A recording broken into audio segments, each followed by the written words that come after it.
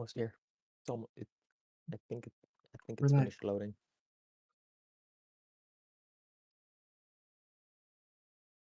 Hmm.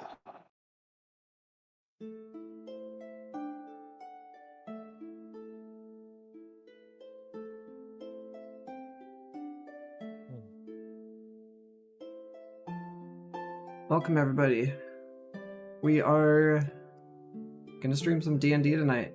My name's Humek, and here we have some lovely individuals here.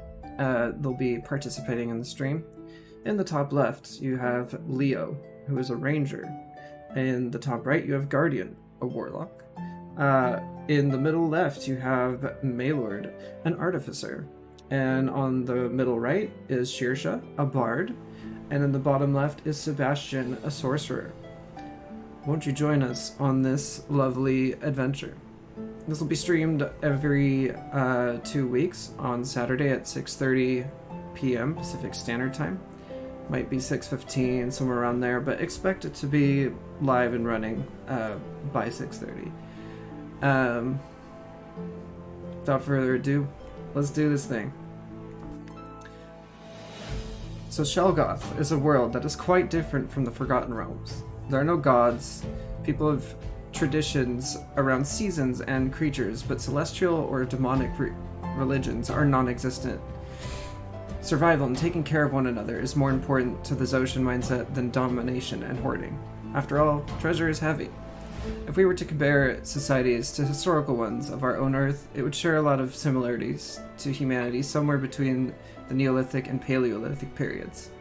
A huge number of peoples in this world still participate in nomadic living, and only because of recent advances in plant cultivation and animal domestication has there been allotment for more permanent settlements that veer away from traditional hunter-gatherer lifestyle.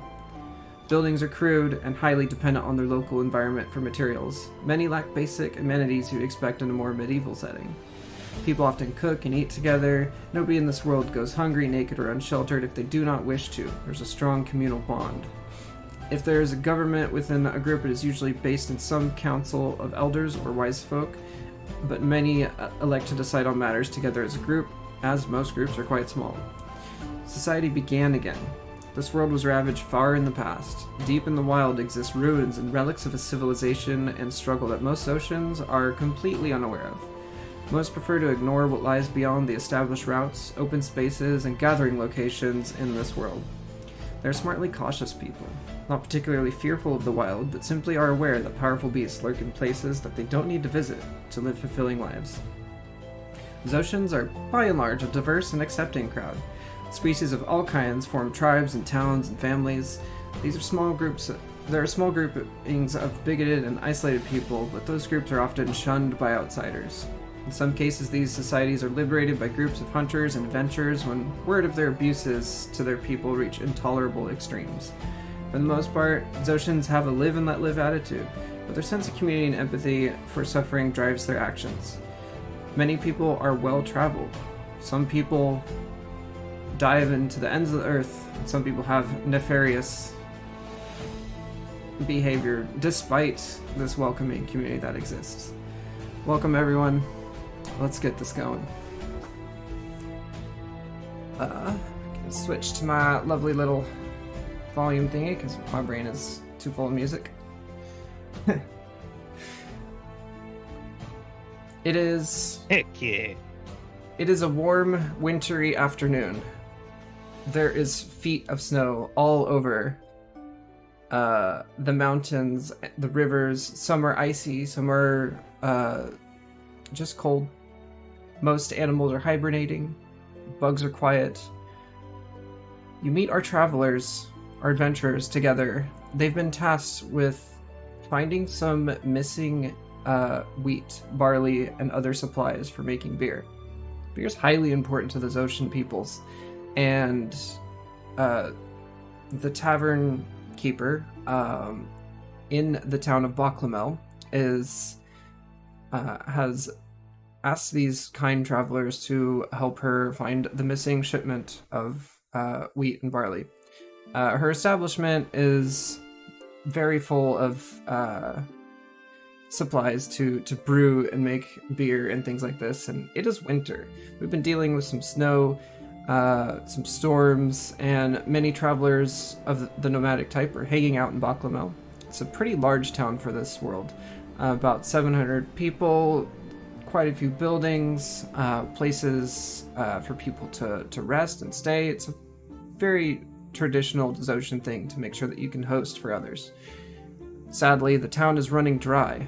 They do not have the beer that they need. They're soon to run out, and more importantly, the son of the tavern keeper is missing. He was part of the group that was running this shipment over the mountains, and our travelers are on their way to figure out what the heck happened to it.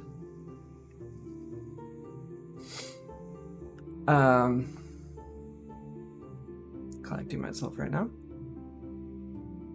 Okay. The group is on a trail, and around you, you can see a mountain to your right. The hill slopes up pretty steeply to your right. The hill is covered in trees, bushes, and moss. Down to your left, a fairly steep. The hill continues down to your left. Ahead of you is a winding trail that's mostly covered in snow. Some is melted out with the tracks of carts and the foot of people and animals. This is a fairly high traffic road, so it usually isn't a problem. Travelers, what do you want to do?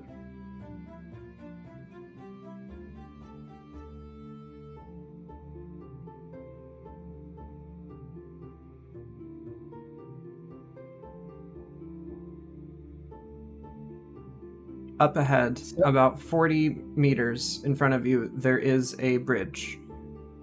You've been climbing up this hill for about 2 hours. You're pretty far away from Baklamel. You're approaching a bridge at the moment.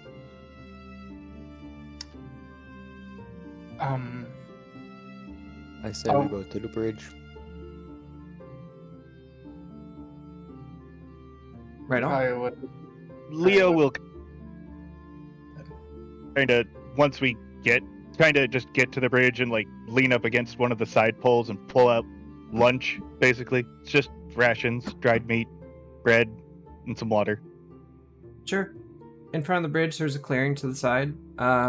You pull over to the side and sit down. Some of you know each other, some of you don't.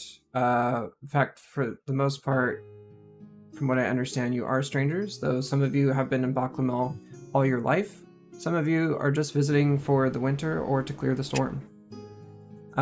You decided to go on this adventure because of, for one, empathy for her missing child. He's like a teenager, not really a child. But also, you're just bored. You're all well-traveled people, and you want to go out. Some of you need to earn gold. Some of you have just a desire to do something. It's been storming for a solid 2 weeks, so there's a bit of a clearing today.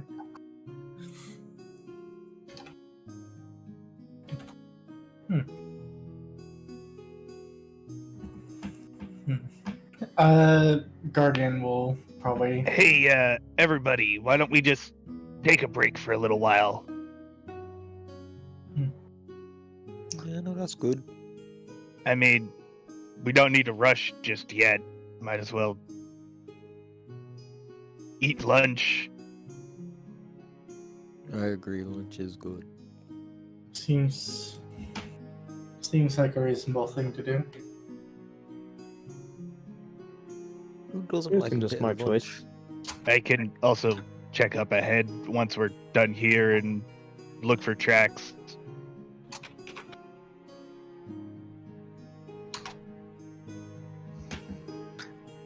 It would probably be best to figure out our surroundings a bit more, just in case that's something unexpected might occur.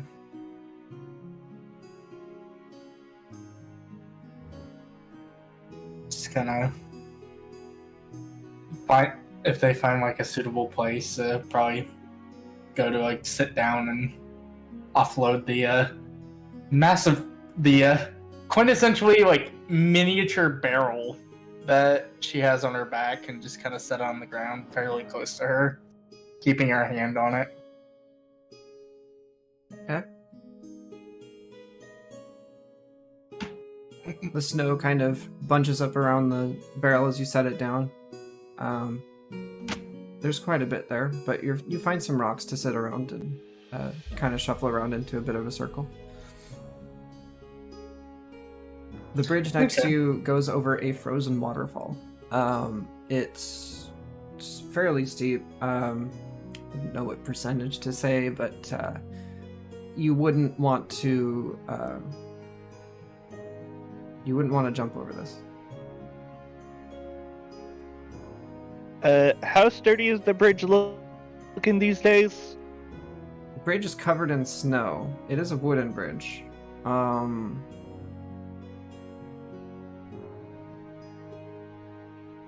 That's all you can see.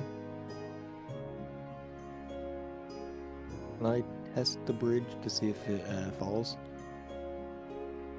Sure. You walk up to the bridge. It's probably about 6 foot wide, about 10 foot across. You do see in one It's corner made of of wood, right? Not wooden ropes. it Sorry. is made of only wood. Okay. It's relatively rough. But some trees were felled and then cut into strips and laid across with some handguards as well made out of smaller branches.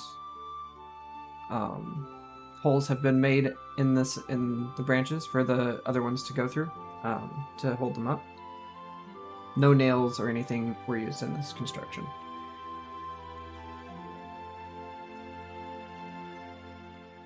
Sebastian's gonna kind of go up and just take a light step on the first, I guess, plank, if the bridge has planks, and then just kind of give like a knock on the handrails.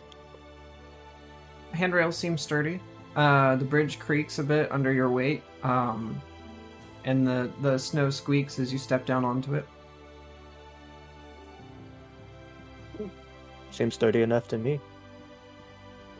It's been here a while, so should be fine. Leo starts to just walk across it, just nonchalantly, like doop doop doop. Between the snow squeaking and the bridge creaking, it makes kind of a fun little musical sound as you walk across it.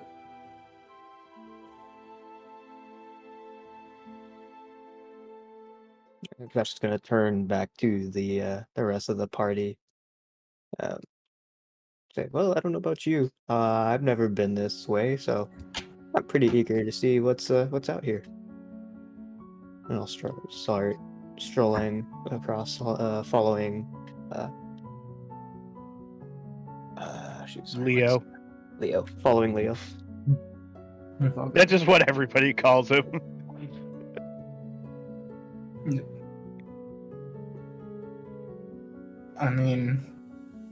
I guess if we're gonna be moving, instead of eating real quick, Guardian will remount the barrel backpack and kind of follow suit. Okay. Humek, would this be an area that Guardian might be familiar with by chance, or is this relatively new to her? You have not crossed this path before. Okay. Just thought I'd ask. You are heading east over the mountain range right now. Okay. You've spent a lot of your life Has in Leo? the southwest. Leo has. Not in a long time, but he has. Okay. That is fair. As we're walking across and the bridge is creaking, Sebastian's gonna just kind of cheerfully call out. It's like it's singing songs of adventure. I don't believe bridges can sing at all. As you say this, You'd be the- surprised. You're just not listening close enough. as you say this, the wind kind of blows underneath the bridge up the frozen waterfall to your right and makes a bit of a howling, whistling noise. One could interpret it as music. I mean, everything can be used to make music if you tried. Very true. That's the spirit. Leo, you started walking across, yes. Or you were the first to do so. Towards the edge, you noticed a hole in the wood to your left. Over the edge of the bridge is about a 50-foot drop. You are about 5 foot from the edge of the bridge. He'll pull out his quarterstaff and kind of like clear the area around the hole with his stick, just kind of like push it all like into the hole. The snow sprinkles down. The snow sprinkles down. You see it fall far and kind of float away and be carried off in the wind. The wood around it is somewhat rotten, but for the most part it's structurally sound where you are standing.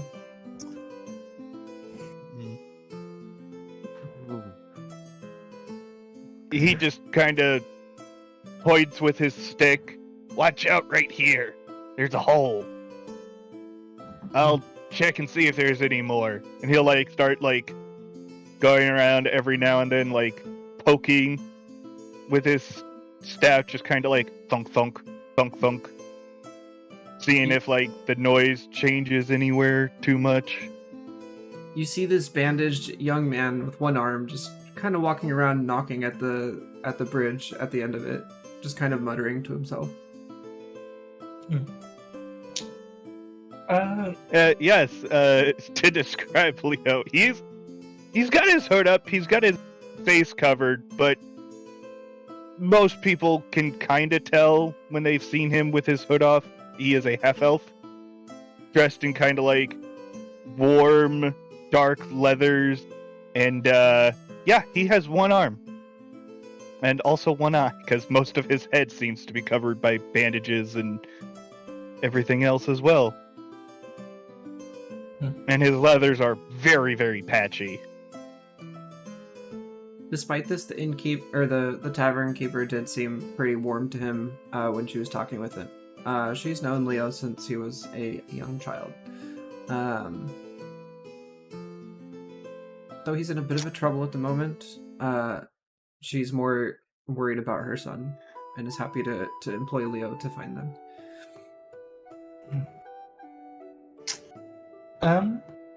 Leo just appreciates the work. How are the other two members of the party doing? The Sebastian, Maylord, just wanna. what do you look like? What are you doing? Are you joining the others across the bridge? Minor thing, Maylord is a bit muted right now. He's they're having trouble. Maylord, feel free to describe your things and I shall narrate. Well, Sebastian would just be kind of gleefully following along behind Leo. Yeah, we're just excited to see what's down this path. And you see him, and see a man of pretty average stature, fairly tan skin, kind of brown, shaggy hair, and a goatee with his mustache slightly twirled, dressed in somewhere between modest and high class-ish cloak, and leather boots, and a staff with the head carved into the shape of a hawk.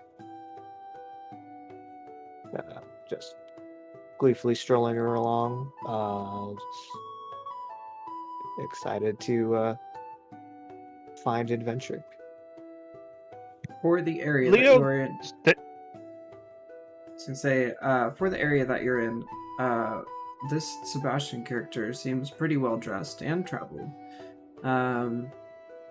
A lot of people around Baklamel just kind of keep to themselves and stay in the area despite it being a hub, so it's not unusual for someone like him to be in this area.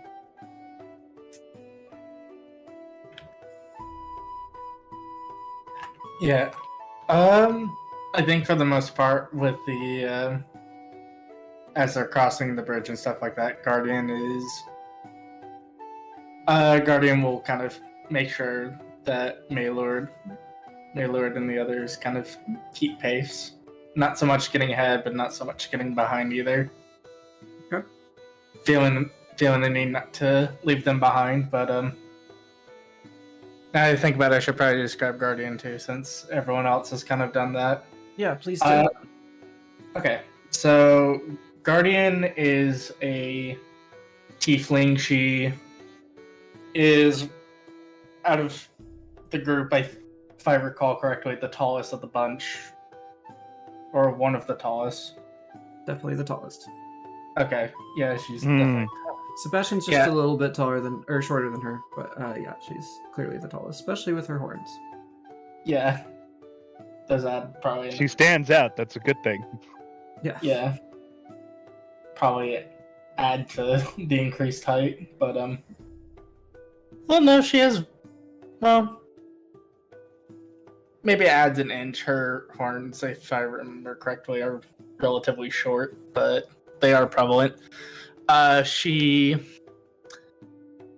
kind of a tall, not so much lanky or skeletal. Like, she has like some muscle to her, but it's a little bit more lean. She has a darker complexion. She has a kind of a...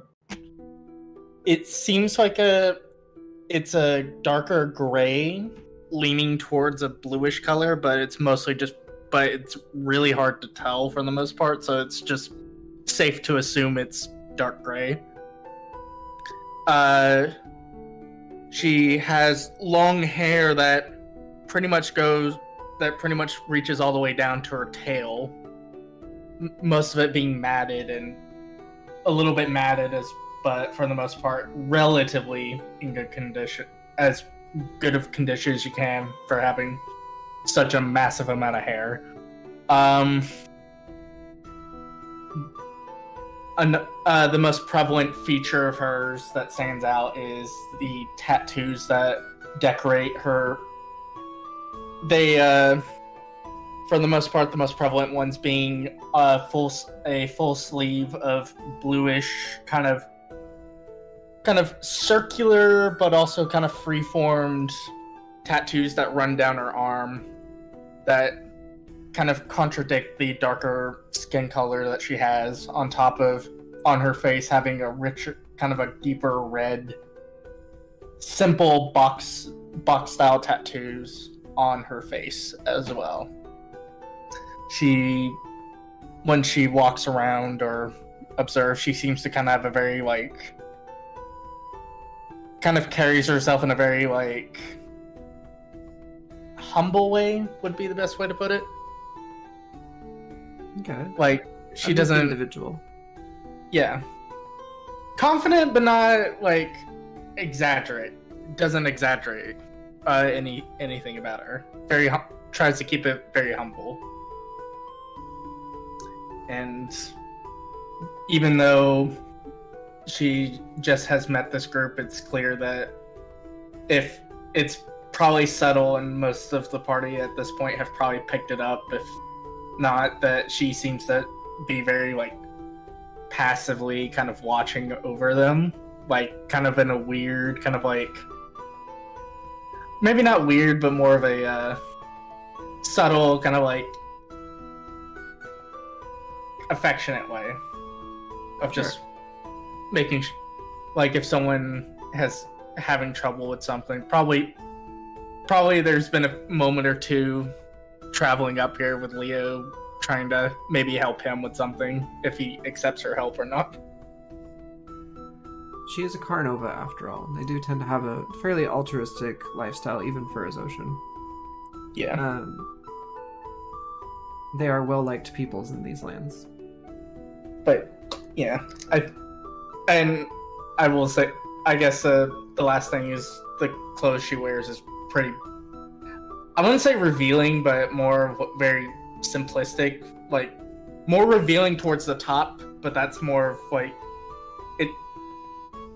it's more revealing towards the top, but not enough to where it's like, you know, uncomfortable, but like enough to where it's like can display the tattoos, but that's about it.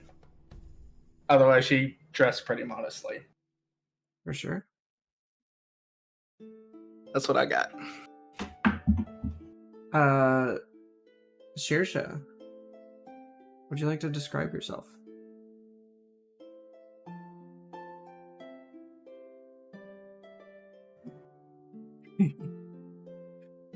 She needs a second. That's always the worst. It's like, need you to talk. Time to sneeze.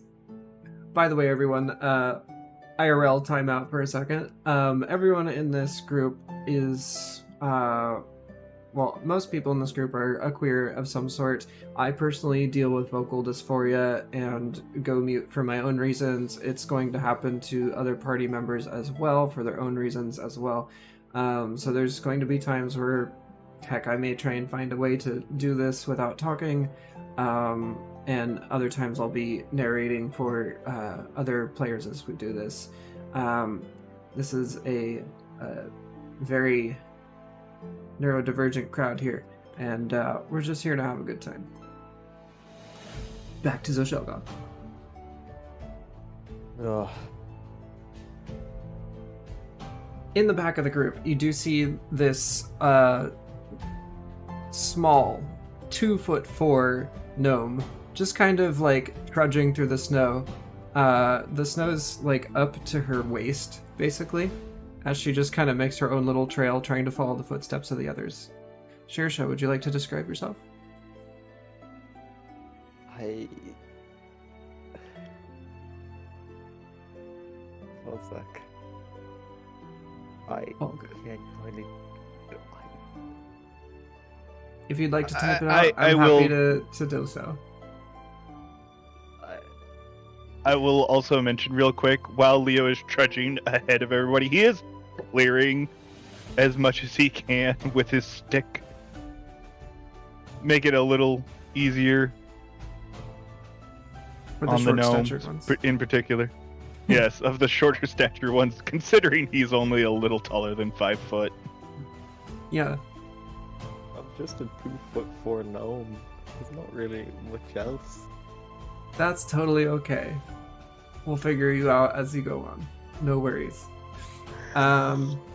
Somewhat distracted at the back where everyone was sitting down at the on the rocks. Maylord, a drow, with wonderful pink and white hair and dark purple skin, was just sitting there cleaning their glasses, their goggles of some sort. They're made of rock, and they allow Ver to experience life in the daytime, especially against the snow, and enjoy adventures in the daylight. Maylord is a short dark elf with purpley gray skin and dyed pink hair with the roots growing in, currently styled in a half shave. Ver is currently wearing a heavy cloak, dark pants, and some leather pants. Ver is currently not wearing Ver's goggles at the moment, with them sitting on the top of their head. So they get up, put the goggles on their head, and just kind of realize that they were looking down and need to catch up to the group, and just kind of strut across the bridge confidently.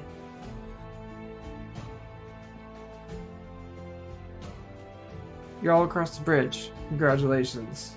Nothing bad happened. Fall in the hole. Leo, Before he crosses all the way, he wants to look like over the edge of the bridge and see if there's anything that sticks out at the bottom. Okay. It's about a 50-foot drop. You know, probably goes out fairly steep next to you. You've been climbing this mountain for a while, and at the bottom you do see a frozen river that the waterfall had gone into. There's a bit of a pool there, and the river kind of snakes up perpendicular to your trail, just following along the ground. You can see some fallen trees on this hill. It's fairly steep. Sometimes they get uprooted in storms, and yeah, just a nice wintry landscape. You can see for miles from here.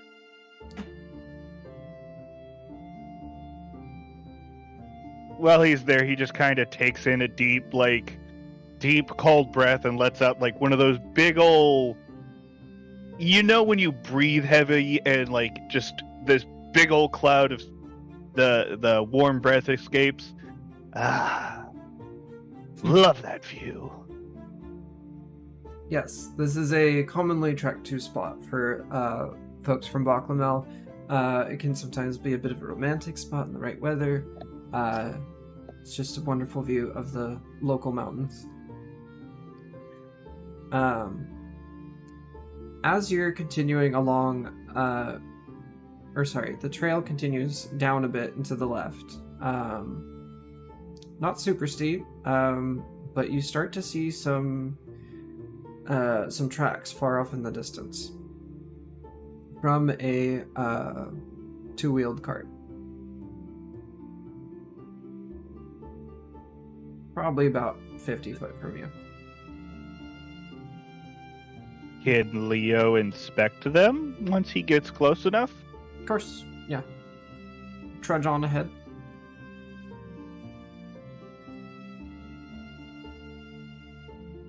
Would you like me to roll survival? No. You're fine. Okay. Once you get up to so you trudge down the trail for quite a ways, continuing to clear the path for the shorter statured ones, and you come up on some tracks that just kind of abruptly end. There's lots of feet around them, and please roll a perception check. And these are recent, from what Leo can tell. Yes. They're fairly sharp cut. They have been made between the last snowfall and now.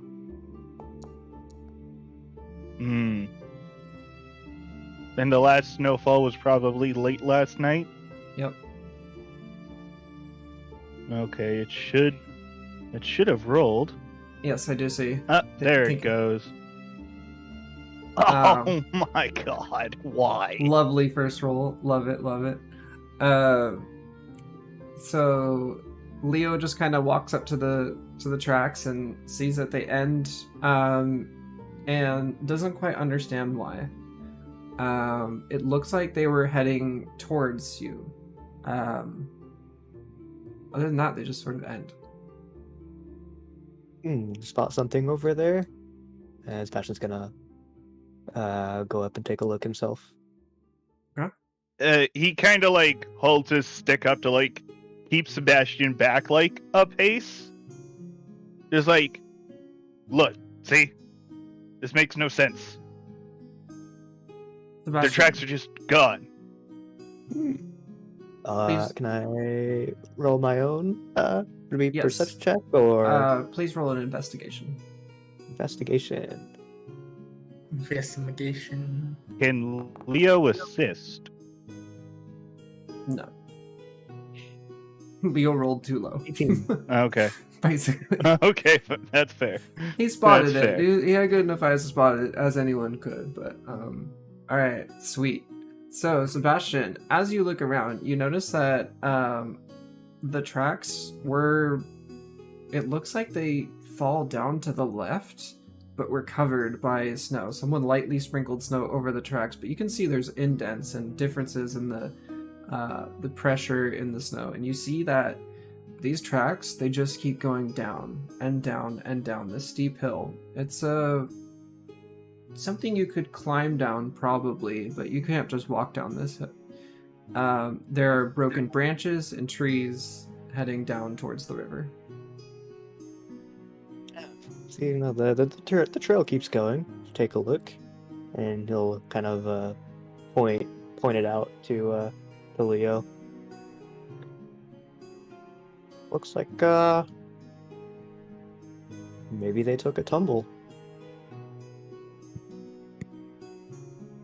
Yeah, looks that way. That's not good. Looking around, are there any signs of combat of any sort? Nope, it looks like there was a cart coming your way, heading to Baklamel, and that there was several footsteps or footprints and tracks around the cart, but for some reason it just got veered off onto the hill and down. You do see some grains kind of in the snow, sort of glinting little golden grains just sitting on top behind where they were coming from, and you do see some spilled as the cart is going down the hill, or as the tracks go down the hill. Do we see anything from where we are? Anything that stands out Nope. up ahead? Just broken branches, tracks that weren't covered as soon as it gets a few feet down, and just a 2-track and some tumbling marks and little deposits of grain, and some of the smaller, younger trees, the saplings, are sort of pushed to the side. It looks like it fell down. The grains being like grains they were like transporting or something that spilled out. Yes. You could infer that. You could assume that, yeah. Well, we could at least It's just raw barley. some of the The path some of the is cement.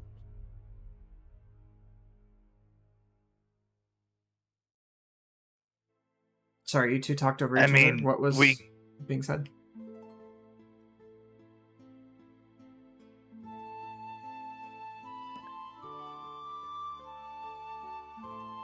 guy was saying something about salvaging the grain. They could at least salvage some portion of the shipment. It's Like like something. you could put some in your pocket. That's about it. Like you can see that grain was spilled, but it's not like piles of it. He'll just take some of it. He'll just try and take it anyway. Okay, you reach down and put like, I don't know, 10 grains in your pocket. You really couldn't do much with this. You might chew on it It's for a some- snack, I guess. It's something. How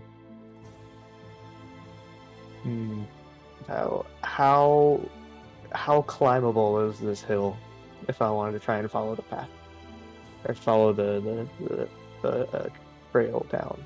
You would probably Tracks. want to go down backwards and try and find footholds on your way down. Maybe use a tree or two as you go down. You probably could make it. I give it a pick, like a miner's pick. Oh. Okay. And Yeah. rope. Yeah, okay. What do you want to do with those? Well, is there anywhere? Wait,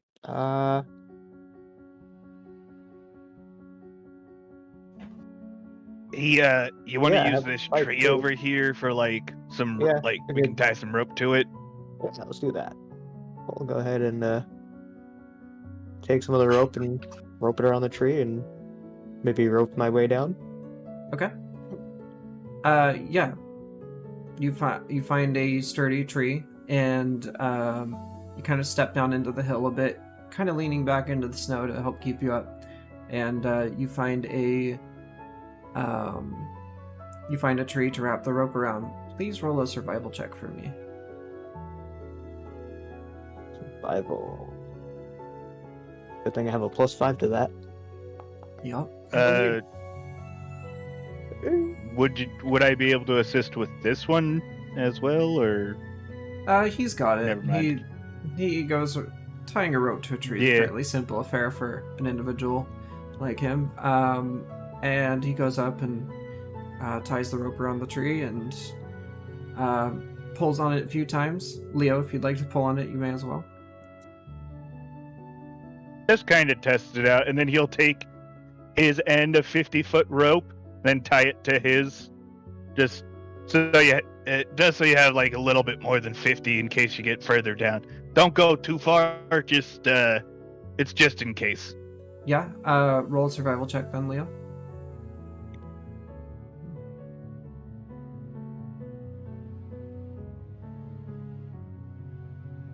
Yeah. Sorry, I had that on pause. Awesome. 24.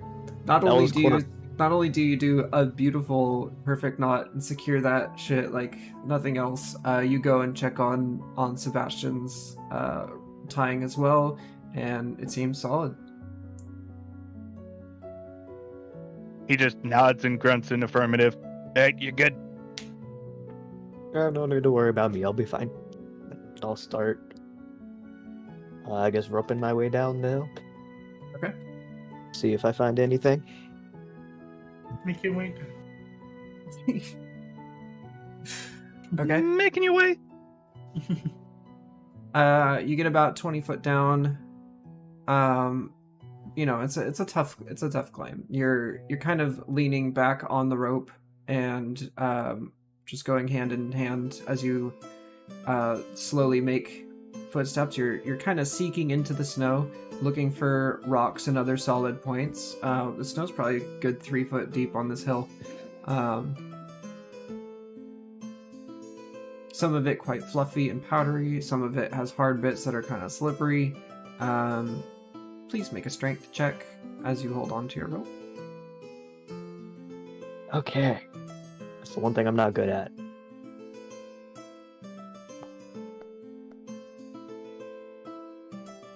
All right. At one point around that 20-foot mark, you do a bit of a slip on the rope, but fortunately you do grab a hold of you had a good enough foot planting that no scares are made. As you continue down, you see more footprints show up next to the tumbling tracks and bits of grain and cart. These footprints seem very assured. They seem a bit bigger than you're used to seeing as well. There are 2 of them, and they just sort of, on occasion, you see them stop and move around where the cart presumably was on its side or something and was righted again, but pushed back down the hill for some reason.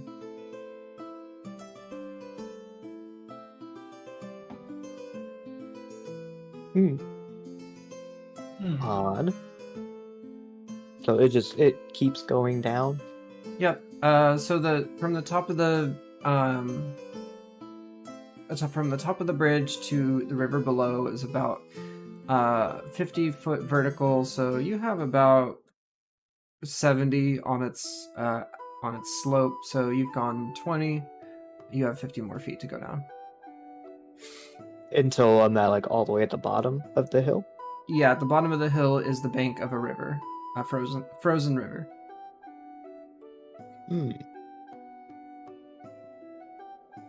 Would I don't know if I'd be able to tell from where I'm at how far down the tracks would go. Like, did it just go all the way down to the base of the river, or? As far as you can tell, they just keep going down towards the river. Yeah. I don't know if it'd be worth wasting my time roping all the way down to the bottom from here.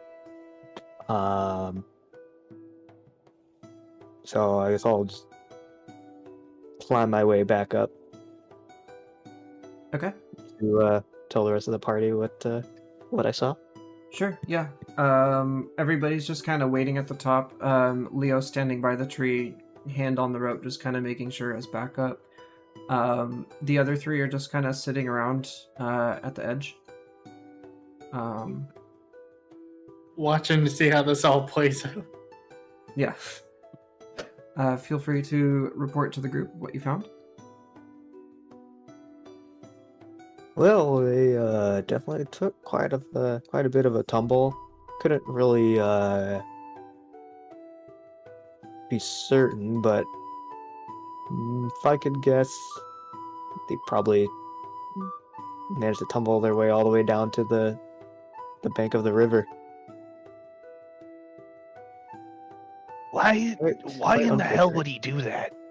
Why would they do that? Hmm, It I don't imagine that would have been intentional. At least I would assume. you're right. That's why it's weird. There doesn't seem to be any signs of struggle from what we can tell, but he went down a very bad path, and it's not like the bridge is that far. I mean, unless he got caught too late in the storm, but he shouldn't. The tavern's owner's son shouldn't be this dumb. Hope not. I Did mean, it looked like somebody had tried covering a portion of the tracks with snow. and that's what makes it even weirder. But I mean, if you all head down first and y'all get to the bottom, holler up here, and I'll head down. To the bank of the river? Just rather not leave. Yeah, if you all head down to the bank of the river, then I'll just head down afterwards. That way we can still keep the rope.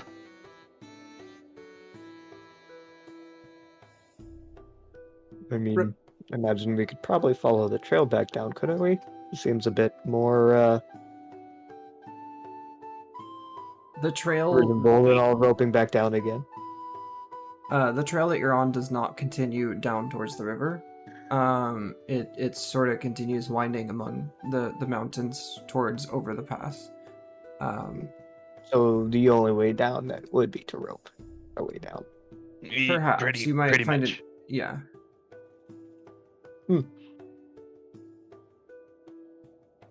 Well,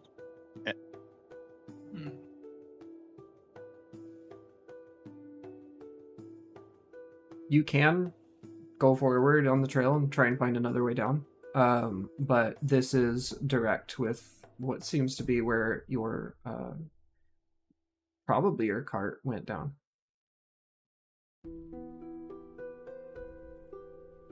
anyone else thoughts Hmm. before I I say we try find a safer way down. That might do us a lot better trying to figure out if there is a safer way down. Because, I mean, if something was able to redirect a cart this aggressively, chances are it might be better for us to figure out a safer way down. I can scope the area real quick and see if there's anything. Sounds like a good idea. I would just advise caution. Hmm. It's been maybe a couple of years since I've been out this way, but I know this area pretty well. Would you like me to make a roll? Yeah, it sounds like everyone's just kind of hanging out there. If you'd like to scout ahead, go ahead. Walk up the trail and let me see. I guess a perception check as you you're probably about 30 feet away from the party now, up the trail. Perception. Dope. 19. Another 20 foot ahead of you, you do see not necessarily a trail, but you do see a... I don't know how to describe it. So the main road that you're on does have a bit of a small path that veers off to the side, much more shallow, and it does kind of follow down the hill itself. It veers off at an angle that is much less extreme than, say, heading straight down. Looks like this is mainly used by deer and other creatures in their traversal of the area. An animal path, gotcha. Yep. Leo will go back to the group. So, found an animal path. Looks significantly safer than points down towards the roped path, we'll call it. Safer than that, at least. It's worth a shot. I mean, I can go up further and see if there's something safer. Further safer? More safer? I think it seems like a fair assumption to me to check that trail. Okay. If you do plan, just if you run into any trouble, immediately come back to us. Sure, I can scout ahead. Just make sure to bring the rope.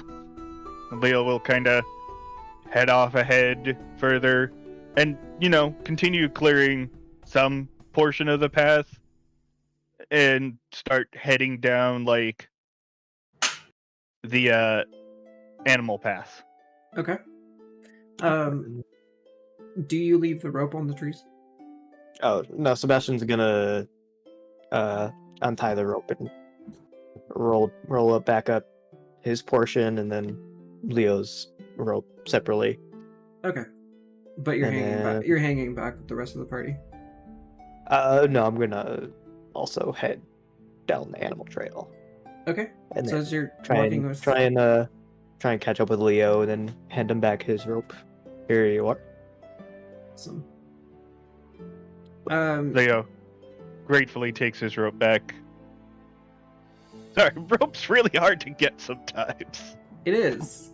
And reminder that you're in a world where massive industry does not really exist, so a thing as simple as a rope is a pretty precious item. Scarcity. Yes.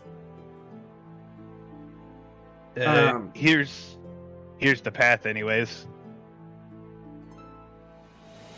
Cool. So as the trail goes up to your right and continues to your left, you find this skinny animal trail. Kind of goes down at, I don't know, a 3-4 degree angle. And it just sort of parallels the path of the trail as it veers back up and to the right and around the mountain. Yours just kind of continues on the side of the mountain, slowly angling down. Yeah, just looks like a nice smooth trail. The before you enter this animal trail, though, you do see the tracks from the carts heading towards Baclamel. You don't see any grain around them, but you do see footprints. None of the big ones that you saw earlier, though. Also heading down. No. So in instance, the trail you were walking on has the carts and footprints. The animal trail you were going on had no prints. Got it. Just like a bit of a switchback situation that heads down the mountain, probably a good 40-50 feet, then does a small switchback, then goes back down towards and just sort of zigzags down. Are we close to the riverbank? As the crow flies, Where... the riverbank is about 100 feet from you, but it's quite a ways down the hill. I mean, certainly safer. Might want to head back and get the others, and I'll mark I'll mark the trail so that you guys can follow me easier, and I'm gonna head towards the riverbank, see if I can catch up. Fair enough. Sounds good. Leo will pull out a dagger and kind of like carve into a tree, like a big old X into a tree. Okay. X marks the spot. Got it. And Sebastian will go back and crowd the rest of the group. Well, looks like we may have found a trail that leads down to the riverbank. We want to head on down. Making our way. What did you say? Still making our way. Okay. And I'm assuming Shersha and Maylord join as well, along with the Guardian. Yes. Yeah. All right, the three of you join Sebastian on your and just kind of go up the trail to where Leo left that mark on the tree. Leo's probably a switchback or two ahead of you. But you just head down this trail. Making our way. And he's leaving a semi-obvious path. It would be hard to miss at this point. Once you're on the trail, it's just kind of like, okay, you can see where the animals have been walking and pushing, and also the elevation of it is good. Leo, let's say you are at the third switchback corner and are just kind of waiting for the group to catch up.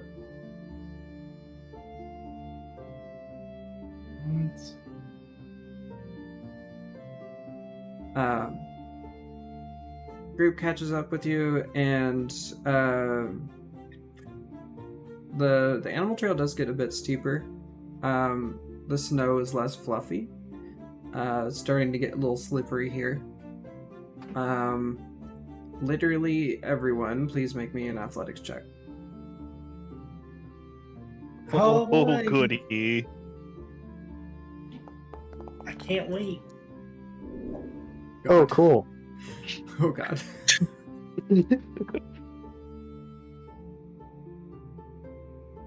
Well, time to roll a new character. Way 3. Let's go. Ooh. Yo, Oh, yeah. Yo, we slip. Man. Yo, we slipping off this island. This Yeah, map. you are. Let's go. Yeah, you are. I have an excuse. I'm carrying something heavy on my back. What is your twos? yeah. I'm carrying something heavy too. Shersha, so open up I'm your carrying the whole character thing. sheet The party. and The party. in your attributes you should have something called athletics. Just click on athletics. I would. Ooh, yeah, no, don't click those things to the side of it. Just click on the word itself.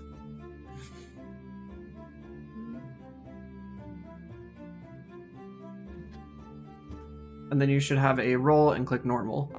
Yes. Just like that. Wait. Alright. One One more of us for knows how to walk down a hill. one more for Maylard. Gravity only exists for certain people. Apparently. For the smallest one.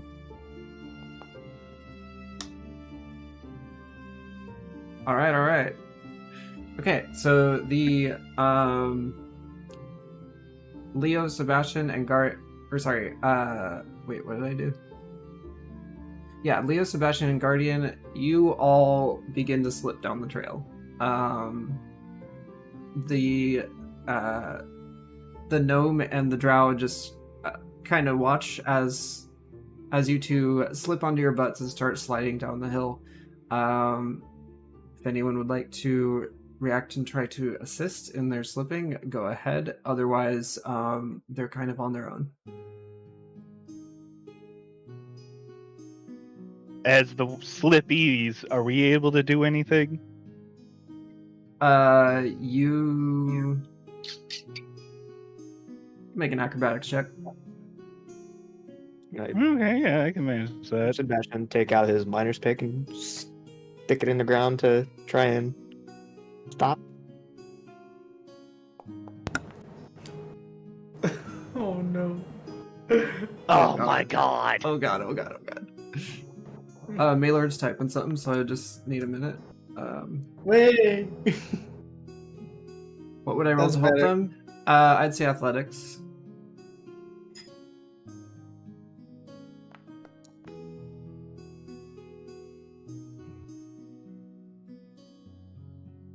I was about to go. Does a 14 let Guardian correct herself, or It does. okay? So Guardian manages to grab onto something, maybe even uses the barrel that she carries on her back to dig into the hill a bit to stop her fall. Because Sebastian uses pick to stop himself. Yeah, I'm gonna buff your roll. So same thing. What was it? Dexterity? Yeah, dexterity. Or I'm sorry, Dexterity? acrobatics. Acrobatics. My bad. Acrobatics. Yeah. Okay. Normal? Yep. Or Oh yeah, no, let's just do advantage. Or That'll be a good advantage. buff. Yeah, that makes sense. All right. 14? So both Guardian uses her barrel to stop her, and Sebastian whips out his pick, digs it into the ice, and stops himself. Maylord leaps out and grabs onto Leo's hand, and is able to pull him back upright. You are all now about 40 foot down the trail. You have 30 more to go till you're at the flat ground near the river. let's call job, that a bit everyone. of a shortcut. What? Let's call that a shortcut. Yeah. A little bit of Leo just kind of like sits for a second. Ow, that hurt my bum. Coming up to the rear is a Thanks, Maylord. Appreciate it. they nod in agreement, or in an affirmative nod. You know what I mean. What's the thing I'm thinking of? God damn it! What is the gnome's name? Cheer shit. So you're just kind of strutting down behind everyone. Tiny as you are, the ice doesn't affect you as much. Your weight is at an advantage at the moment, so you just kind of trudge down after everyone and bring up the rear. low center of gravity. Exactly. Low center of gravity, lightweight. This ice doesn't bother you too much.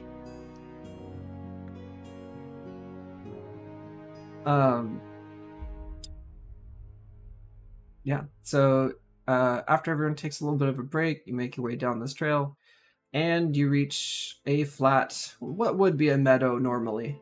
The hill careens up over you. You see this steep switchback that you just came down, and the trail winding up into the right around the mountain. You feel a bit closed in from these hills now. But next to you is a river about, it varies in width, but somewhere between 30 and 10 foot wide, just kind of depending on where it's at. The meadow in front of you is pretty flat, and the frozen river ahead of you curves. I guess if you were looking at it, it curves to the right and out and away from you. The area that you were dealing with the cart on the hill is to your left, a good 150 feet down. So if you don't see the tracks right now is what I'm trying to say, basically. We see the river though, right? Like we're right kind of like next to the river-ish. Yeah, you have a bit of a clearing ahead of you. Nice flat area, and the river is curving away from you, but continues down straight to the left, which is towards where the rope was leading you before. the river kind of winds along the valley of the hill, ahead of you and to the right. And do we see anything, like any, like hints of anything in the river? You know, like It's iced any. over. So the on the other side of the river is just more woods. It doesn't really go up immediately into a hill or anything like that. But at the moment, you cannot see any tracks or evidence of people or the cart itself.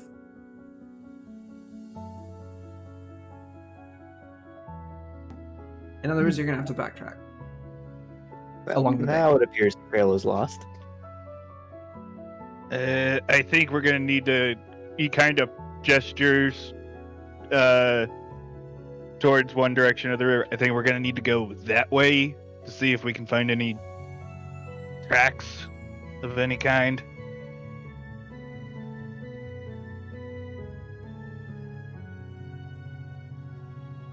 It's either that or we follow the river and see if that leads anywhere. I mean, the river does head straight up to Baklamel, so could be an option. Flamel is where we came from, though. Correct. Oh yeah, but that's where the keeper's son was headed. He was headed home, Yep. Oh, yeah. or at least he should have been. His name's Teblion, by the way. Teblion? Yeah. Teblion. Teblion.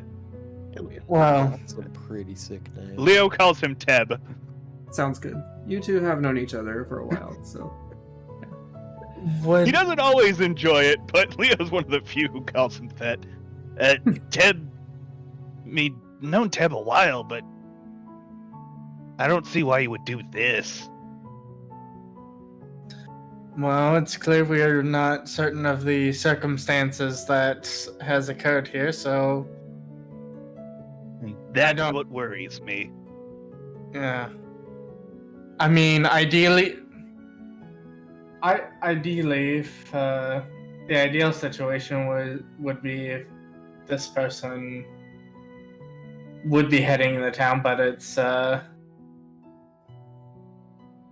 again, it could be a case that they got caught up in something, and rather than heading to town or what they think was the direction towards town, they probably got mixed up and headed off somewhere else. So That's why I think we need to head back towards the other side of the bank so that we can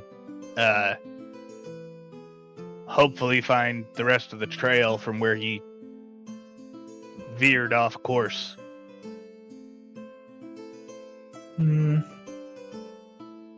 mean, sounds reasonable to me.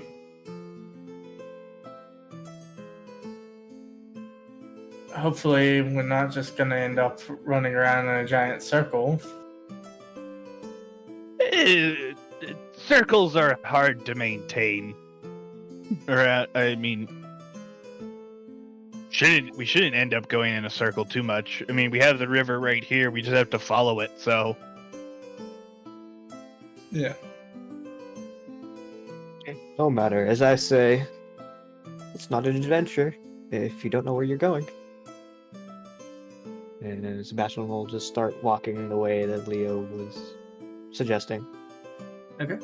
So Sebastian kind of heads towards the river that is banking away and looks to the left and starts following along the bank, just kind of scanning the river bank, looking for evidence of the cart that they were, or potentially the cart that they were following down the hill. Leo does the same. And so does Saoirse. Sounds like the whole party's just kind of following along. Sebastian just kind of poking his staff into the ground as he walks, confidently, as any good sorcerer would.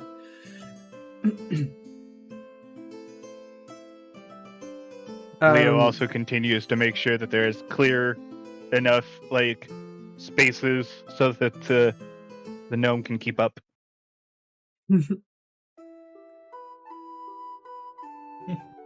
The young bard just kind of follows along to the back, making sure to step where you've been clearing. Sometimes hopping in between footsteps. No. Sebastian, you've been walking for a good 50 feet or so, and you kind of look up to the left and see the bridge. It's sort of towering over you. It's quite pretty with the waterfall frozen behind it. Such small indeed.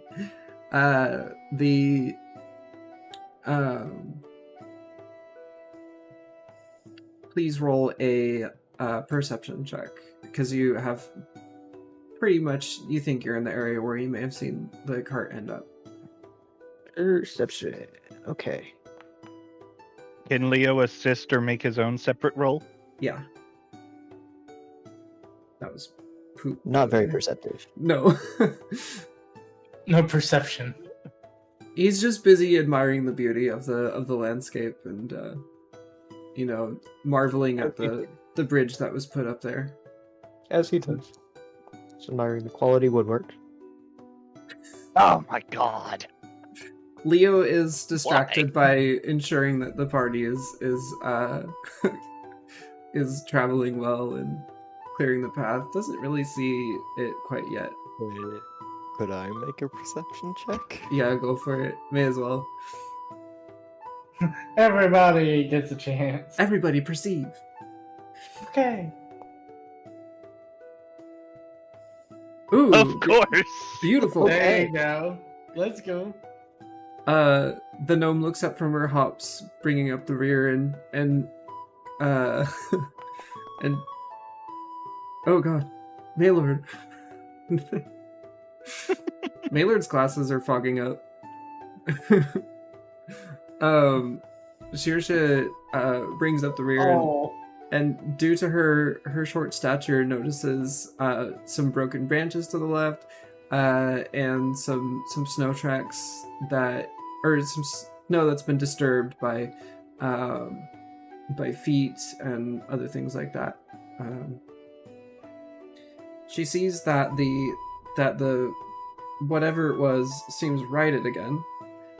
We ain't found shit. Sorry, I get distracted by the gifts. The trails lead towards the frozen river. They're wheel tracks that end up on the river itself, and you do see some grains near where the cart was being righted again, and you do see those large footprints. It's a good probably twice the size of a footprint as even your largest party member, Guardian, sort of escorting this cart. The trails seem to just end up, the cart and footprints end up on the river itself, and you do see, you don't see them cross the river itself, but you do see some trails of grain along the frozen ice itself.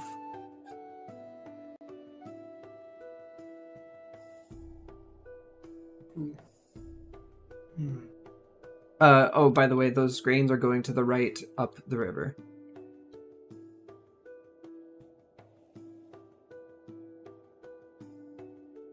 Shirsha, since you're new to D&D, I will assist you. In these moments, you've been described something that you have seen. The other characters do not see what I just told, despite them hearing me say that. So it is now in your perception to relay this information to them. Oh god. You can just narrate it and say, I repeat what was just said. Or like, I describe what was just told to the party, that sort of thing. I give out the information in exchange for tacos. Yeah. What she Yes. said. Yes. Yeah. So, the little gnome bard pipes up and brings everyone over and shows them the tracks and everything that was just described. You all know now that it seems the group that was around the cart and handling it and all of that is has gone back up the river the way that they came back from, instead of heading towards Baklamel. Interesting. Well, If anyone would like to make an investigation check, it might be useful to. I can do that. you're not Sure. I think I can Sebastian- manage one of them. Sebastian will also pick up more of the grains again. You put some grains in your pocket. Maylord and Gotta get those gains. Okay, so Sebastian finds more grains, puts them in his pocket. Maylord and Leo notice that the trail continues up the river, and Shirsha follows along with them. And yeah, the ice is thick enough to walk on. It's pretty solid. But it's interesting that it's kind of slippery, so it's interesting that people would choose to walk on it with the cart. It's kind of like they're hiding something. Maylord, you do notice some blood on the ground or on the ice itself, little drops of it.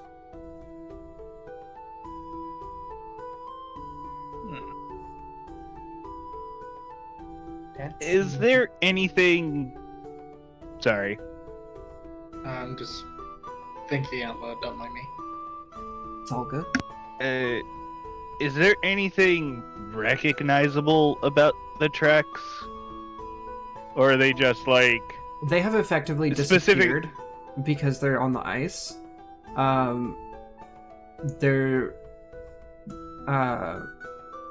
This river unfreezes and freezes more often than the snow itself does, so it's a relatively smooth surface because there's flowing water underneath the ice.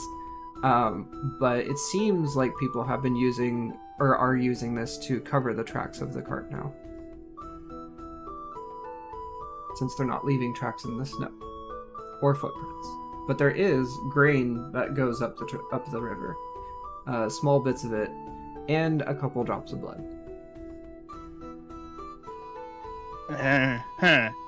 So they're walking on the river. Yes. Away from Baklamel. So back towards the waterfall. No, the waterfall is downriver. The cart never got to the waterfall or the bridge. You're heading away from the waterfall and also the bridge. Huh. Maylord points out the blood to the rest of the party. As Ooh. Vey stoops down and kind of touches it and goes and recognizes that it is blood and shows everyone. That's points in the negative for Teb there.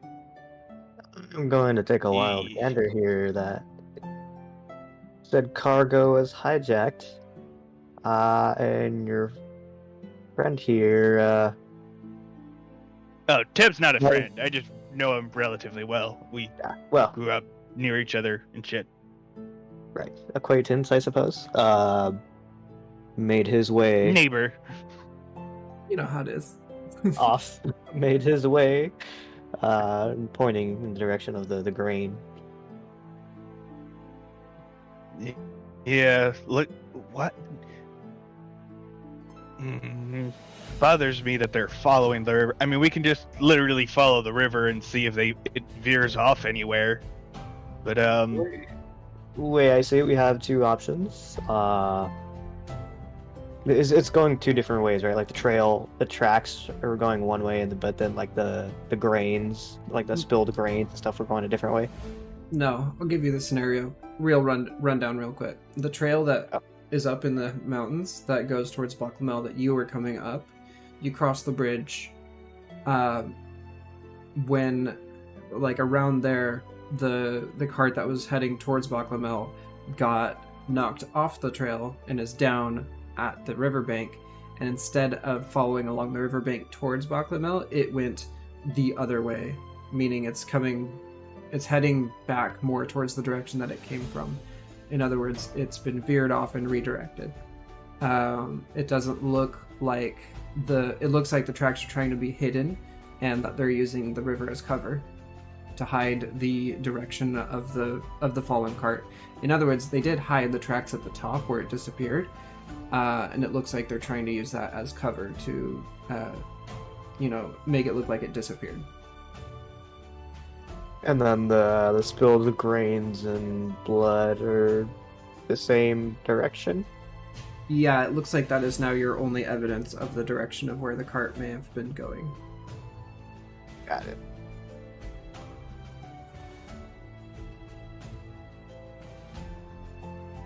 And it is now heading away from its intended location, but using the river for that.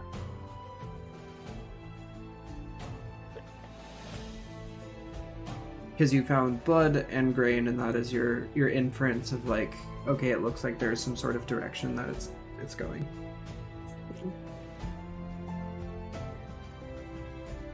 Guess we just gotta keep following, keeping our eyes on the river, making sure we keep track and see if we catch grain, blood, and the like. It doesn't look like heavy bleeding, does it? No. From like the blood splotches we've seen, it's been like little drops here and there. Maylord only saw it because of stooping down and seeing the blood. Like, it's pretty faint, but it's there. Okay, so gotcha. This isn't like piles of grains either. It's just like there's a few every once in a while as you're following the trail on up. Breadcrumb trail. Precisely. Do the patches of grain as we're like trying to follow them, does it seem like they're purposefully like dropped? Roll an investigation check. That's probably not going to go super well.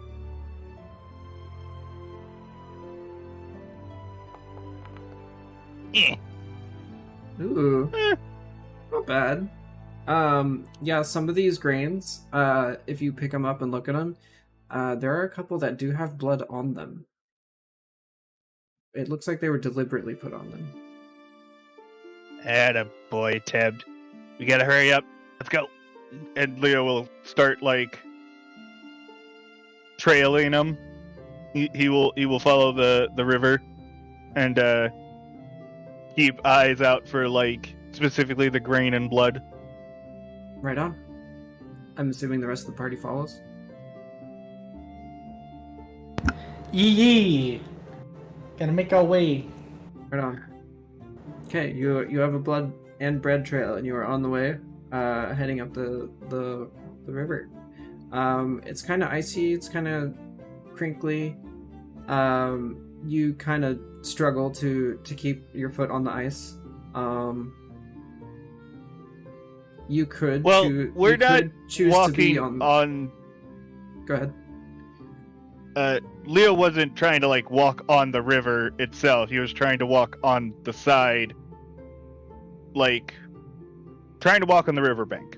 That's Okay. the thing I think we're working towards. But he's keeping his eyes specifically on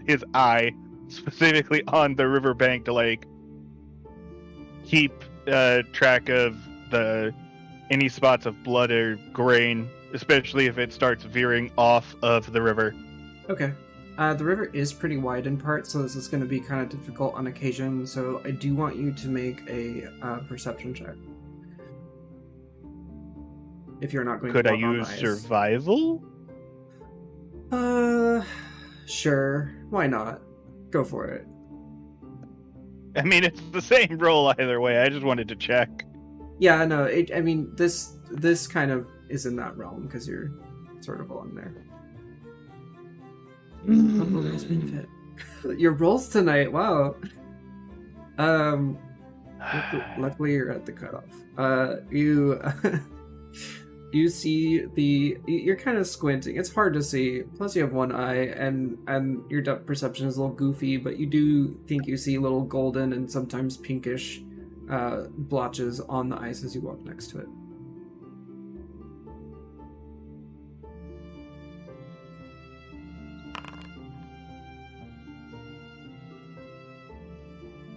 Oh. Uh-oh. Oops. Small one.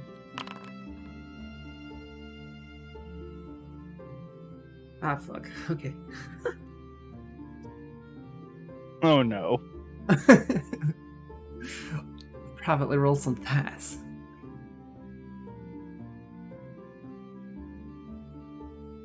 Which is life.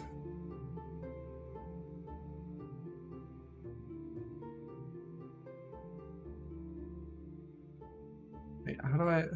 Oh no, I'm having Foundry issues. 1 second.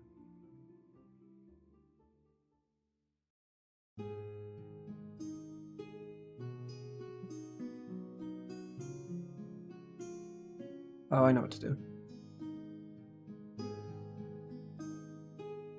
Okay.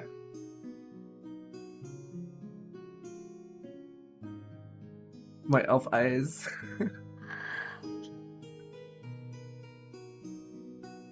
The only elf here with eyes is Maylord. Yeah.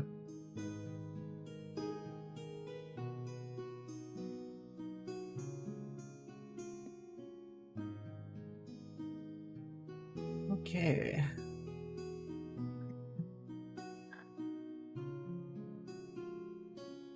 Oops. Wrong way. Damn it. Damn it. Fucking A.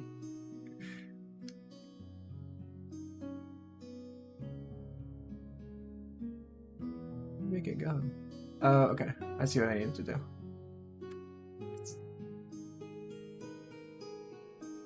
Dun, dun, dun. Sorry, folks. Please bear with me. This is my first time dungeon mastering and using VTT. A VTT for this kind of thing. I see tokens. Yes, you should.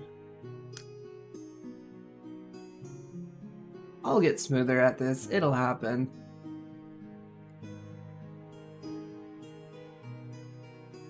Khan, are you available? I'm always available. What's up? I need assistance in putting people into an initiative roll for a combat round.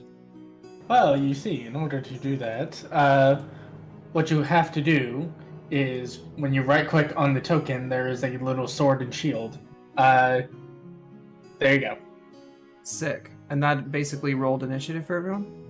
No, that puts them on the initiative order. When they get pulled in the initiative order, there's a little d20 dice that not only you, but whoever owns the character sheet can click, and that will roll it, and that will basically create the initiative order list. Dope. Okay. And then once you begin the combat and initiate the order, it should rearrange it based off the rolls. Okay. So basically I can tell everyone to click initiative on their character sheet and it will account for that. Yep. Right? Cool. Alright, everybody roll initiative. We're off to a swimming start. Yeah, apparently. Jeez, man.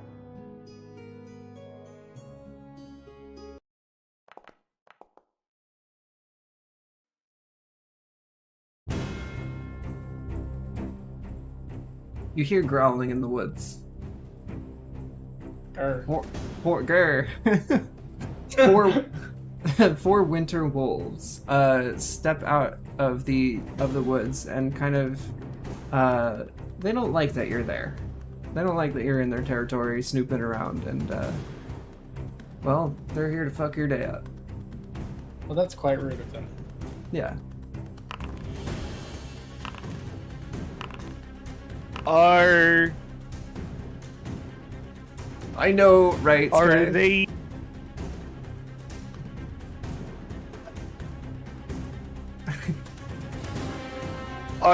Do they seem immediately hostile? Oh, but yeah. are they just how do I put it? Not posturing, but are they?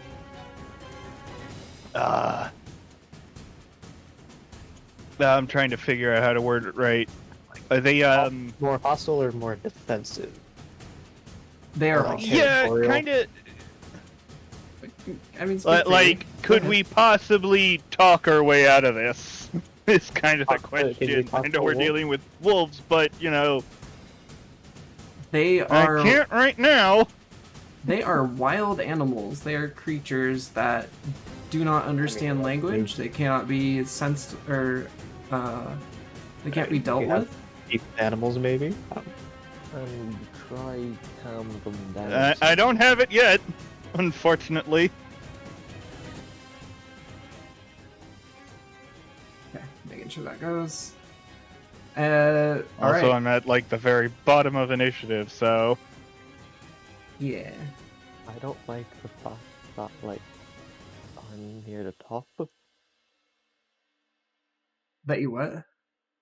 Never mind. I Okay. just. I,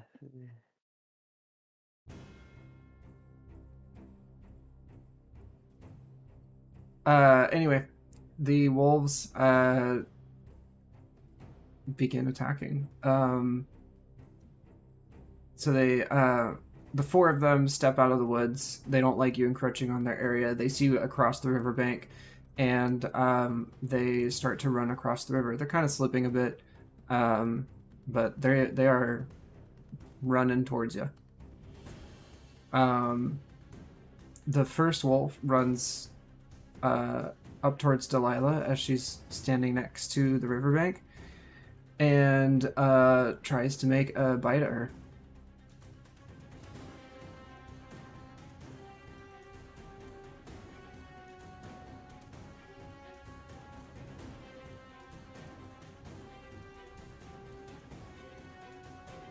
Where's my attack? Hello? Foundry, what are you doing? Attack. What the shit? I'm not getting my attack roll. Is it popping up in the? Is it popping up? Do you see it in the chat log? Yeah, When so you it's in the click- chat log, and I clicked attack, and I'm It not could getting... just be. It could just be having a moment too, because sometimes it has a moment. Weird. Okay, I'm just gonna close sheets and see what happens. Yeah, close the sheet and make sure there's not just a random pop up that's there that. Because sometimes it'll pop. Because I've had it sometimes like pop in with something, just like, are you rolling this with advantage or not? And it's like,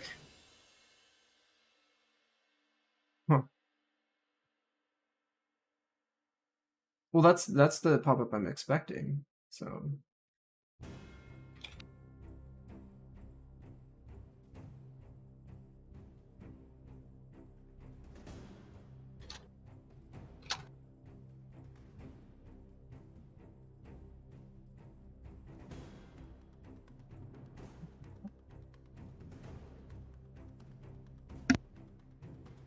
Come on, let me bite.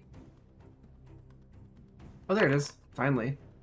yeah, it's probably Foundry's super weird. yeah, it's probably taken. Yeah, it probably is gonna be like ah. Okay, that roll doesn't count because I was just wanting it to do its thing. All right, we're going.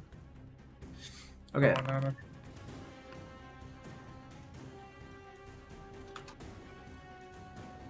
Oh god. One hits. So the wolf runs up and slips on the ice, but still manages to nip Shirsha. For what though? I like don't want to hurt you.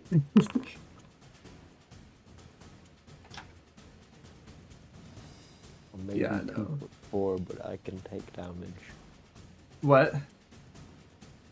I may be short, but that shortness means I'm dense. So Yes.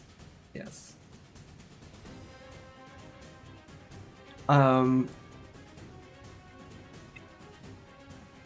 What have you like this?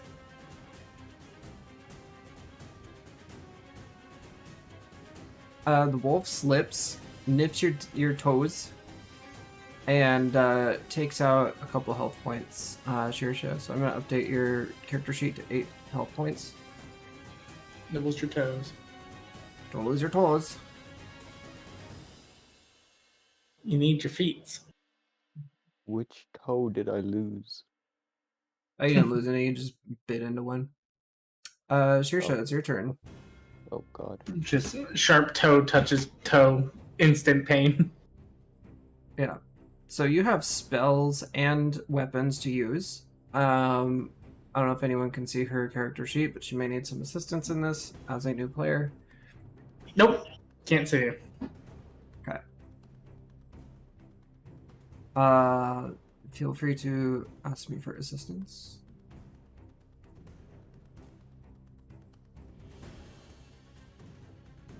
I'm gonna take a shot in the dark, and when I hover over longsword, the dice button, the thing that's shaped like a dice, I should be clicking. Yeah, that's how you do Oh, rolls. right. So once you click it, awesome. Then you click attack, and that brings up an attack. You are more sure-footed right now because the wolf just slipped down, so feel free to roll that at advantage. What? I'm clicking it. It might be doing the same thing it was to me. It does show is not equipped. Oh, yeah, right-click and equip your item. Oh, Yeah, there you go.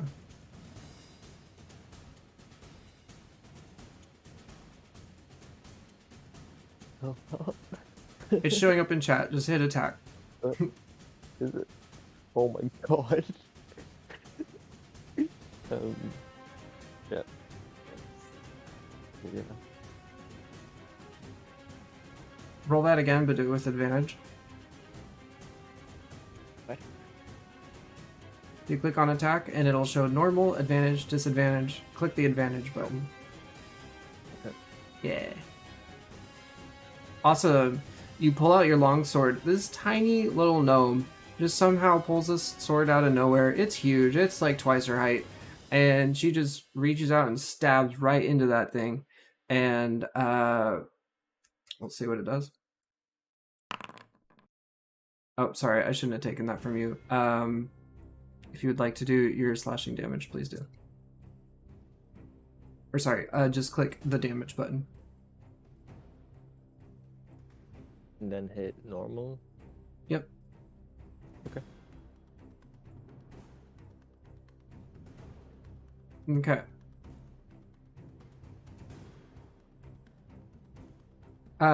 So you hurt this thing for just 2 damage. Yeah. Yeah.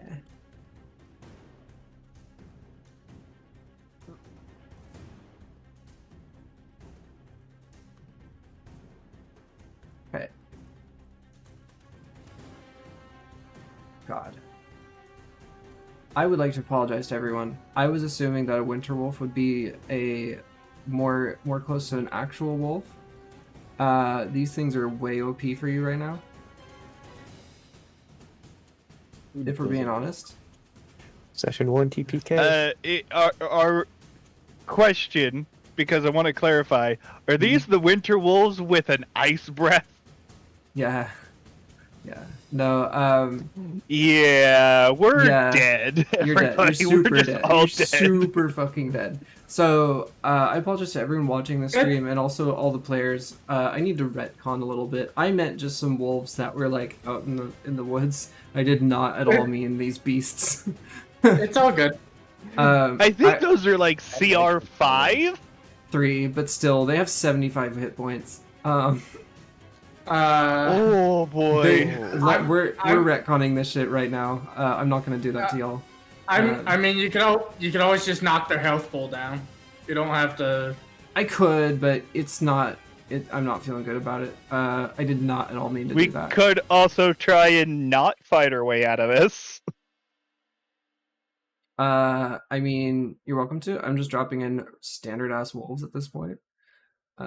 Yeah, that's totally fine. That's literally what I meant to do, and I was like, oh, they're gray. It'll be cute, and then, and then I was like, wait a minute. Don't get me wrong, winter wolves are super cool. Yeah, they are. But no, not at all what I intended. Oh, Jesus. Yeah, I think those are monstrosities as well. Yeah, Sorry, I'll stop now. No, it's cool. It's cool. I was hoping when you said winter wolves, just like winter-coated wolves. That's what I meant. was like, okay. And then I was like, oh, they're This is perfect. This is the one I want. And then I'm like looking at their sheet, like, hang on. This one wolf has more HP than the entire party combined. How's that? I see. We're going with the only war rule set. Okay, I see how it is. Everyone roll new characters tomorrow. Okay. All right, I'm gonna pull out my rogue paladin idea. Just to everyone stay. That's... Okay. I can pull out several characters. One of them is a cleric. It's all good. We're still gonna go with this wolf being hurt by Shirsha, and Shirsha, please roll your attack again. You can choose the longsword, or you can pick a different thing if you'd like. It's because of my little retcon. All story descriptions are the same. So the wolf runs up, runs across the river, slips and attacks, bites your foot, and you now have a chance to attack it. Are you sure about Beat it that? over the head. Yes. All right. Go ahead and roll that attack for advantage. Oh, fuck. I mean, you got a good roll, so like, if you want to keep that, just go for it. Yes. That would have been fine anyway. Go ahead and roll damage. Nice. It ended up being the exact same, so we're good. We're back in action. I'm realizing that the order did change a little bit now, so let's just say this wolf also attacks Sebastian instead. This one goes over to Sebastian. You're all just kind of single file by the bank. Come here, wolf. Do your thing. Right. Same thing. It's kind of skittering along the ice. Attack at disadvantage. 9. Sebastian, what are you? Ooh, where's your AC? Well, Oh, you're good. You're good. So the wolf slips and misses, and just kind of face plants into the snow. Next up is Sebastian. Feel free to attack. okay. So there's one here, and the other 3 are still back here. I'll arrange the tokens as I imagine them in my head. So this one was here. This one is here. It's not like a proper battle map.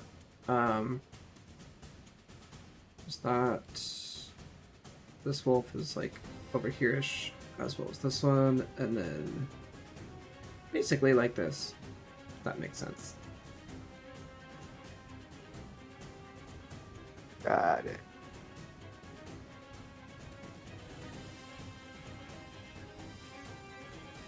Okay.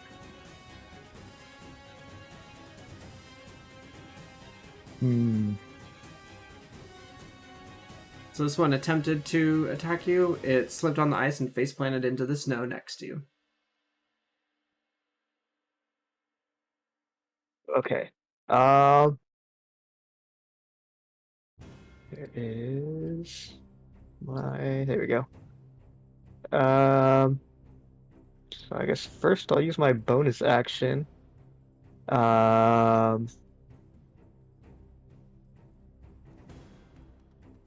Tempest magic to blow myself over to these 2 wolves. So that way I'm out of the range of the party. Okay. And then I will cast Thunderwave.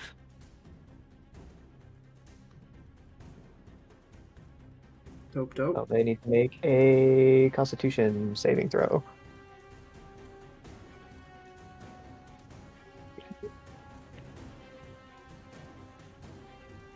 If that's 10 feet, I don't know how much. Let's just say it is. This battle isn't map. a battle map, so we're kind of doing theater of the mind / tokens, so it's not like. I agree. It's 10 feet. Go ahead and roll for damage. Did they do the saving throw? Oh. My bad. Yeah, it's a Constitution saving throw.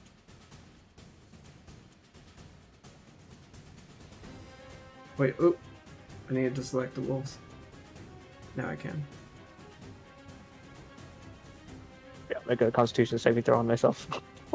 They do look super Should cool. those be public, by the way? They got an 8. Well, yeah. Are we doing the public roll or? Yeah. That's fine. Okay. Okay. So, where am I? Damage. 15. Sick. I'm guessing that does that to both of them. Yeah. Yes. Those are dead. These wolves are dead, gone, killed. Crispy Outta here. fried wolf. Crispy fried wolf. Good job. Next up is Bix. Sorry, Maylord. What would you like to do, Maylord?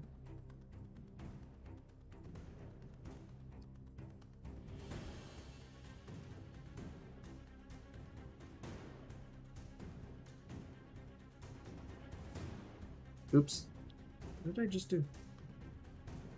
I killed a wolf. Damn it.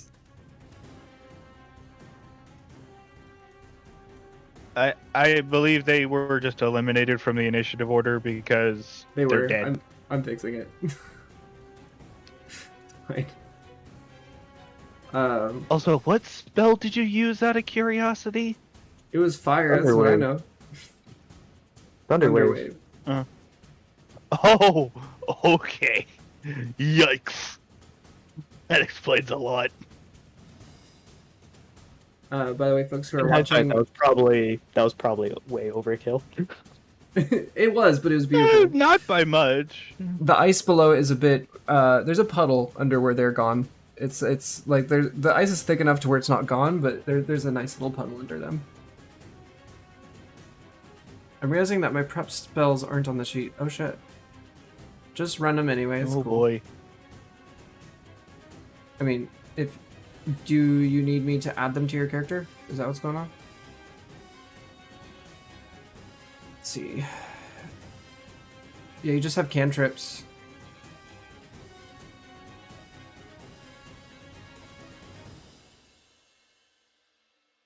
This is something I can sort out after I have more work to do to bolster this foundry. Just tell me what the spells are, and then do manual rolls for them if you need, if I can't find them, and quickly add them. Because otherwise I'll do it manually or find other ways. So.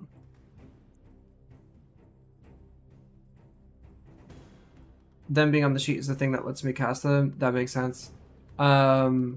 Yeah, just tell me what the spells are, and I will see what I can do.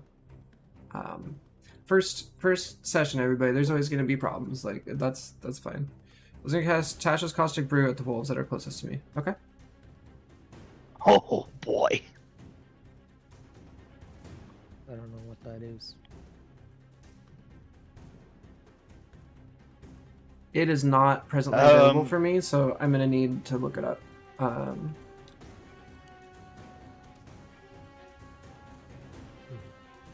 Unless you have it handy.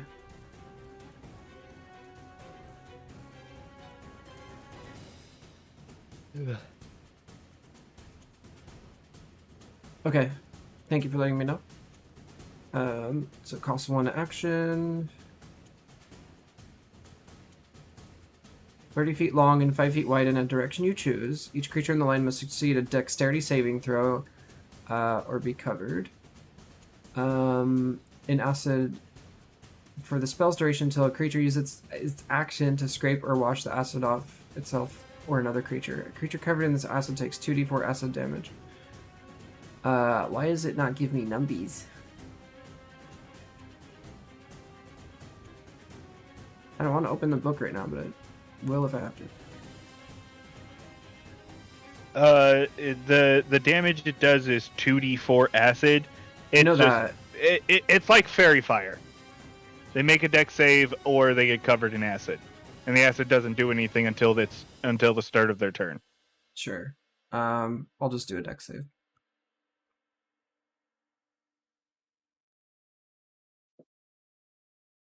I really thought it did damage. Guess I was wrong. Huh?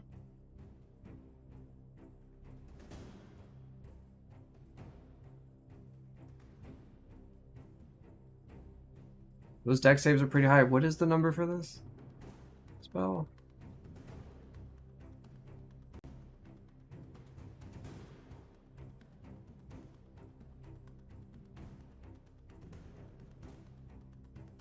Ooh, thank you, Bix.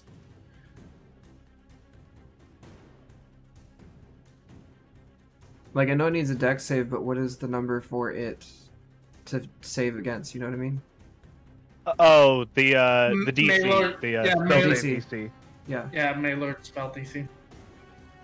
What is your spell DC? How do we know that? That's Character 8 sheet plus under proficiency plus intelligence for artificers. Okay. Yeah, and it should also, it's on the character sheet under the armor class. Hmm.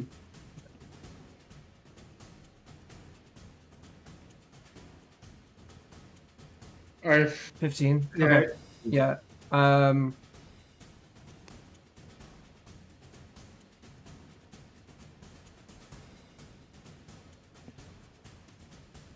Spell DC.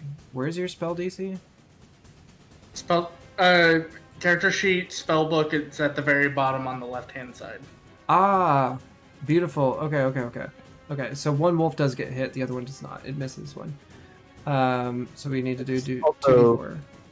I think also should be under the armor class. Yeah. I don't know if it is on the tidy. Oh yeah, no, never mind. Because I'm using the regular format, so for me it shows under my armor class. For sure. So for the first wolf, you do 7 damage. The other one does not get hit. It's a melty boy. 11 minus 7 is 4. Awesome. That wolf is severely burned. It's melting into the ice. Would you... me too, Delilah. Glad you're with us. Maylord, would you like to do a bonus action of any sort?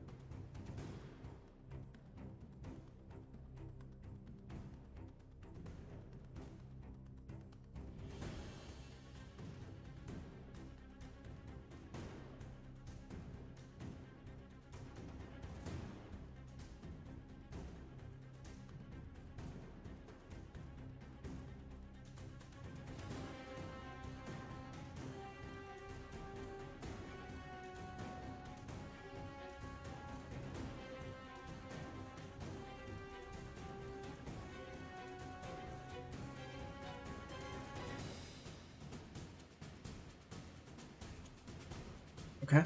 I'm not getting anything back, so I guess we'll move on to the next attacker.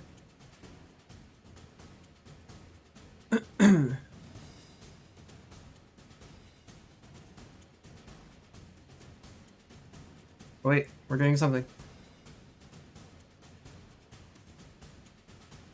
I don't think I can do anything else unless shooting my crossbow would somehow count as a bonus action. No, it wouldn't. Thank you though. Wolf's turn.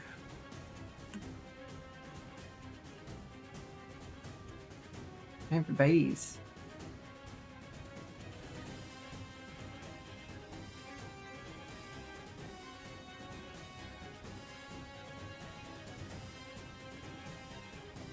Oh god. Shirsha, the wolf, definitely has become sure-footed and goes up and re-attempts to bite you where they missed before. They do land that bite.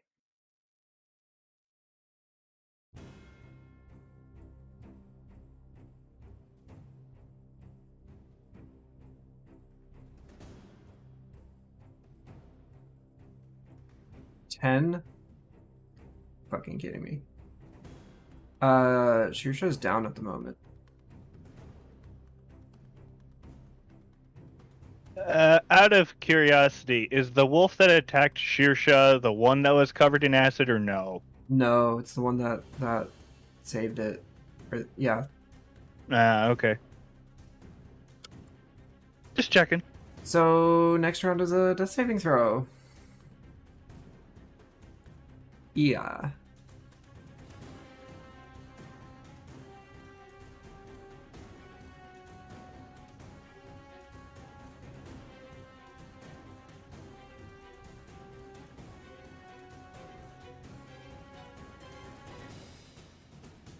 Leo, it's your turn. Right. Leo. He. See if we can talk our way out of this. He'll kind of walk up and get like in between the wolves and Shearsha, and like swing his stick around and toss like chunks of meat at them, like trying to like. He's. I would like to use animal handling to try to convince them to stop attacking us because they're about to die. Okay. Yeah, roll an animal handling for me, please. Alrighty. I am? But, yeah, like, based in the fact that you were tossing food for them.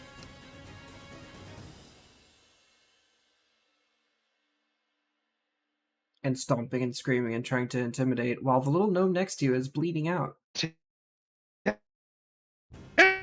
The snow is red. Sorry. Come on. Did that not roll? Oh, there. Oh my god. Oh, that's my bad. That's not so good. They are not deterred. Is that just my action? That is just your action. Or, I'll call that a bonus action. That's not really an attack. Are you sure? I don't mind that being my action. I still have a bonus action. I consider that a bonus action. That's fine. Okay. Failing that attempt very miserably. Leah's just gonna switch up tactics here, and I'm gonna move the sheet over here. And he's gonna attack one of them. Okay. With it just kind of... The one that bit her or no? Specifically, the one that bit, Shearsha. Because it's not, covered in acid. Yeah. Come on. I see it in chat. Just click attack. Oh, my bad. I'll just use the... It's all good. That's how it works. That's my fault. You... Natural 20! Yeah, wonderful. Please roll damage. For a crit. For crit. I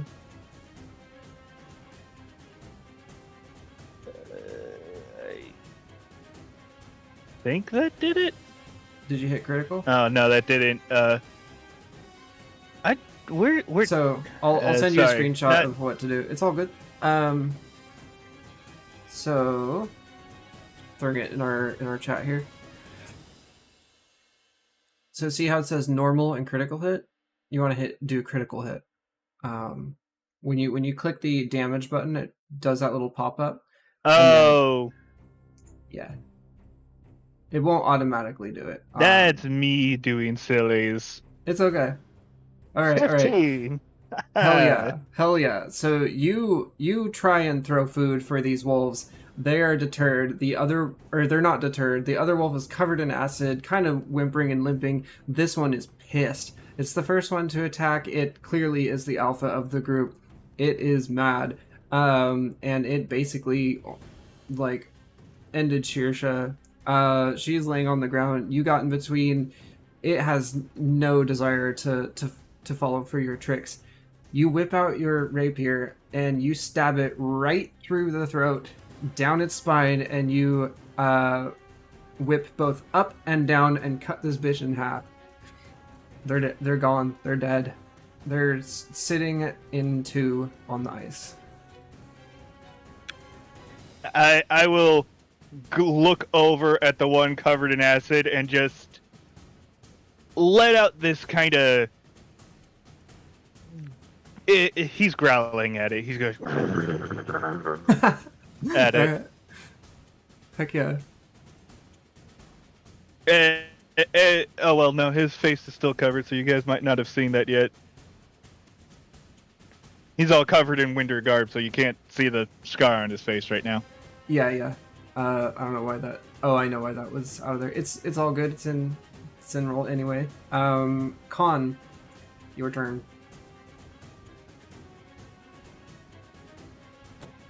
Okay, so we just have the one wolfie that's One acid-covered wolf, presently melting into the ice, but still alive. oh, poor thing. Guardian. I think Guardian. She'll make her. I think she'll make her way towards. She'll make her way towards the wolf, and as she's like making her way towards the wolf to kind of finish it off, like the on her right hand, the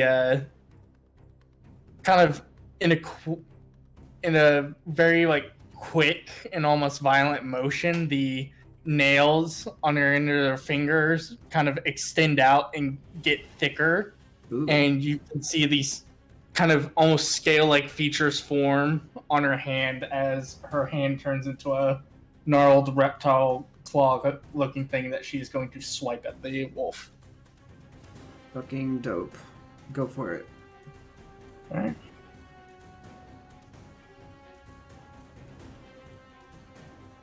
Uh, 16 to hit. That hits.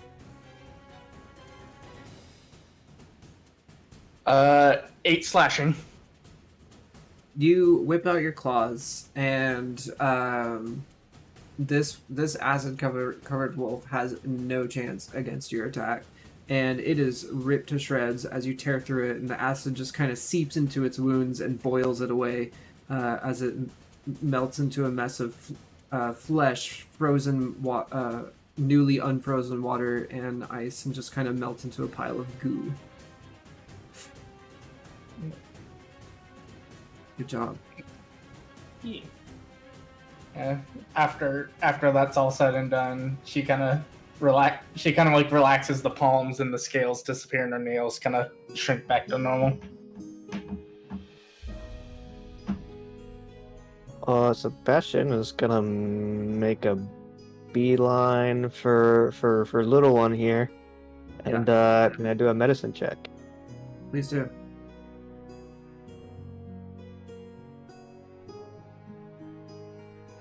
$14. Fine to me. Shirsha is stabilized. You go over and help her out, and she's bleeding, but you find some bandages and wrap her wounds, and also pack some ice against it to help with the swelling and other things like that. She is not doing well, but she's alive and awake. Quite a hit there, little one.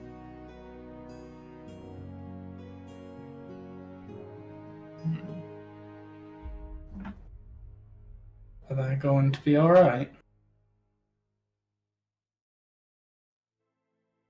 Shirsha, they're attending to you.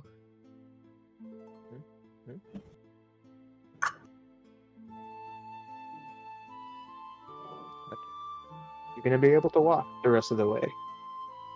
I can walk again. Yay! Her mood is not deterred. She's left quite a bit of blood for such a small creature on the snow and ice there, but she's motivated and wants to make sure that Teb doesn't, befall a worse fate perhaps. She's ready, wounded but ready. That's the spirit.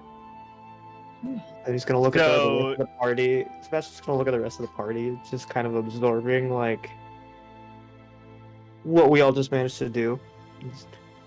Well, it seems like we're all gonna have some stories to tell later. Clint.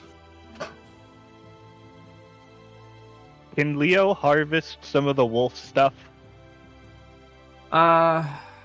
There's one wolf that isn't completely obliterated. Also, Maylord Yeah, is that's asking. fine. Blue. Maylord is also asking if they can do cure wounds on you, Jirsha. Yes, please. Awesome. Please roll that cure wounds.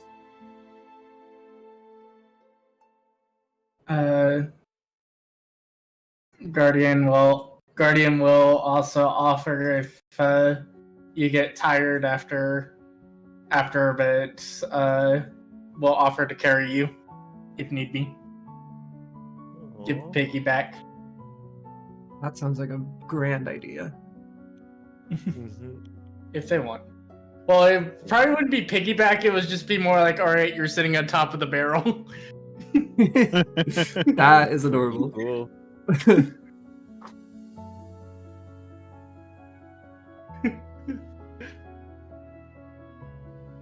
It would be like that one scene in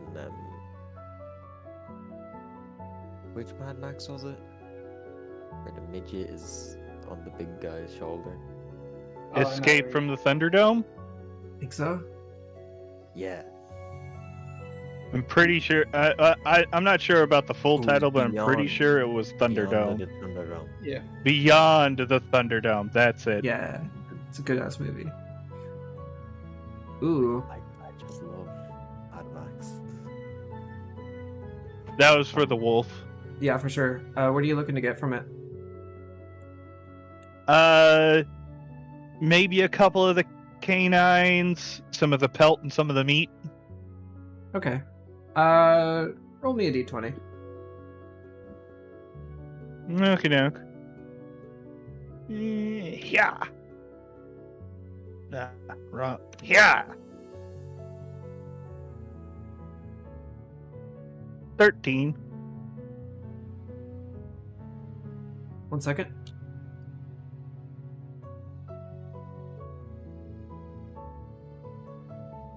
Just giving Vix a little foundry tutorial. 5. Also, so while Shirsha's sitting on top of the barrel that Guardian carries, Maylord comes up and kind of looks up and reaches out and casts Cure Wounds and gives her 5 health points. So that'd be... She's not totally recovered, but she's, looking a lot better now. Not on the brink of death. Back from the brink of death, indeed. Leo, you can pick. You get a few of the canines, and you can pick either some pelt or whatever the other thing was. You can't have both. Meat. You can do We'll meat go or pelt. Okay, very valuable in Yeah, these times, especially we'll do. being winter. Yeah. Warm wolf pelt is always a good thing. Writing it in my notes for later. Thank you. You can add it to your sheet now if you want, but just in case either of us forgets. Okay. Combat's over, everyone. There's a trail afoot. You successfully fended off the wolves. Would you like to continue following along?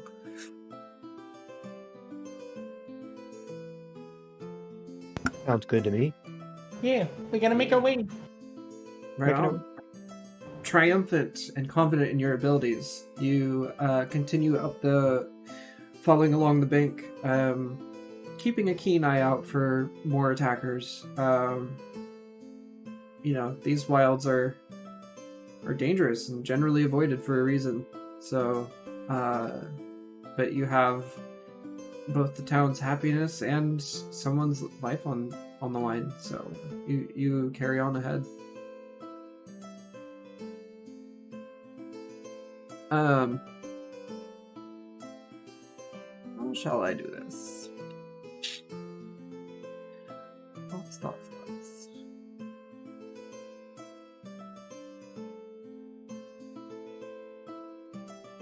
It's starting to get dark.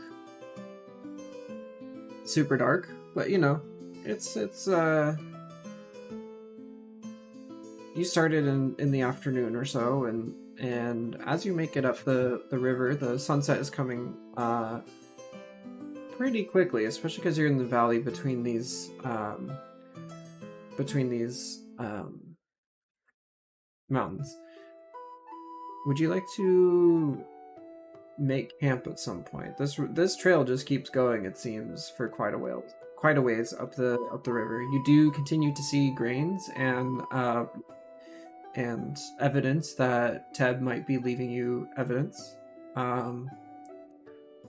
There are various clearings next to the river that you may want to make camp at, but up to you. You're probably about 2 hours, about to an hour from complete darkness. I'd say we set up camp. It might be the best option.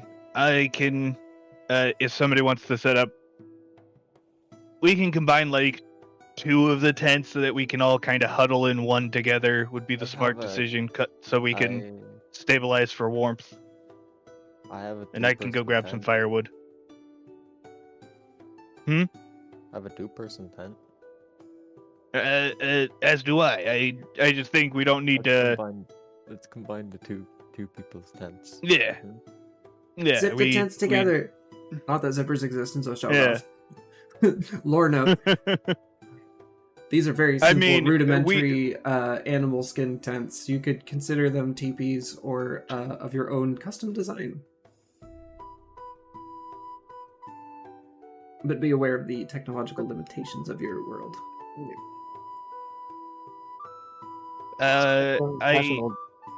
Sebastian will go ahead and pitch 1 tent for anyone who needs it to use, and then offer to keep watch.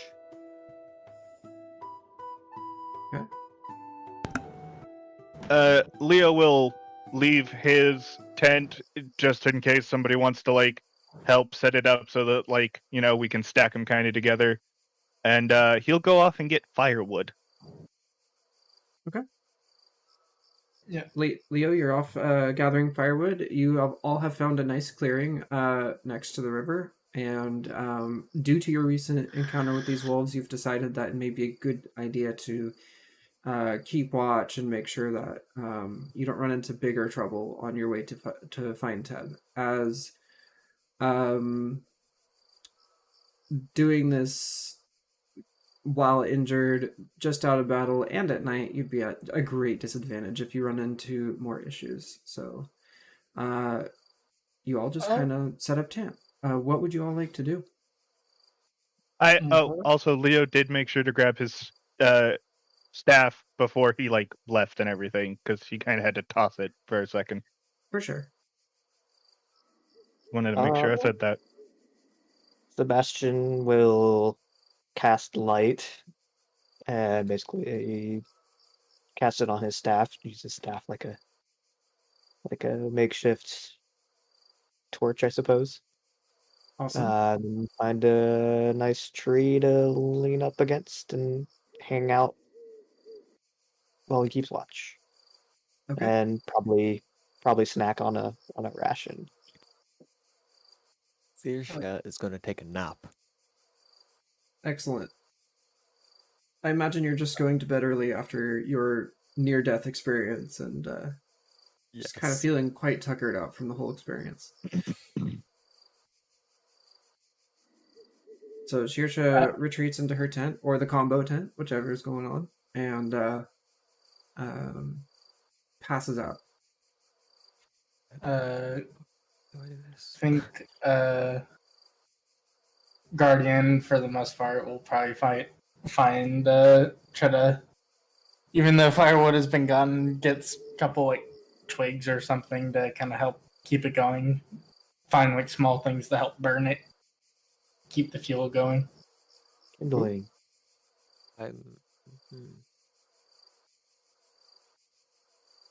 No. Trying to think if anything. When Leo does come back, he'll said about to start the fire, and then he'll go off and see if there's anything to like. What's the word? Not scavenge. Harvest. He's trying to find like food and like fruits and berries and shit.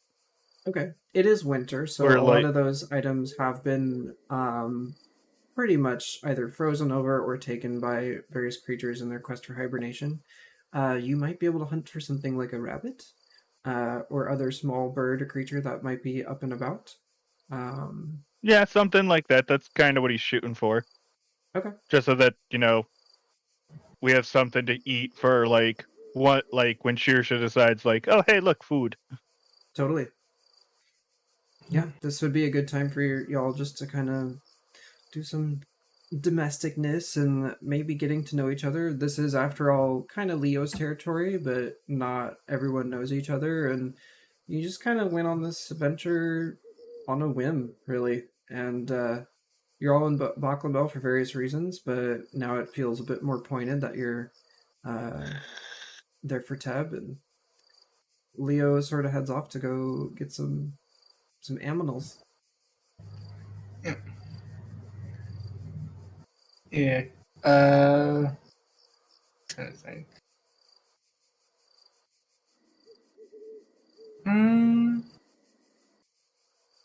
I had a train of thought and I've immediately forgotten it. That's me every day. Yeah, I think after a moment, after a little bit, I think Guardian will kind of go sit over by Sebastian in his little area. Just kind of sit down and go, well, this is certainly a little bit more different than what was expected to happen. Wouldn't you say?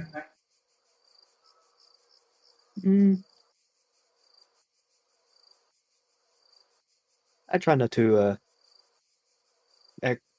have much in the way of expectations. Yeah, I suppose that's fair enough. I don't mind when world throws surprises at me. You're quite, you seem very optimistic about it. I'll tell you what is surprising.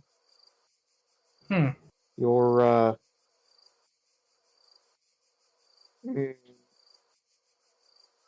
what you did back there. I mean, there's nothing to take home from. Everyone else seems to have their own gifts. Mine is no more special than what everyone else has done. I suppose. She kind of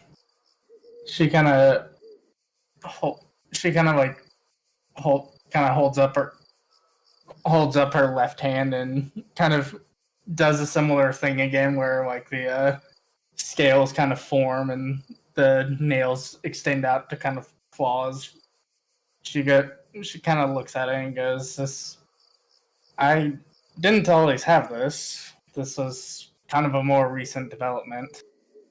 Figured it might be useful at some point, and it seems I was right."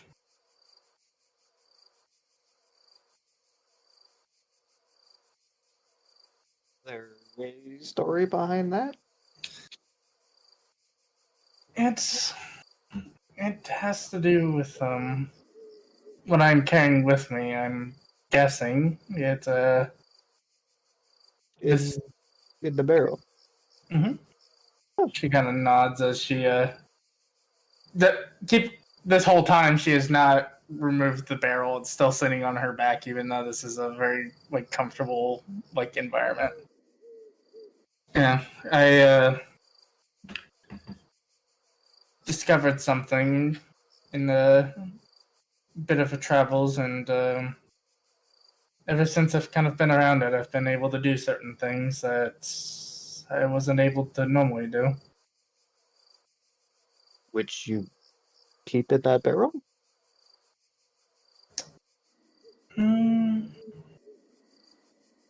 She kind of like looks. She kind of looks at him and goes, "Tell me, friend, before I show you, are you very knowledgeable about the goings on in this world?"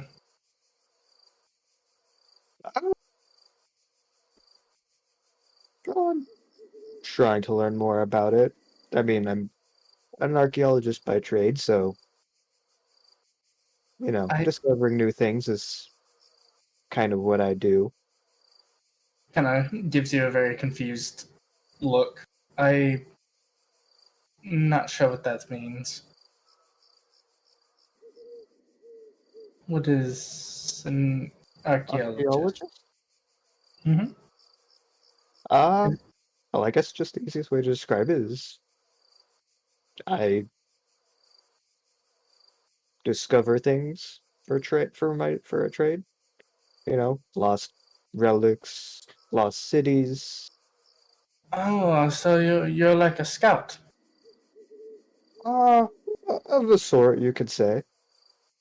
Hmm. Only I'm not scouting people per se. More, more to learn as an objects or locations history, which is what brings me here. Indeed. So you're like a scout then. Okay. And at this point, she'll kind of remove the barrel from back, kind of set it, but she's very careful about it. And I imagine there's some I imagine the kind of like the straps that she uses to like hold the barrel down is also keep it closed, so she has to undo the rope for that. It makes sense to me. Yeah, and then she'll remove the lid and carefully she'll turn her left hand back into a completely normal state. And I don't remember if we. Do you mind reminding me again what it looks like? The Are you asking A. DM?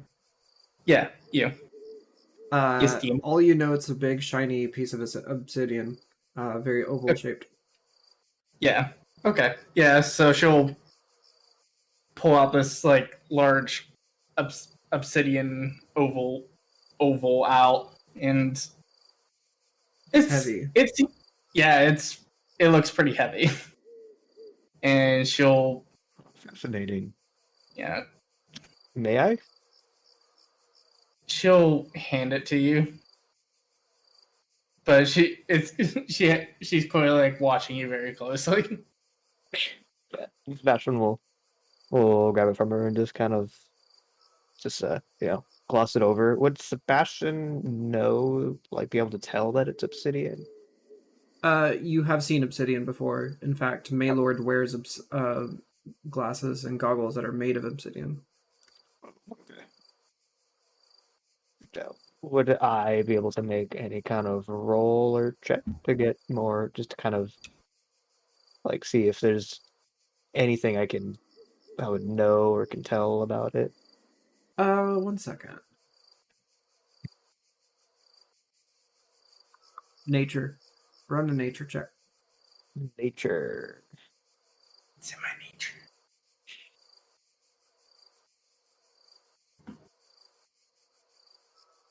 Ooh. Oof. 7. It just looks like a really cool, shiny, polished piece of obsidian. A nice chunk of obsidian, though. Mm. I mean, I imagine it can't be common to come across such a large chunk of obsidian. Could be quite valuable, maybe. Its curves are quite smooth and perfect. Like there's no chips or markings or ridges that obsidian often has. But it definitely has the properties that it would if you were to shine light through a piece of it or something like that. Fascinating. And I'll hand it back. And where did you come across such a thing? We when me and a few of my clansmen were exploring, and we happened to come across it, and we weren't sure what it was, so I took it back to our camp and asked our elders, and they didn't know what it was, so the hope was maybe finding someone out there that might know what it is. It seems to mean something, or I would like to think it means something, but Possible. it clearly has some effect on people that are close in proximity to it, because I only recently found out about this whole thing I can do with with my hands, and I can also do some other things I never originally knew I could do. And for instance, she'll kind of like look over the fire and then just kind of snap her hands, and the fire will go out. And then she'll do it again and reignite it. Fascinating. And all of this only seemed to come about after you came across this. Yeah, after spending some time with it, and I was, out of my clansmates, I was the one that was the most curious about it and spent the most time with it. I haven't really let anyone interact or mess with it. It seems very fragile, and I don't want to take that chance. I see. Could I run an Arcana check on it? Sure, why not? Okay.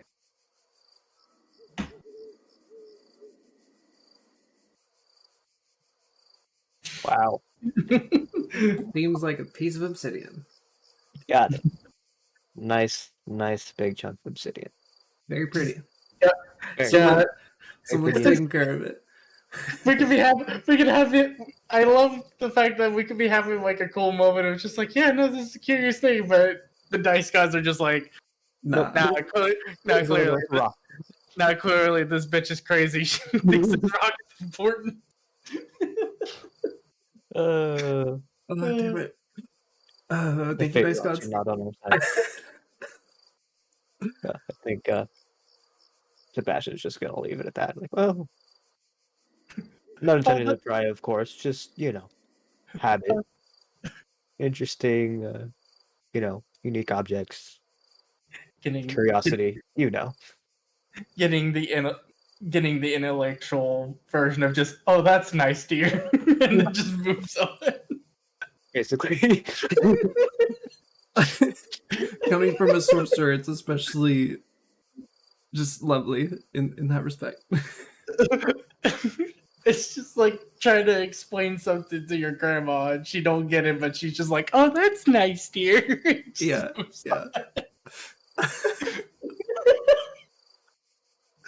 Sorry. Anyway, It's all good. after a moment, she'll put it back. She'll put it back in the barrel and secure it, and just hopefully at some point I can come across someone that might figure this thing out. It's clearly isn't common, and I don't. That's ideally why I'm trying to figure it out. If it's maybe some sort of sign or something valuable, like you suggested, or what it truly is. I don't think it's just a piece of obsidian. Something about it feels very alive, and want to figure it out.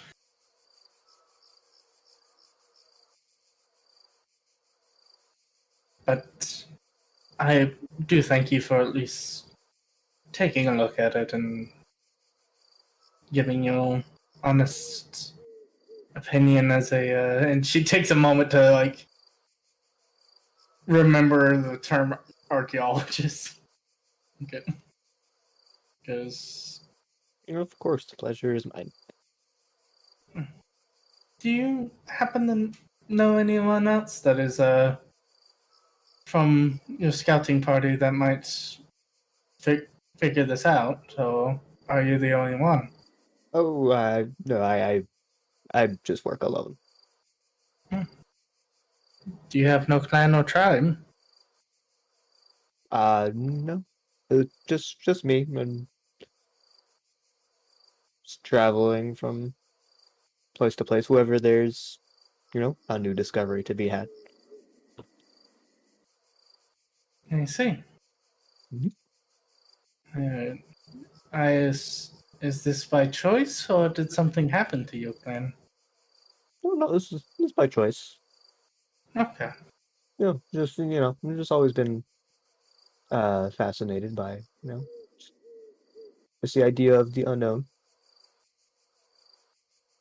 And you go out, and you sure that it's a good idea to be going at it alone like that? Oh, well, it's worked for me fine so far. Do you say so, I suppose? I cannot really say that would fully agree with that sentiment, but if you feel like it works for you, it works for you, I suppose. She'll kind of rehook the barrel to her back and goes, "Well, I best leave you to your watch. If something happens, wake one of us up, I suppose." Of course, get some rest. He was. Kind of stroking his goatee. She'll make a way. She'll make a way to her tent, Right on. and secure the barrel somewhere near her and fucking go to bed. Right on. Secure the bag. Just as this is happening, Leo walks up, carrying a what looks to be some sort of bird, a dove, a chicken. Can't really tell. It's just a bird, and a couple rabbits as well.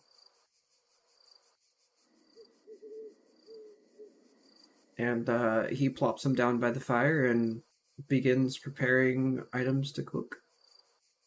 Leo, you have rejoined the party. All with of food? this with one hand, by the way. Yes. Impressive. And we have supper. That is very impressive. Yeah. Probably won't taste super great since all I really got is salt, but food's food. This is true. Leo, do you cook at all, or do you keep some raw? Are you skinning it, etc., that sort of thing? Yeah, he'll just cook all of it. Okay. There's enough for 5 people to eat it, I assume, and maybe some leftover, so Totally. Yeah. just cook it all. And in case a wild animal shows up, he's got like it's like a little sack of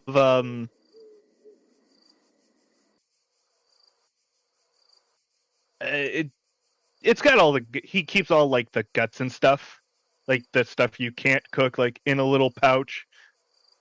Not that he keeps the little pouch, but he's like, skinning everything, keeping Okay. as much as he can while, Sure. cooking all of the meat. He's a very resourceful person. Sees reason to. Yeah. There might be a reason to keep that sort of thing, especially after the encounter with the wolves, with trying to distract them, etc. That sort of thing. Yeah. We have the meats. As you are cooking and just kind of chattering lazy with Sebastian, the others are asleep, and the night just kind of fades away. And as you all go to bed and the fire starts to peter out, you crawl into your tents and fall asleep, feeling satisfied with the day. Everyone, please do long rests. And I need to do some rolls.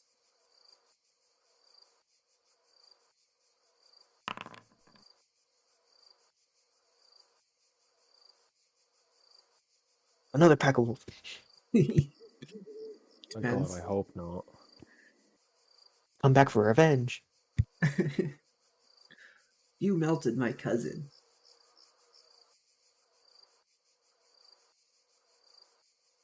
Here, have a sack of meat. We'll call it even because I'm feeding you and you don't need to die. Right.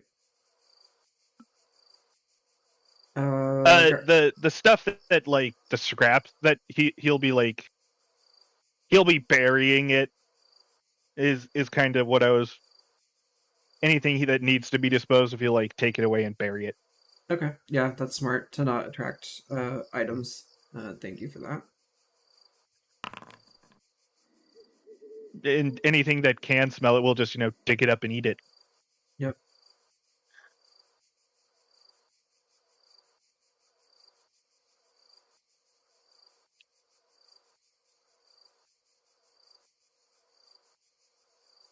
Can't believe I found a wild chicken.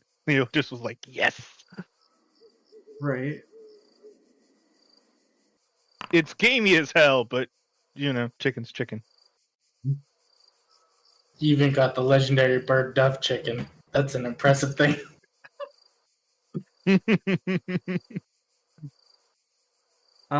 You all rest peacefully. And you wake up to a lovely. Some of you did switch out in the night, but you all were well rested and wake up to a nice, crisp winter morning. It still hasn't snowed yet, but it's still cold enough for the snow to be staying there and not melting. The campfire's just kind of smoking in the morning. And yeah, good morning to everyone. Welcome to day 2. Leo will make breakfast.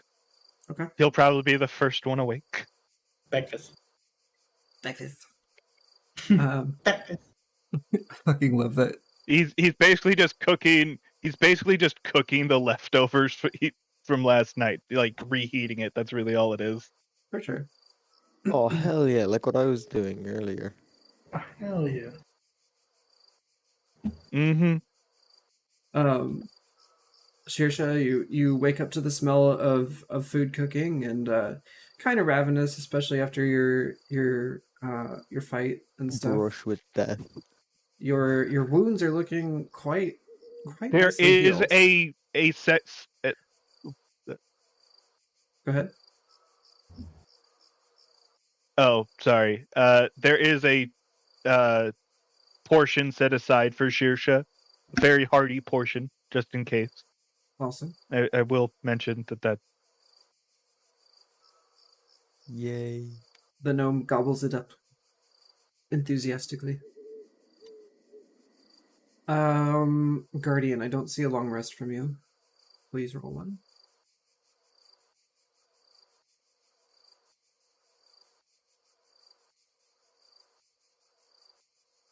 Thank you. Yeah, so I guess this is now the time to like pack up camp and continue on the trail to find the barley, and Teb.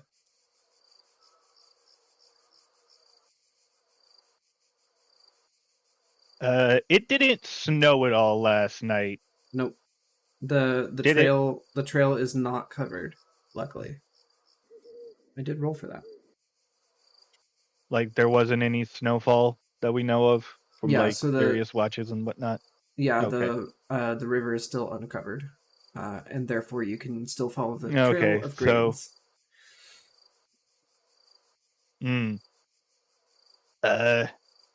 Everyone ready to go? Mm-hmm. Any appears the trail is still hot, figuratively speaking, at least. It's getting colder. Does anybody else want to take the lead, or you just want me to keep going ahead? You seem to know what you're doing. I really don't mind. You spend your life out here, you know. Yeah, after all, this He is kind of just Leo's shrugs with backyard one in a way. hand. It's a You few hours lived- from you home, but lived here. It's actually his backyard. We can see his grandmother's house from here. Hi, Grandpa. I mean, probably. no, not from here. But yeah, I'm sorry. it's okay. Well, he wouldn't have done it as much in the wintertime. He would have spent time, especially out in these areas, just for various periods of time. Yeah. One tends to adventure in their lifetime, especially the kind of life that you have led. So yeah, the party Mhm. packs up their tents and has full bellies and continues on their way. You follow the trail for probably another half hour or so, just kind of walking along the bank. It just seems to be an overall pleasant morning. But there's no sign of wolves or anything like that. It's not oddly quiet. You can hear the chittering of chipmunks and birds and stuff like that. And you get to a point where the river is kind of melty. You can't walk on it anymore. But to the right of where the meltiness is, where the ice just begins to sort of break away, get thinner. There's chunks of it floating and just kind of bumping against the more solid pieces as they sort of flow down from the river, and they're all just kind of piling up because the river flow heads towards Baklamo. And you see that the trail of Garain stops, so does the blood, but wheel tracks begin, and so do footsteps around in the snow to the right of it. You see those two large footprints that you saw before. And of course others that are around it as well that seem more normal sized. They head into a clearing. They just kind of follow along the river itself. And so you guys have to stop walking on the river itself, or next. I guess you were next to it anyway, but you are now following tracks in the snow. Time to bring everyone over. How do? All too seen.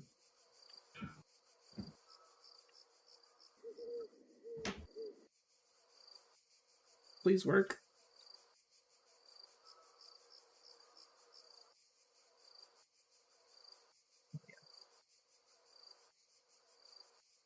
Where is this?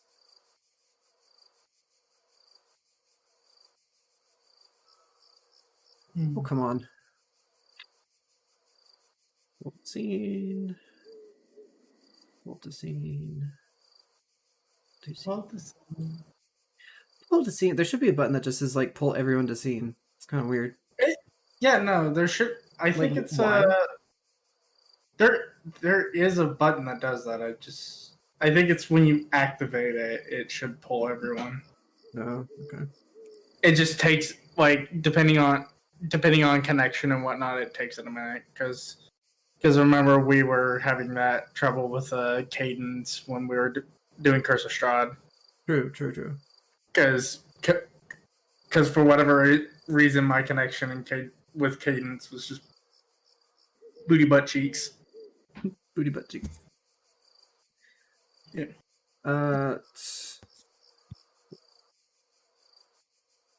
I need everyone's tokens. 1 second. Oh God, they just dirt. Yeah. Oh.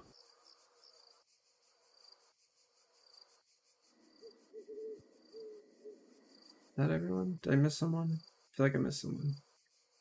I did. And Leo. Yeah, you're missing Leo. Okay. I need Yeah, sorry, mine takes a while to load. That's okay. Just let me know when you're here.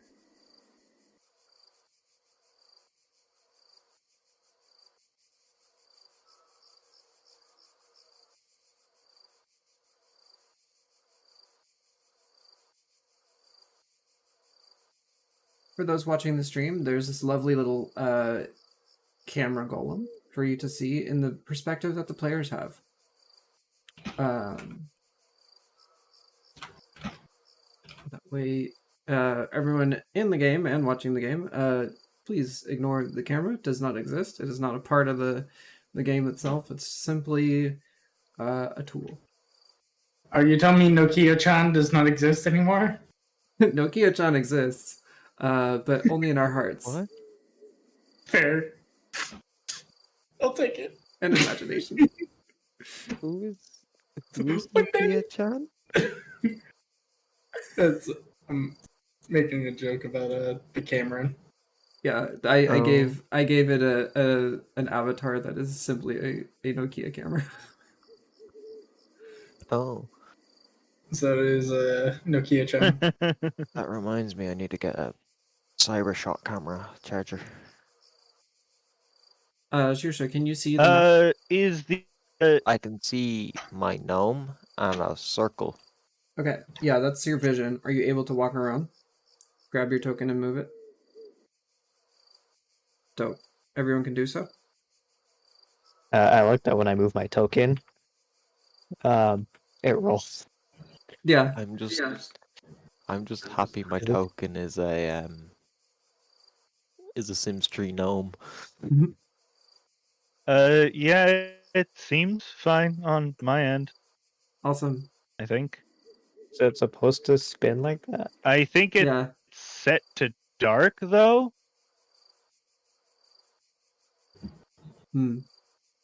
I mean, it's supposed to be a fog of war. I had trouble sorting out the fog of war stuff anyway. This will just be some more potential off-stream experimentation to do. But yeah. It seems functional. Yeah, also, I'm enough trying to for figure out today. how to zoom out, and I don't know how. Scroll wheel? I don't have one of those. Ah. I'm using the laptop you gave me. Can you double finger it? Like use both fingers on the pad and bring it up and down?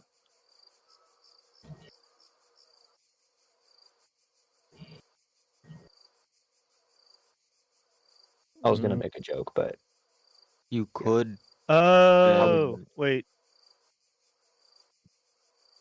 Come on. I might just need to send you a mouse, eh? I mean, that's up to you. Hold on. Come on. It's not 1998. Come Everyone on. has scroll Zoom. wheels. Usually. I even have I one, know. and it took me like what, I don't 3 think to Foundry. 4 months to get a mic. Yeah, fair. I don't think Foundry designed it with that in mind, to be honest. Yeah. I could look it up really quick, I guess. Wait, why are you? I was gonna say maybe Why is like he still moving? I was gonna say maybe Control Plus or Control Minus, but that would zoom in and out the whole browser. Yeah. Here, I found controls. I'm putting it in the chat. Might have what you're looking for.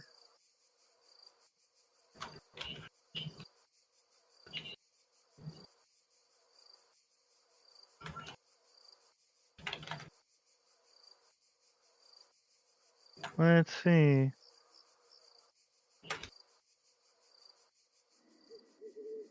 Oh, come on. There's a touchpad mode. Control scroll Oh, or there it two is. finger pinch.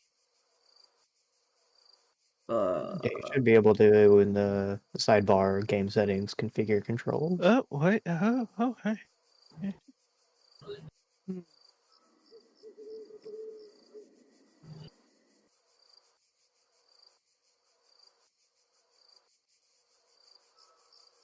Oh wow.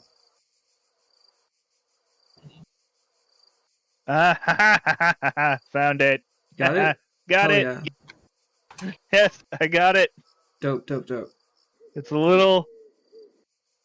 Yeah, I figured it out. It's literally the touchpad. I gotta zoom in and out like on a freaking mobile screen. Okay. Like Nice. just a little different. Dope. Yeah, I was trying some of the other things. It's just, oh, hey, no, there it is. Yay, I did it. Yeah, pretty much nowadays on most laptops, any like gesture you can do on a smartphone, you could do on the trackpad. Yeah, it's just that laptop's not like super recent, but I wasn't sure if that would work or not. Like I don't know if it has double touch, so I'm glad we're working. All right, so you see Yeah, these. figured. Go ahead. Oh, nothing. For sure. Anyway, so you have seen the cart trails and footsteps and stuff come off the river. You can see some that the river is melted a bit. It's kind of in a process of being both melted and frozen at the same time. The tracks continue along and kind of go away from the riverbank a bit between some trees. You see giant almost buttes or steps of like rock where the river begins to wind in between, and it's sort of, it looks like the valley around you is sort of closing in, and the river just sort of cuts through it in a more narrow passage. Feel free to explore at your whim.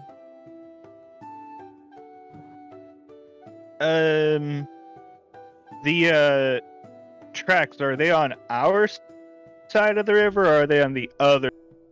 You are presently standing where the tracks are, basically. So that'd be like. See? Oh, so like this little dirt patch. Yeah, like here-ish. Do you see my measure thing? Yes. Yeah. Tracks are basically going this way. Okay. This way. And then along that way, etc. I'm just seeing all black on my screen. You don't have any vision at all? Okay, let me fix Dark it. vision. Well, it's daytime. You shouldn't have that problem, so. Let me see what your token says. Oh, your vision range is 0 feet. That'd be why. Yeah. You should see something now. Maybe I'll refresh. I can only see within a tree-by-tree circle. Yeah.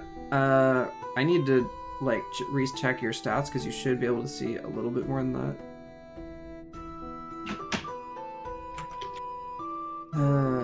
We're not going to solve that in this session. I don't think. Oh, you also have the same problem that Skya does. Oh, let's give you both 15 feet of basic vision.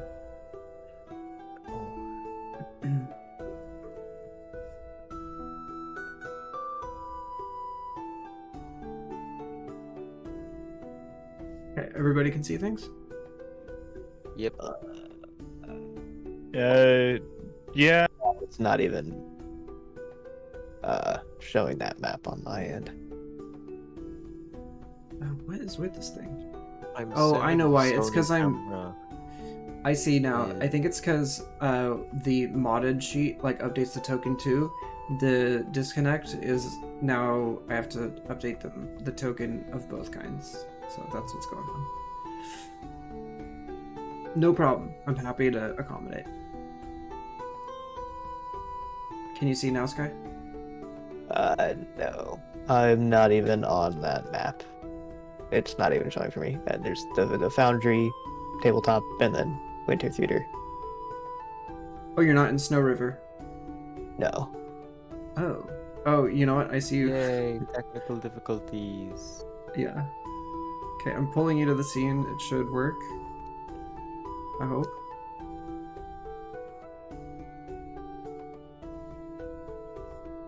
Loading. Awesome. Yeah, I see something now. Good. Well, I try and see, move your token a around. couple... Oh, there we go. Dope.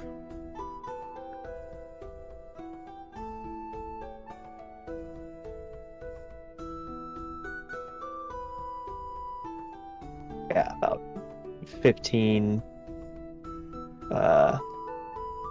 15-foot radius. Dope.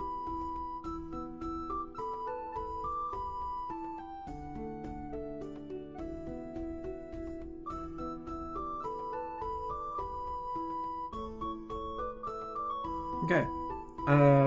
The tracks are heading along this way, and it looks like they just drive right back onto the ice to get through this little canyon here. This canyon is too tight on either side to cross without the ice. Like, you would have to be swimming to get through there. This part is like starting to melt. That's what you're saying. Or Yeah, is but this still it's still solid enough to step on.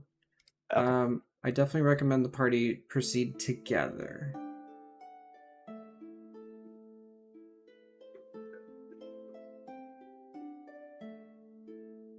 Just saying that for Dell as a new player, not always a good idea to walk off on your own, especially as a small little squish bean like yourself.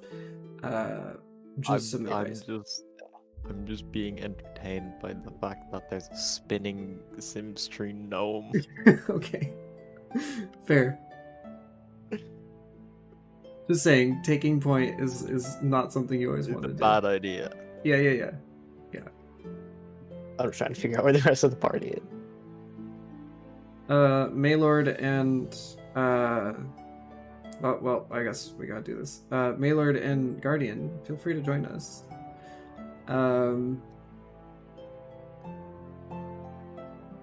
Well, I guess that's happening.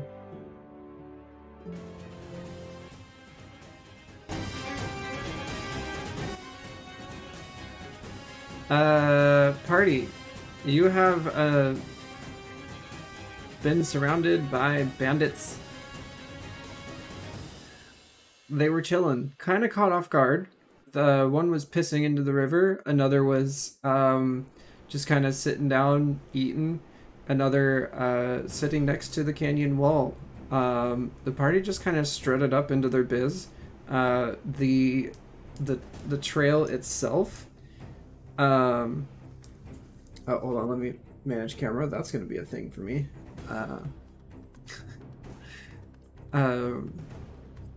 Yeah, everyone's gonna have to hop into combat right now.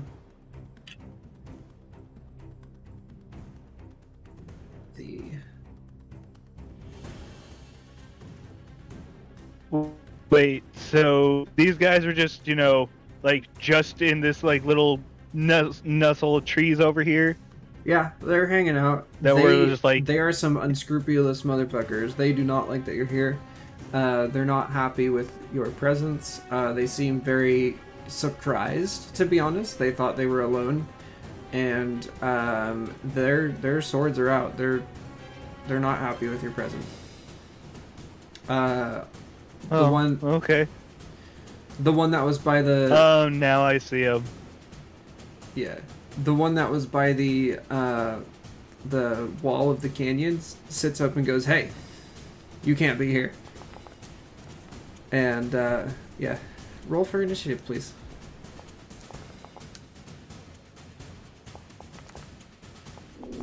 Leo would respond with, "Hey, it's a forest, fuck you." Love it. Camel, you can roll too. Camera can! Yeah! Get the camera involved. Wait, why are the rolls not showing up on this screen for the viewers? That's sad. Makes me sad. Anyway, we have like nice 3D dice that like do things and it worked before and it's not now, so whatever. Maylord, you are kind of standing between these two lovely bandits, the captain and the one that called out to you. Love my first nat 20 being an initiative roll. Yeah. You are presently surrounded by two bandits. What would you like to do?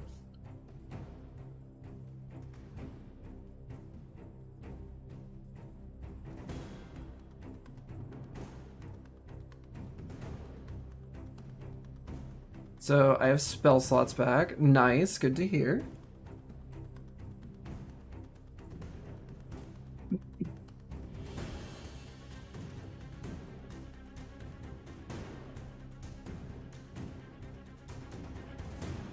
Hell yeah. That's what's up. Maylord saying, which means Tasha's cautious brew is on the table.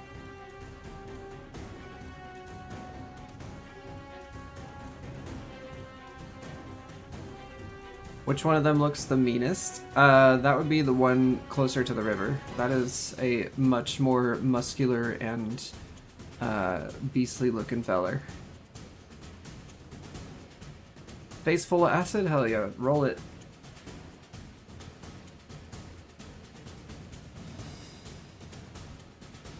I believe that's a you have to roll it. Oh, my bad.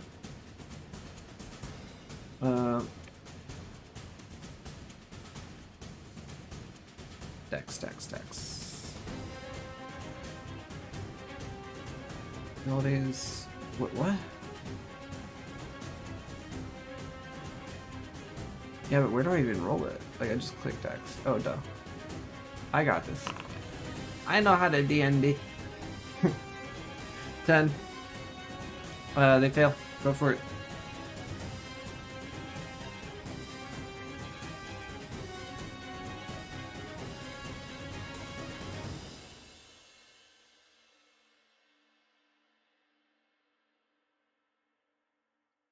Do the damage.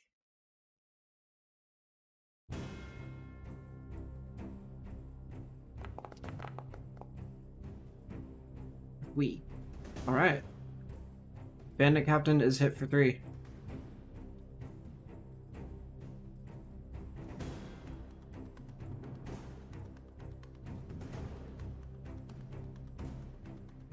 That was not very descriptive, but yeah, the Bandit Captain is basically has a pocket sand situation, but it's acid, and they're kind of rubbing their eyes and backing off a little bit.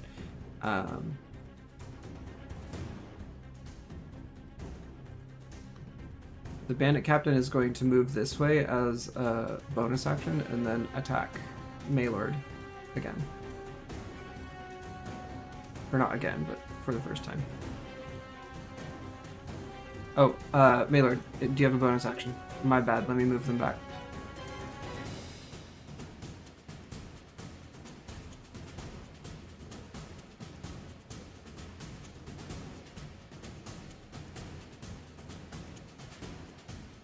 Oh, is that spell a cantrip? That's just a bonus action.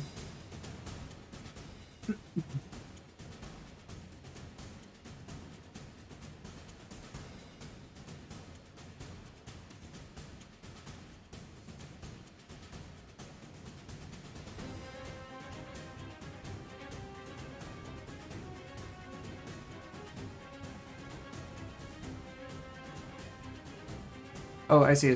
Sorry, I don't have the spell open. Okay. You have an action taken up. Go ahead and use a bonus action. Yeah, it'll sort it. It doesn't look like any of your cantrips are actually bonus actions.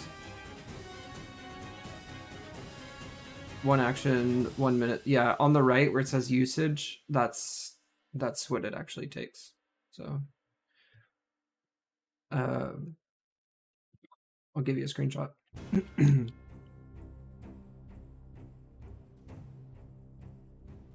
Thank you, everybody, for keeping me on track. As a new DM, that definitely helps me.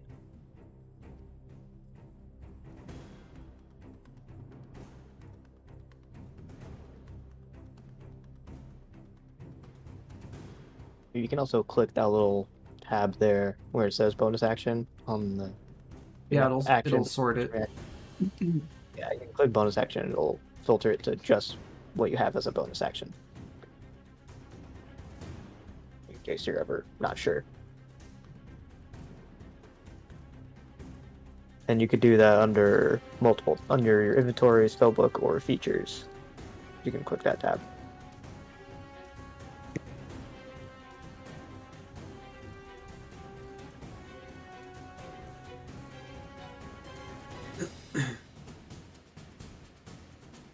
No, not like purely mechanically. If you'd like to like think of something or whatever, then go for it. But yeah, I think your turn might be over.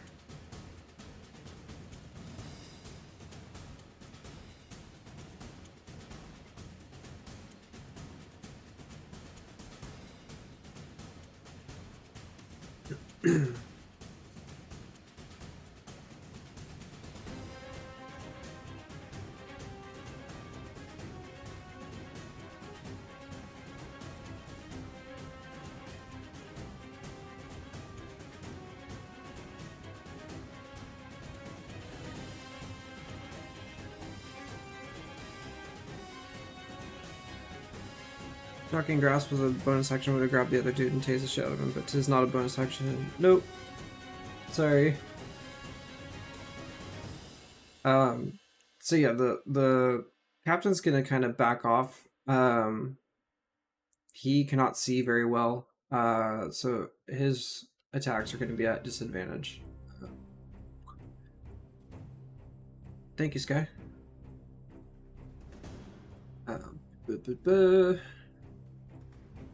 Let me see.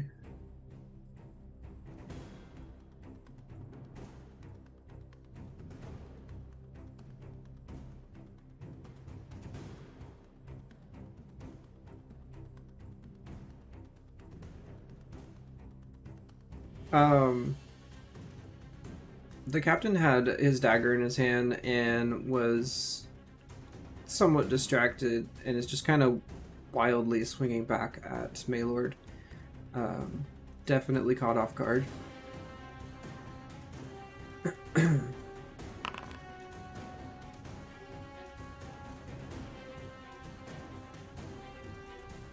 Misses. The captain misses their attack and is still kind of rubbing their eyes and struggling. Leo, it's up to you. Quick thing. Does Sebastian get an attack of opportunity as he moves away from Sebastian? That was a good point. Yeah, actually. Go for it. Cool.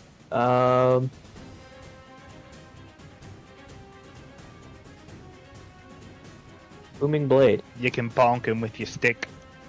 Go bonk. And I'll use that. Wait. Oh, wait, no. He was within 5 feet before he moved, so would that still count? Yes. Okay.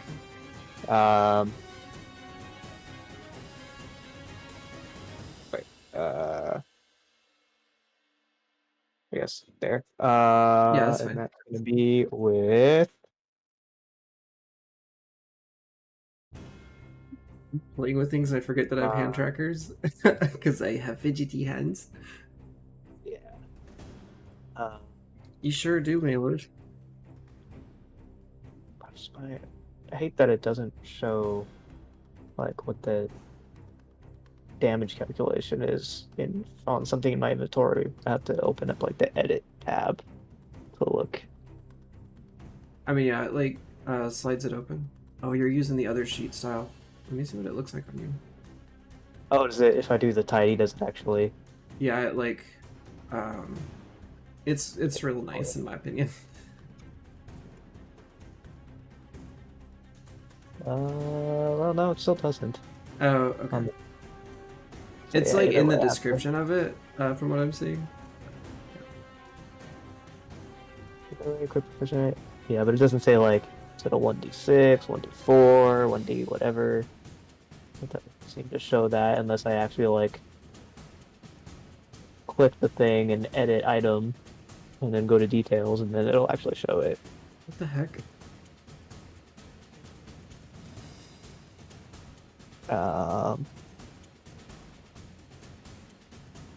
I mean, as you get used to your characters, I'm sure you'll know more. I'll just use my dagger. That's really the only thing I can use. I thought you were using Booming Blade. Oh yeah, so Booming Blade, I use it. So, brandish the weapon, use in the casting, and make a melee attack with it. So I would make like a melee attack with my dagger, and then take the normal with the dagger, and then then you do your damage with it. Like a debuff. Okay. So with the Booming Blade is on their next turn, if they move, 5 feet or more, then they take an extra 1d8 thunder damage. Sure. So, I trust you to I keep track of still- that. I don't know though. Do I still need to make like the normal attack roll with my dagger for it, or do I like automatically? Yes, please.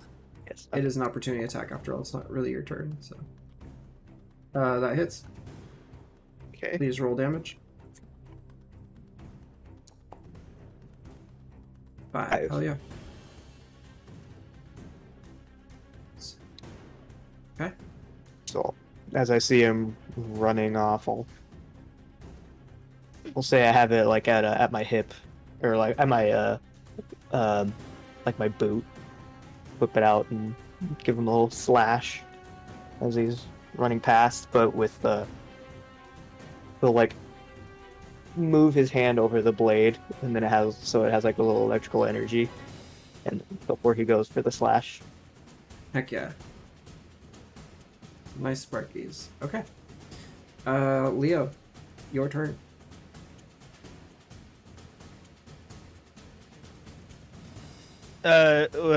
Well, Leo, he is going to. Oh, come on. Take a step forward, and he's gonna stab this dude with his rapier.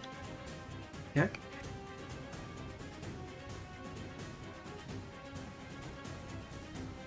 Come on. Okay. Right. I gotta. That 19 definitely hits. Or 23 to hit.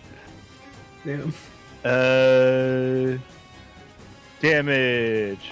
Normal. 6. Okay. This And, horse. Go ahead.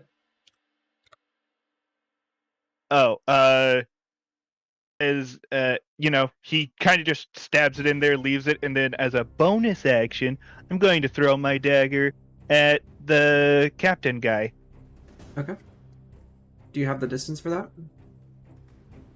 Like what's your One range? like it's 20 feet. That works.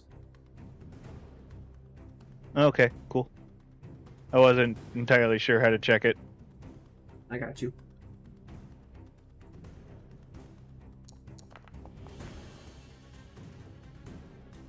Okay, that hit. Wait, no, that does not hit. You miss your dagger.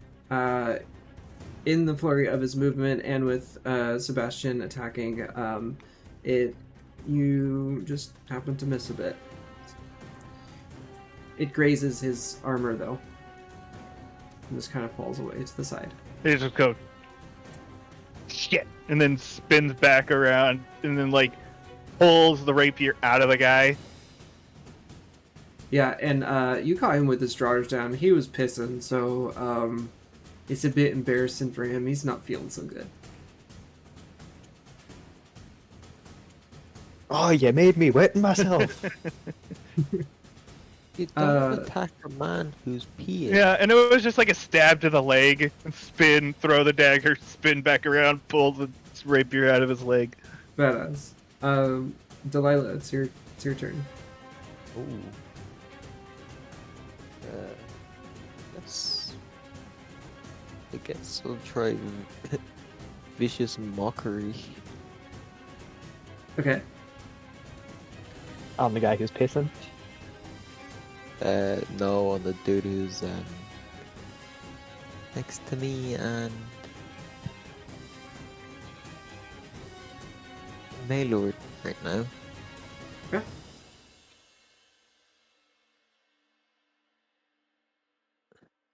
So go ahead and open up your character sheet and Hit the dice button. yep, on whatever item you're attempting to use.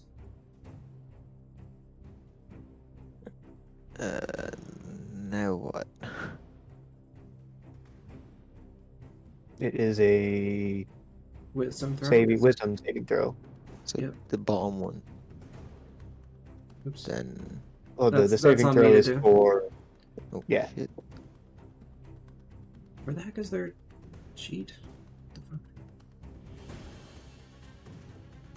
I have too many sheets. What is happening? I need a better way to organize these. Oh, it's not even showing up. What? Holy sheets. Oh, I see why. I had the wrong controls up. Okay.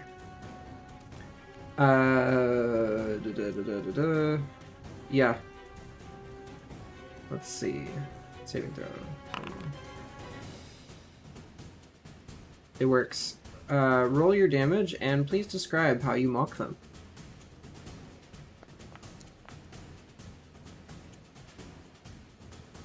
Mock their hair and fashion. Okay. He's so shocked at your just out of the ordinary, or out of nowhere, just like mocking of his hair. Something he hasn't really thought of for a long time, but due to his life of crime, he just like kind of hardened himself, but he remembers that it was actually kind of a sensitive subject in his youth, and he's not feeling too good about that, and he takes some damage. Would you like to do a bonus action? I don't think I have any bonus actions. Okay. Yeah, I don't have any. Okay. Like,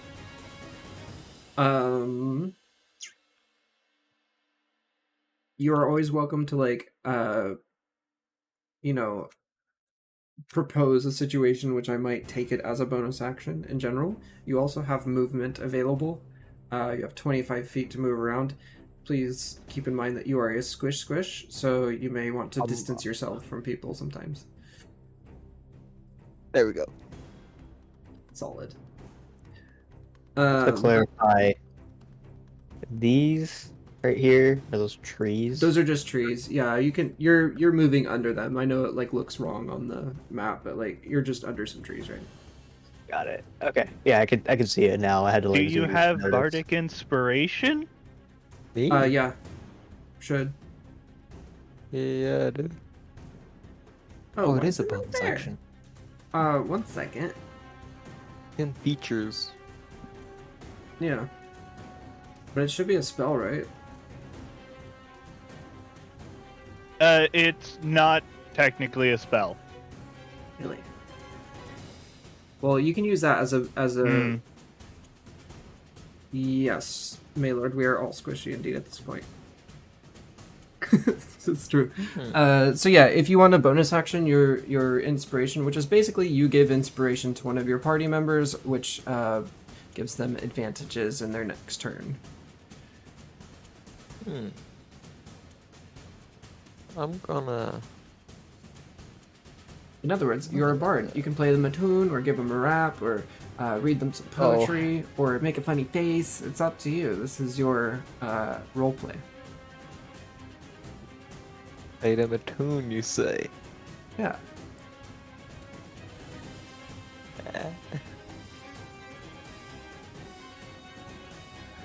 Yeah, sure. I assume I just hit the dice button and hit usability. Yeah, sure. If that's an option for you. That's what came up for me.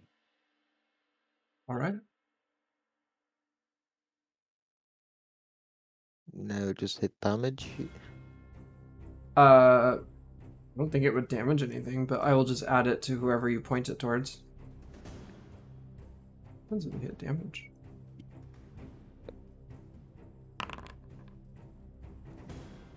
Huh. I don't think inspiration damages. It's the first I've heard of that. Damage No, right here. it only up. I think Foundry Wait, just put that what? there for Huh? fun. Anyway, just tell me who you want to be inspired, and I will add it to them. Sebastian. Okay, Sebastian, you are being inspired. Thank you. I'm very inspired. I hope the song Chocolate Rain inspires you. It very much so does. Very, very inspired. Oh, you're using that other style. Ah, my brain. I'm I'm gonna I can switch just to. check the Honestly, inspiration box. we're just gonna have to. Oh, you did. Okay, cool. Yeah, I can I just couldn't check find it. it. Yeah. I'm Okay. switching your sheet back to the other kind. Okay. No, I mean, you can use your standard. I'm just gonna switch it when I need to use it, and then you can have your normal style. If that makes sense.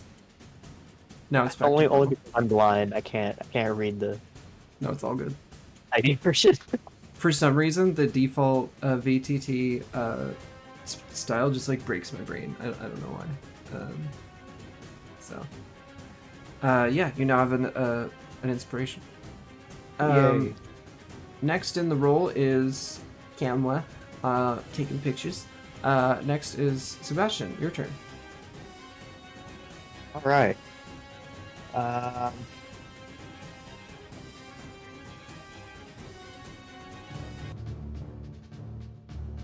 Let's see.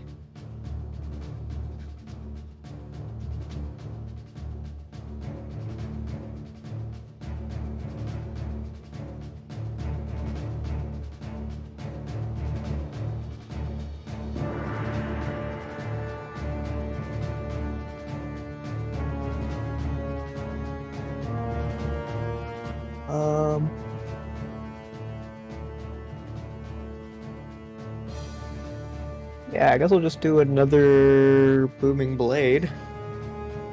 Okay. Oh yeah, didn't you have to do your booming blade damage after that? Because I didn't understand it quite. Oh, well, does it? Okay. Oh, yeah, actually, I guess since it. Because you were like moved- charging it up or whatever, and then you were gonna use it on your next turn or something. Well, no, it's if.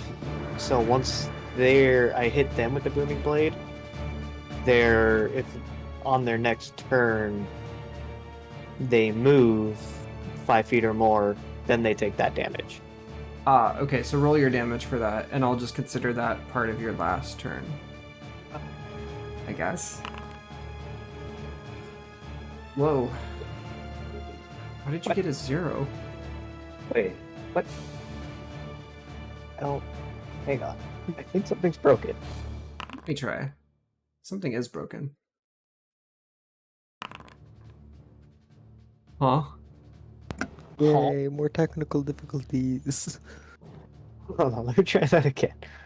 Does the Wait, formula. Wait, why is formula 0 plus bonus? yeah? That's probably why it didn't roll properly. If the formula has Yeah. zero. Should not be 0. What the fuck? Boundary, please get it together.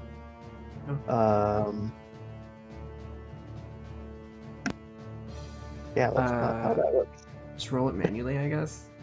I Yeah, mean, it's a. What's yeah, it? you can just roll a d8 Yeah, it's 1d8, right? Yes. for now. 1d8. 7. Alright, you hit them for 7. And Okay. then. So that was for the previous one, right? Yeah. The opportunity attack. Yeah, I consider it part of that. We'll Okay. look at this roll later. But for expedience, Okay. we're considering it that. Got it. So that was on this guy. So then I'll Mhm. make another attack. I'll make my attack on this one. Okay. So you let me do my dagger again. Dwaga. Oof. Oof.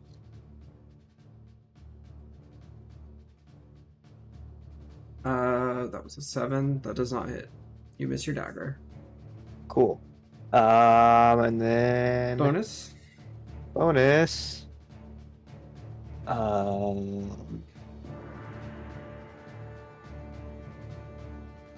Just to be safe. Wait, that's not. Wait. Yeah, that's it. Tempest. I don't know how to pronounce it. Basically, I can. Tempestuous magic. Yeah, gust of wind. Go move 10 feet. So I'll move. Okay. What's the ruler? Is that 10 feet? That is Yes, 10 feet. it Yes, is. so I'll move. There. Out of the way. And that'll do it for me. Okay, bondage. This bandit is very upset that you struck them when they were pissing. They're very embarrassed with their drawers down, and they turn over at Leo and a little awkwardly with their pants down, just smack at you with their scimitar. Their hands are a little wet though, because of the scenario. So You get whacked with the scimitar and something else. yeah, they fail to hit you. The scimitar kind of slides out of their hand, and they are reaching down to pick it up again. That misses you, Leo. I'm pretty sure. Yes, it does. What did he roll? Sorry, Seven. No, sorry, 6. Oh, yeah. Your AC is 13. You're Oh, all yeah, good. no. Okay, this bandit is looking right at the big tiefling going, what the hell? Why is she just standing there? And what the fuck is this big ass barrel on her back? And they're gonna smack you with their scimitar. That's mighty rude of them, but okay. Yep. That misses, thankfully. Heck. Alright, that's the end of their turn. Guardian, it's yours. You have the floor. As this bandit tries to smack her, she's going to, for the third time in the session, extend her nails into the claw, and she's going to slap him. I roll for smack. Macca. I miss. Yup. It does not smack. What would you like a bonus action or anything? There's not really. Nothing you can do. Yeah, there's nothing I can do, unfortunately. You want to move or anything, or you're good there? I can't really move because if I tried to move, I got this guy over here that's right next to me. I'm sandwiched between two people. Yeah, that little opportunity attack though. Okay. Fair. Yeah, no, I'm not moving. That's a bad idea. Maylord, it's your turn.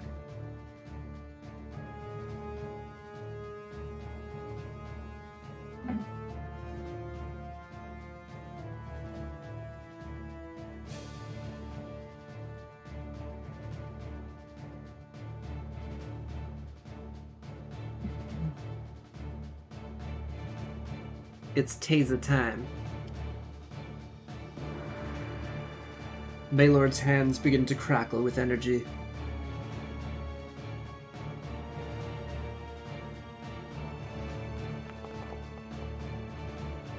Oh no! Ooh. Oof. And that'd be against this bandit to your right?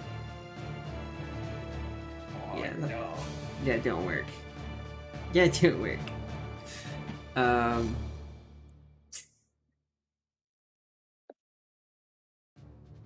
I guess there's nothing else you can do.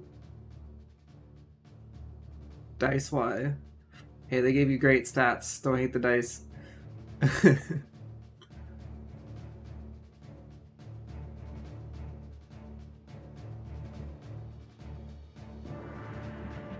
We need a virtual dice too. Yes. Okay. Is there anything else you'd like to do in your turn, or are you done?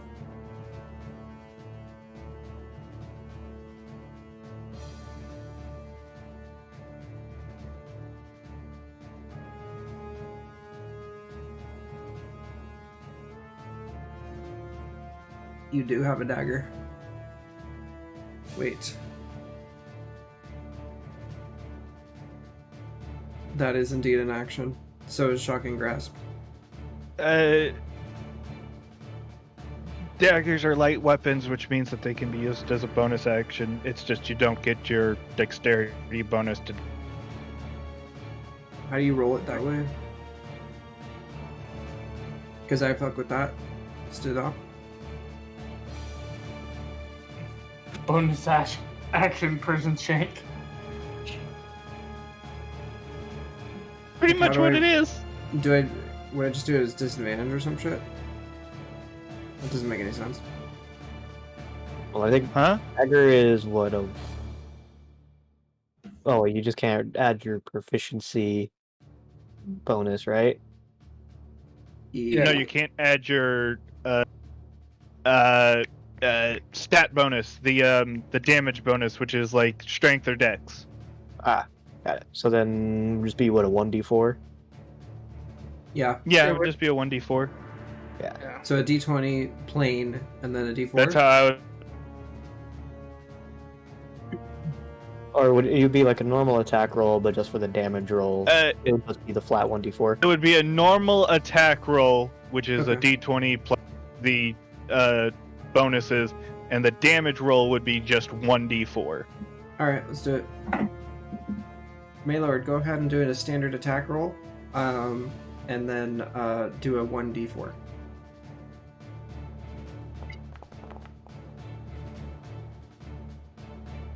$14 does not hit, sadly. If you're attacking the captain. I forgot to ask.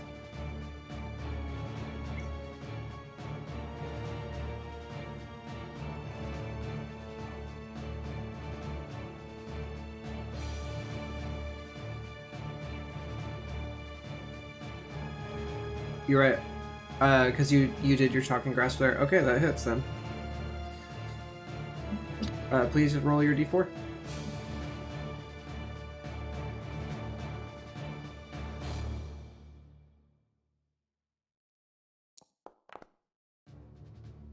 A 1 and a 2 and a 3.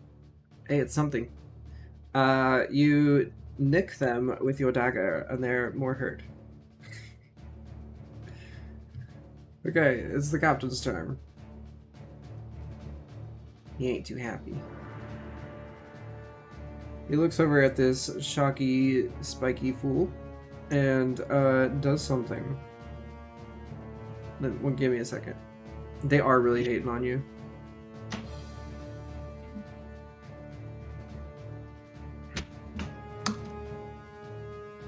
They're gonna dagger you back. He does. He does take 2d4 damage, I think is what Bix is trying to get across. Voodoo. The captain. Oh, from the. The guy she sprayed acid on. Ah. They. Captain is still cooking. They. Sorry.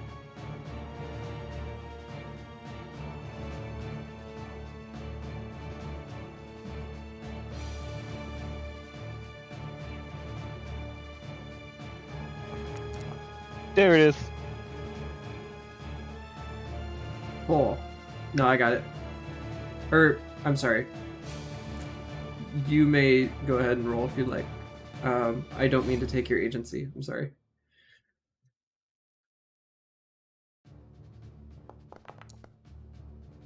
Even better. There you go.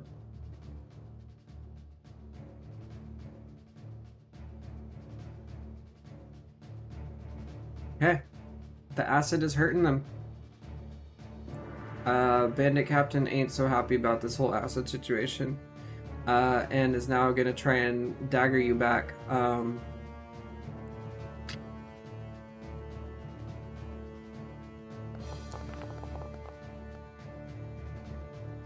A 7 does not hit. They miss once again. Still, they're kind of losing their eyes at this point. They're going blind. Thank fuck indeed. Alright. Leo, your turn. Wait, no, I'm sorry. Yes, Leo, your turn. Just a moment. Everything's kind of slowing down for a second. Just That's okay. Take your time.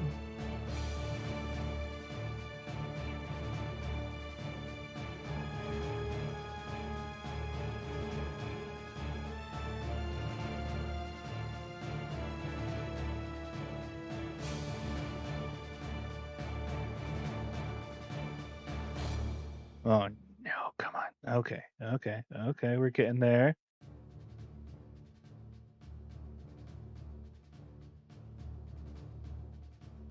Or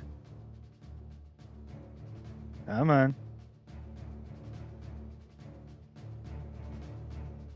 Oh, what are you doing to me now? Is your computer on the fritz? Yeah, I'm trying to select stuff and it's just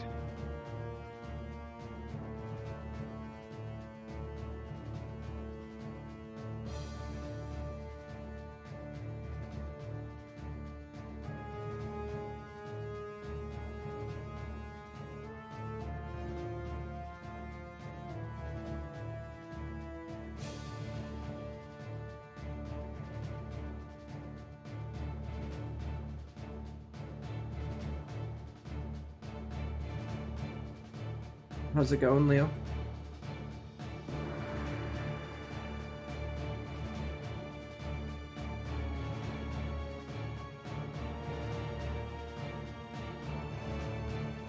Did we lose him? By the sounds of it, maybe. hello. Hey. Hey, Get me compute. oh, Okay. I can roll for you, Leo. What would you like to do?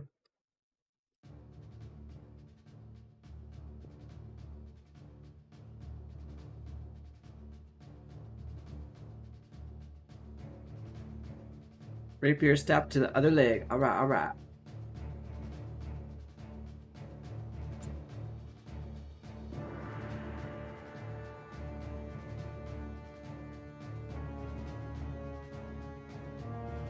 A wee little poke. Attack. It misses. I'm sorry. Would you like to do a bonus action?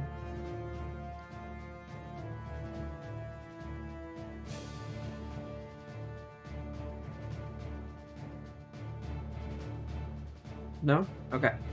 Moving on. Delilah, mm-hmm. it's your turn. Okay. I'm gonna... One second.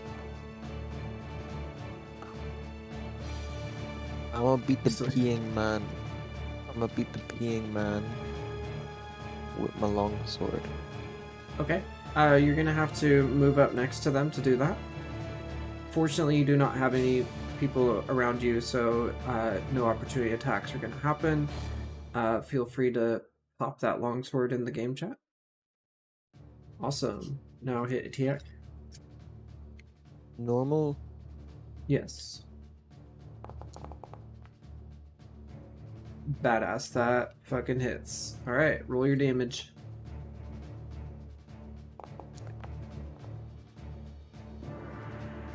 Okay, you see this little gnome scurry up and just very expertly just get this half-naked man just right in the chest, and oh, he is not feeling good anymore.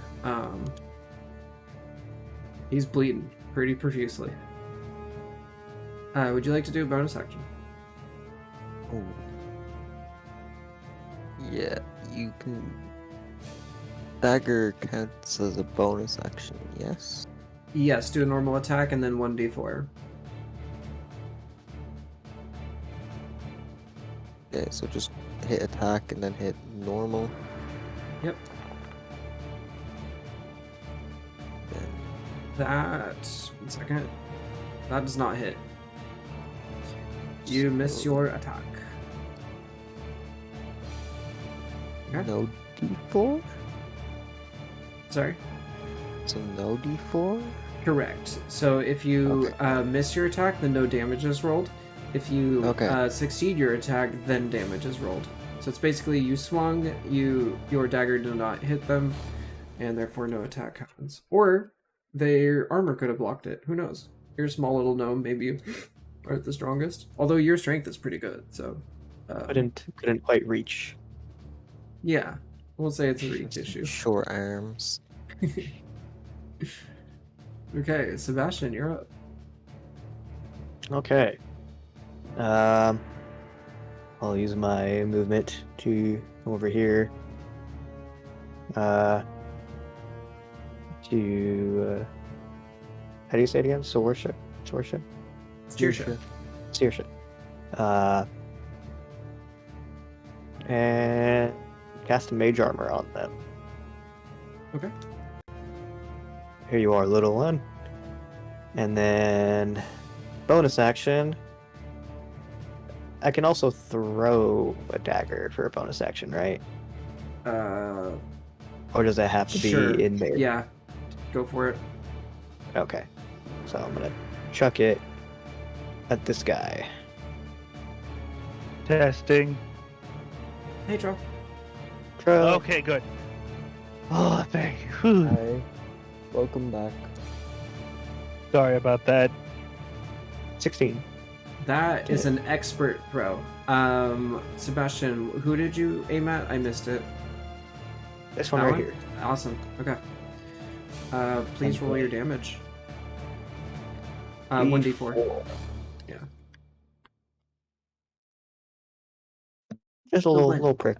Just a little prick. His armor's pretty good. It's It's a little, not as little of a prick as this guy. it is little. He's hurting. That didn't. That wasn't insignificant. Okay. Suppose that's it then. Bandit's turn. The pisser. The slippery pisser. He's gonna look over at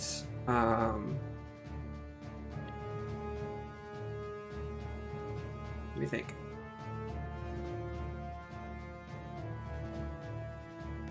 Flip a coin. That's kind of what I'm thinking.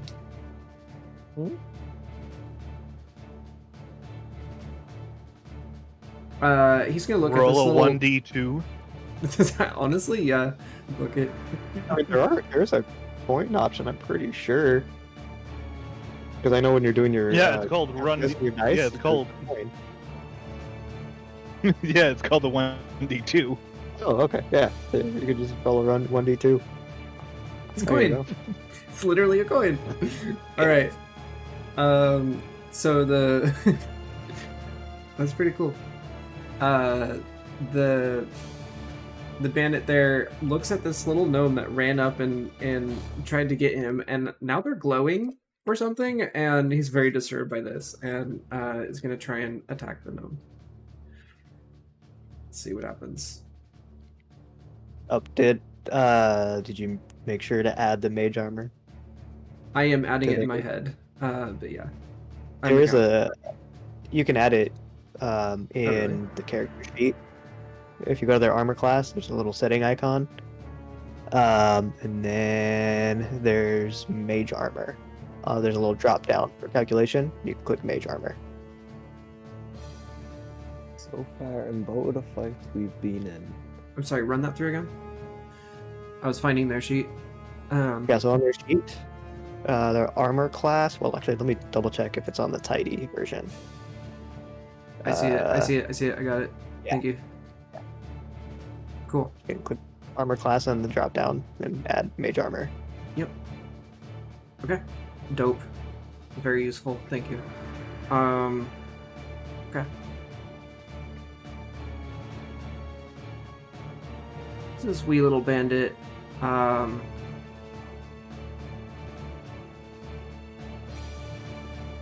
Attempts to attack the small one. I guess they're not small. The bandit themselves. The 9 does not hit. They miss. They're still slippery. Next one is this one. Gonna take an attack at Maylord. Sheets. Seeing as it didn't go too well with the tiefling, they're gonna try their hand at this little drow.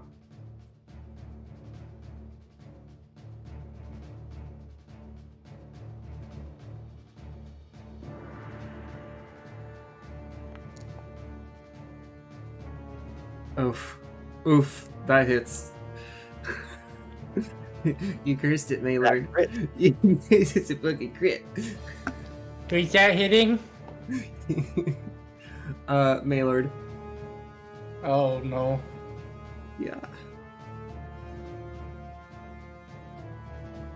Virtual dice jail indeed. Oh, jeez. A 9. I hope you have some health points.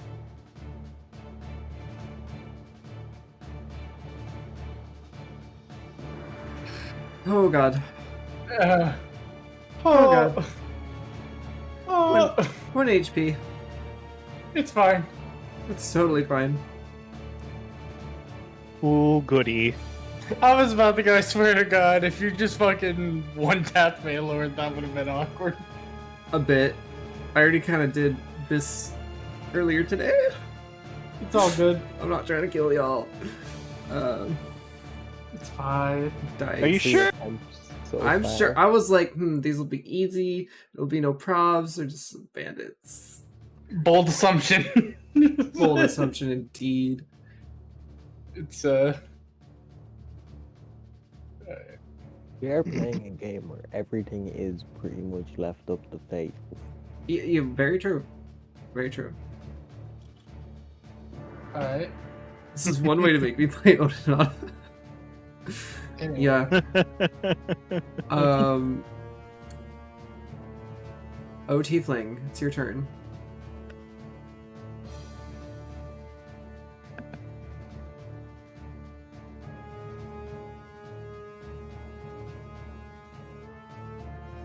Guardian. Your turn. Oh, is it? You're the only Tiefling. Yep. Sorry, I didn't hear the tiefling part. It's okay. Gonna try again. Same thing as last time. Gonna try to slap the bandit. Okay. The one on your right? Yeah. 16 to hit. That hits. Slap goes the bandit. 6 slashing. The bandit dies. Crumples to Good. the ground, full of garbage thoughts and bad intentions. Just dead. Hope he fucking ragdolls like a Bethesda character. Exactly. Oh god. That's my turn. Maylord, you have been avenged. Guardian, would you like to do a bonus action or anything? I don't really have any bonus actions I could do. Okay. That would be helpful. Maylord, your turn.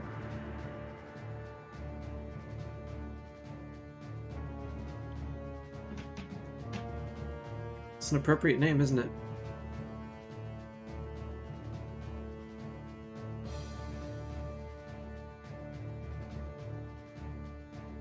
I will say, I am rolling disadvantages because on this captain because his eyes are pretty much gone at this point. Well, that's 4. So the opportunity attack might, yeah, that's a gamble for sure if you want to bounce, you know. Yeah, taser the blind man. Go for it. It was a normal day in Dublin in Ireland anyway. Fair. Ooh, hello. Hello. The dying drow is pissed. Yeah, I wonder why. They are feeling spiteful. Sadly, they don't do a whole bunch of damage, but you know, we'll take it. That's like the equivalent of like building up electricity on your carpet and then shocking someone. Yeah, I feel like there's better attacks here. Is that like a very powerful attack? Shocking grasp is 1d8. really useful. Yeah, 1d8's pretty good. Yeah, no, it's useful. It's more so useful. Shocking grasp is just good in general, but it's just more useful if you're up against, say, like paladins and anything in heavy armor or constructs. That makes sense. Yeah. Yeah. It's damage. It's just more of shocking grass is more useful if, like, say you're up against a city guard and plate, then you could just be like, advantage. Yeah. Yeah. Maylord, would you like a bonus action or a movement or anything like that?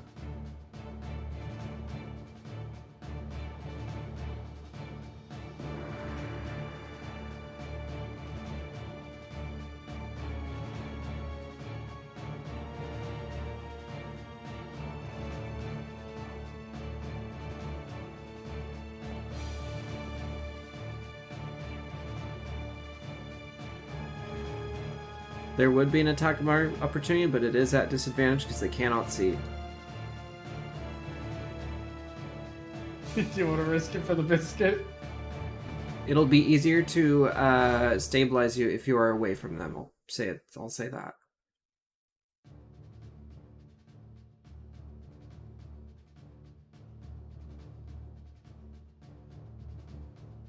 Okay. Please do. This be the one time they fucking crit. Got it. Just there?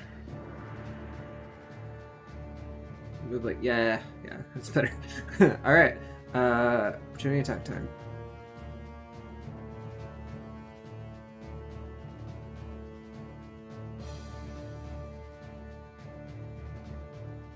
They continue to swing wildly.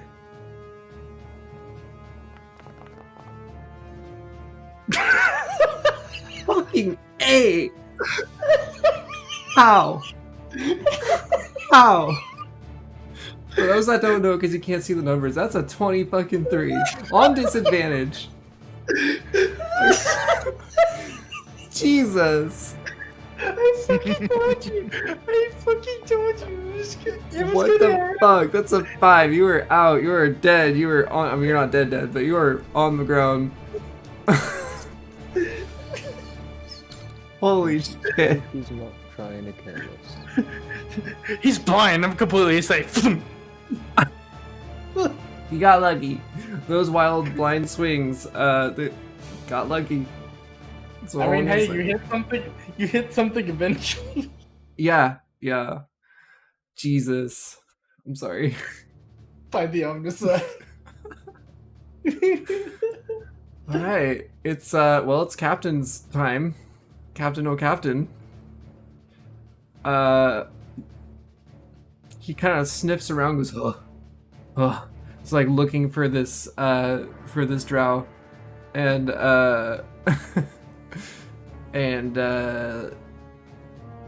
he can tell that the big thief is next to him, so, it's gonna try to give a little slicey dice. I mean, it's a dagger, but it's still just like, Oh, don't Yeah. forget the what was it, 2d4? Thank Whatever you. the acid damage. Yeah, I'll do that. Right now. by the omnicide. Nice. That's fucking fire. Wait, what was it? I can't math right now. 1 second. Okay. Maylord, as you're laying down on the ground, your acid is still eating away at this captain's skull. He may have gotten you down, but he's not feeling so good. All right, and with that, he attempts to attack good old Guardian. That hits. That hits. Yep. Because Guardian has no armor. No. Well, she does. She is a merchant after all, so. Yeah. Yeah. Still gets shanked. 5. Oh. Ow. Oh. Ouchie. Ouchie. I swear to God, this one man downs 2 of us while blind of going to cry. He did though. Hmm? You wait. Did you already subtract your health? Yeah, I did. Okay. No, you're fine. I'm sorry. Yeah. No, you're You're good. at I three. got it. My apologies. No, you're good. That's why I was like. That's why I'm Yeah. kind of glad he was using a dagger, not a scimitar, because I was about to fucking cry. No, you're still up. You're still good. Yep. I love how It's the all one good. healer is down right now. It's fine. It's fine. Leo, your turn. It sees Maylord go down and just goes, shit, you two, go! And he, like, is yelling at Sebastian, and it's Shersha. I can't say it again. Can you say it one more time? Shersha. He just tells them to go and deal with that. And, he's gonna try and stab this guy again. Okay. Yeah! Come on. Shersha. Son of a... Yom. Yom.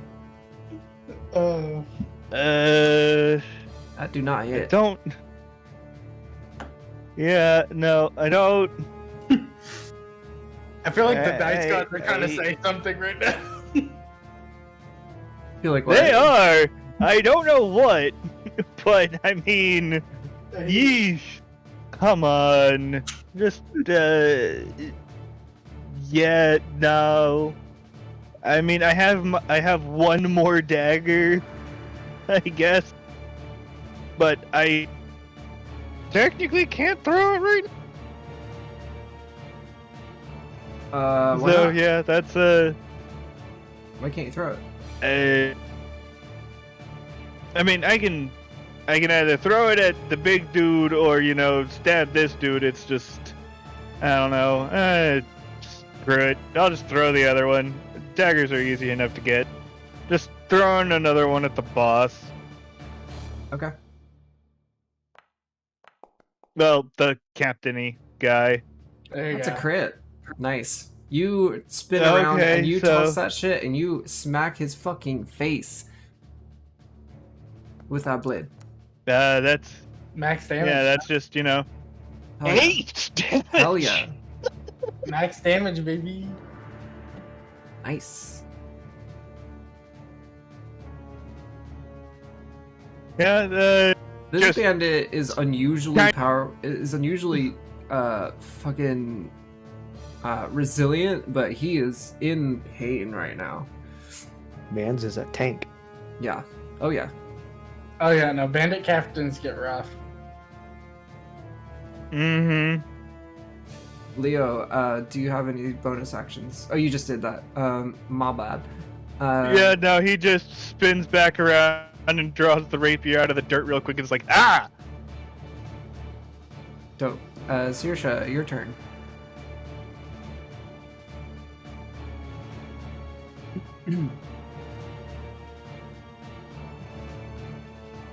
See your shot. See your shot.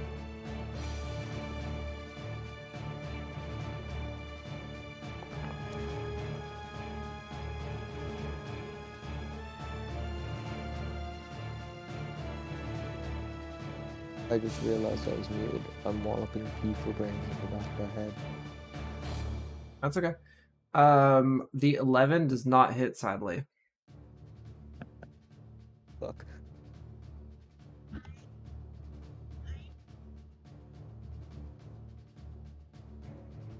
But yeah, no, it's pronounced Saoirse.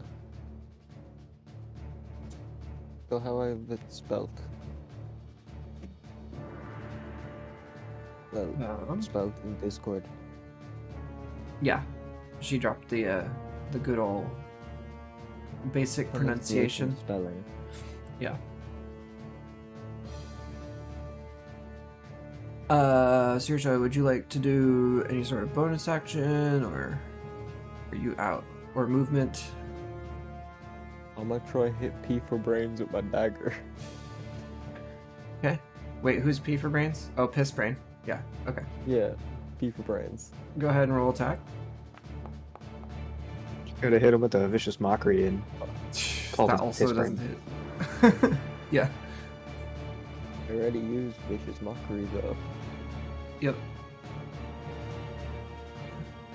Wait, both your hits are so close, but they do not hit. So, I guess that's it for your turn. Unless you'd like to move, but that will It is a incur an cantrip, opportunity which is unlimited. Oh, what? Oh, I was thinking of Bardic Inspiration. Yeah, it is an action, but it's like you can use it as much as you want. So I'll keep that in mind. Yeah, cantrips you can basically spam. Like there's, you don't Oh my require spell God. slots or anything. I could just be any bad comedian. uh-huh. Sebastian, it's your turn. Okay. I'm wondering if this would count as an action or as a bonus action, but Okay. I was thinking I would use some of my movement to run up to Mr. Bandito leader here, Okay.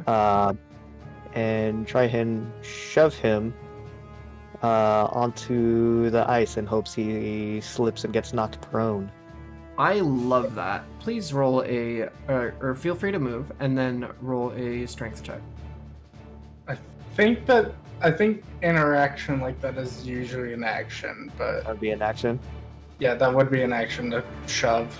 I agree. But And would that be, since I have inspiration, that'd be with advantage, right? Yes. A D6. Okay, so I'll roll my ability check and then add a d6, or I add the d6 automatically. I was kind roll of it thinking in. of using Oh, I advantage guess as... Hold up. I can. Time Okay, out. yeah, I can click with Time out. advantage. I was wanting to use inspiration as giving advantage. But bardic Oh. inspiration is a lot more different than normal inspiration, though. I mean, Right. if you want to run it like that, that's gonna make bards incredibly stupid. But So how that's does on it? you. So how does that work then? So the bardic inspiration doesn't. It gives you an extra set of so bards have a pull die, so it's a d6 right now. You add that on top of whatever you're rolling. So the strength test check will be your 1d20 plus your modifier, and then you add the d6 on top of that. Got it. And then So, as you but it wouldn't be the levels- same. as- It would not be the same as having like inspiration checked on your character sheet. No, that's more of a DM thing. Got A DM can give that kind of inspiration that does that, but bardic okay. inspiration is a whole different mechanic. Okay, so for this, I would just roll I'm my down with normal and then roll a 1d6. Yes. Got it. Yeah. Okay. So I don't want to break the game, but I do like playing with stuff. Oh, nice. Oh, well. Yeah. Yeah. No. okay. I don't even think the 1d6 is gonna make a difference here, but Just go for it. You can just not spend it. bye.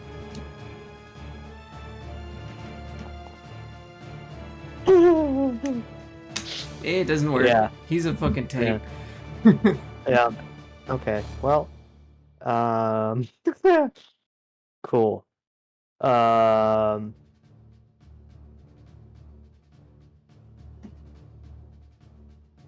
Bonus action. His ground is very, very solid right now. Bonus action. Retreat. Yeah, go for it. Well, did you cast a first level spell?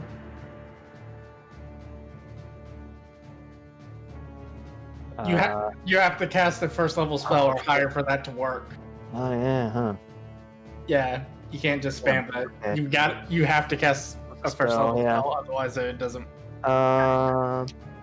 Okay, and then trying to shove him would count as an action. Yeah, trying to shove. Yeah. Dagger. Okay. Go for it. Little stabby stab. Shank him in the jugular.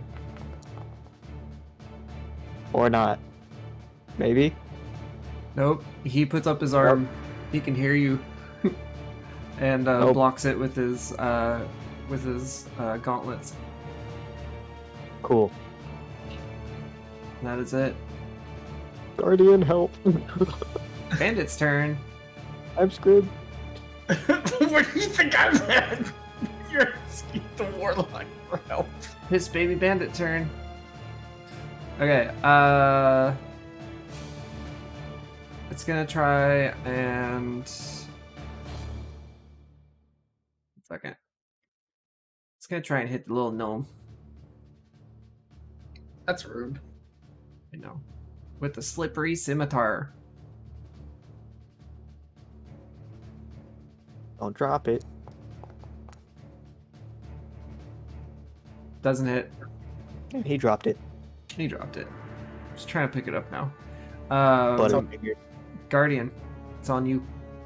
Alright, I'm gonna. She's Yeah, going you did it. to shank the man with the claw again. Go for it. 24 to hit. Dope.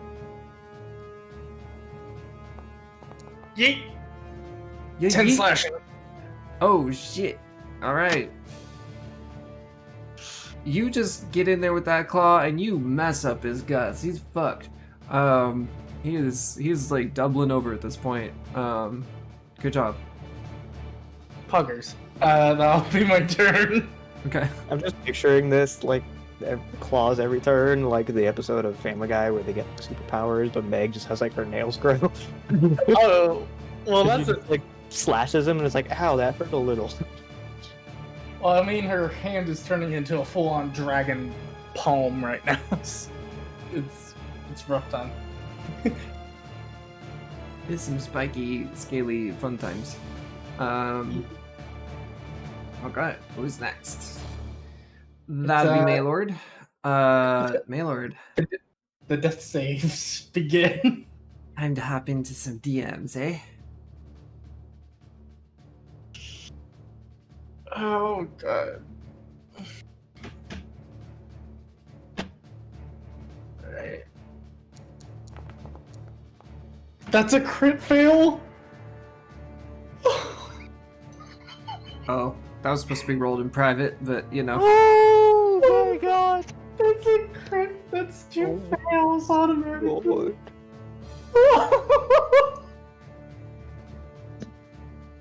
Oh no! Oh no. Oh no! Oh god.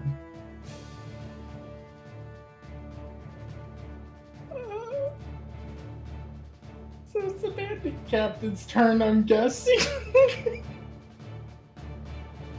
So. Wait, how many left do you have? So you get three Three, chances. right?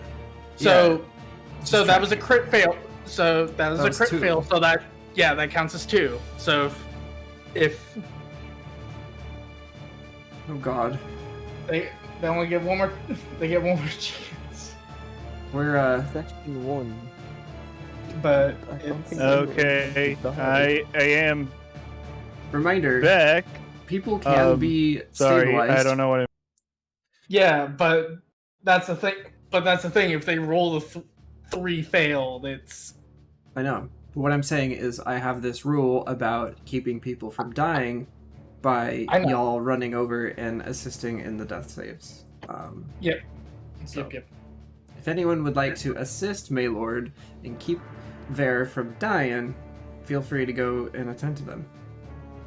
One of us is gonna have to give up an opportunity attack. Yep. Yeah.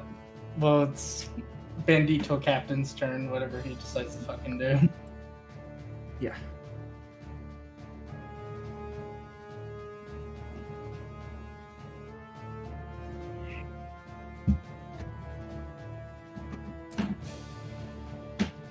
Oh, thank God. All right, Bandit Captain.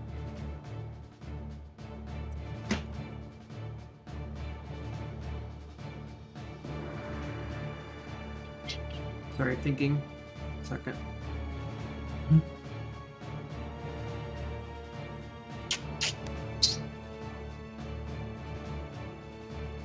It's gonna try and swing wildly at old sorcerer over here. Mhm.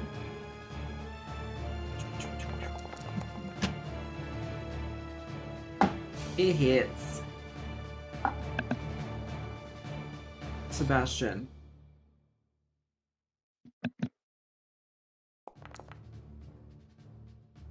You lose 4 hit Howdy. points. You're hurting. Big ouch. Oh god.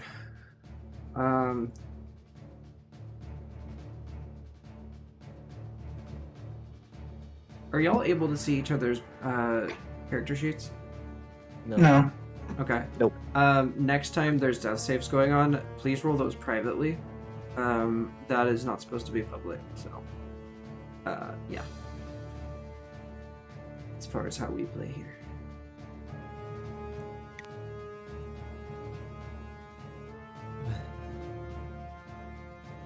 Okay.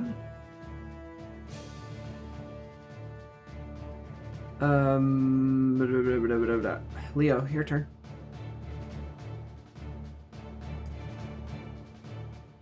Oh.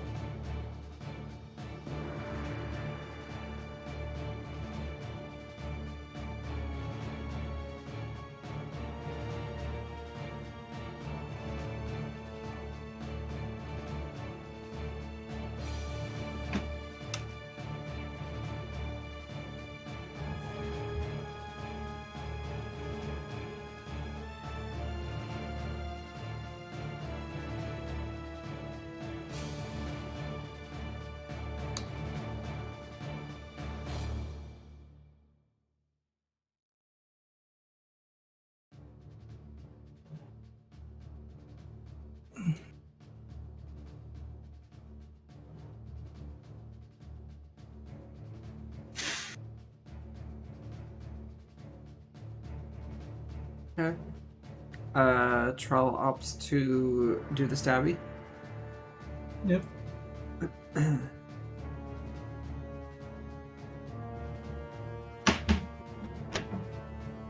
Keep losing sheets. With rapier.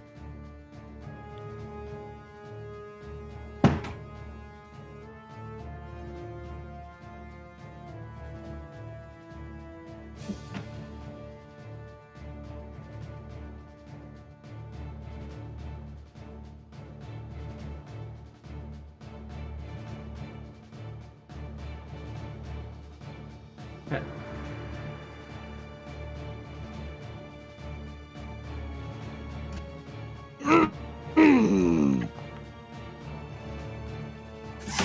Fuck. Doesn't work.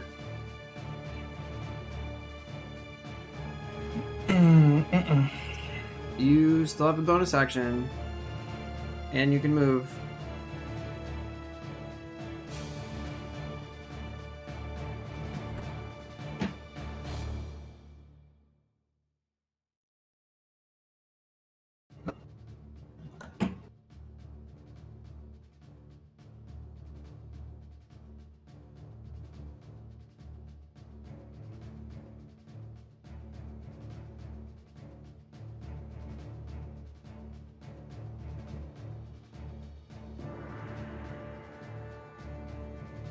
Okay.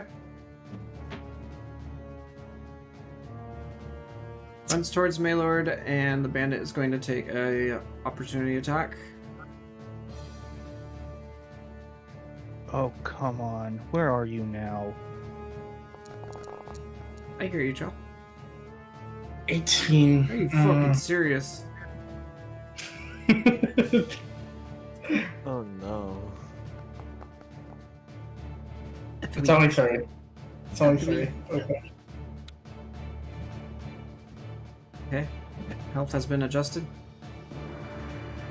You are now sitting by Maylord, and death saves are now going to be medicine checks on Leo's behalf.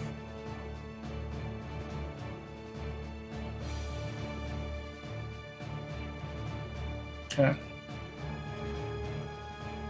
Delilah, your turn. Yep. I'm gonna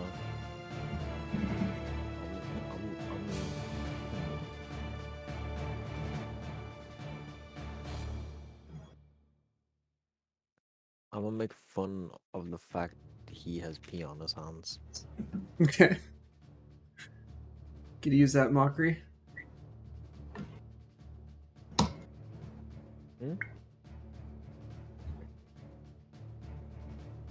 So they gotta make a wisdom saving throw. I'm just slow with the sheets because they get all complicated and confusing.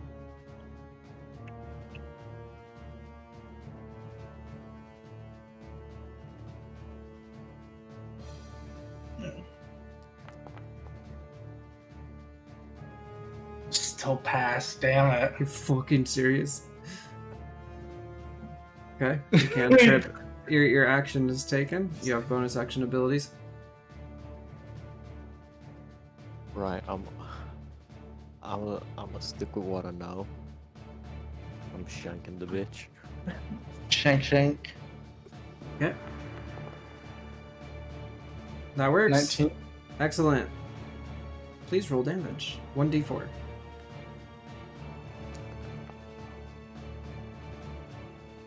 Hell yeah. I'll take the +1 away. I don't know what that's from. Probably just did normal damage, but yeah, 1d4 for that. They're dead. The piss baby is gone, soaking, stinky, disgusting, out of there. Okay.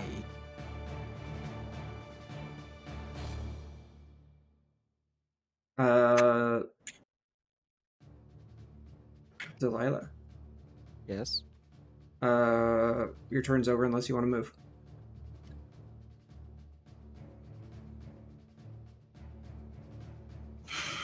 All right, double stack with the Maylord assistants. Dope. Okay. I can accommodate for that. Next turn. Sebastian, it's up to you.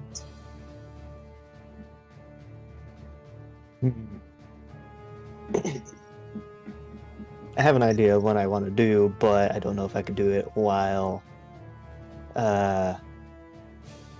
Guardian is there.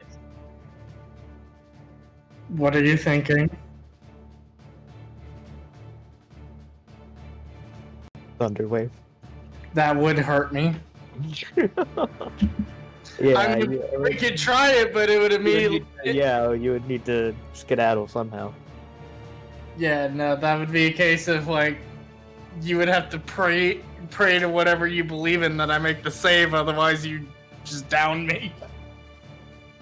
Although, I mean, if I do down you by accident in the crossfire, but manage to take out the guy, that would at least be out of combat, and I could do a medicine check on you.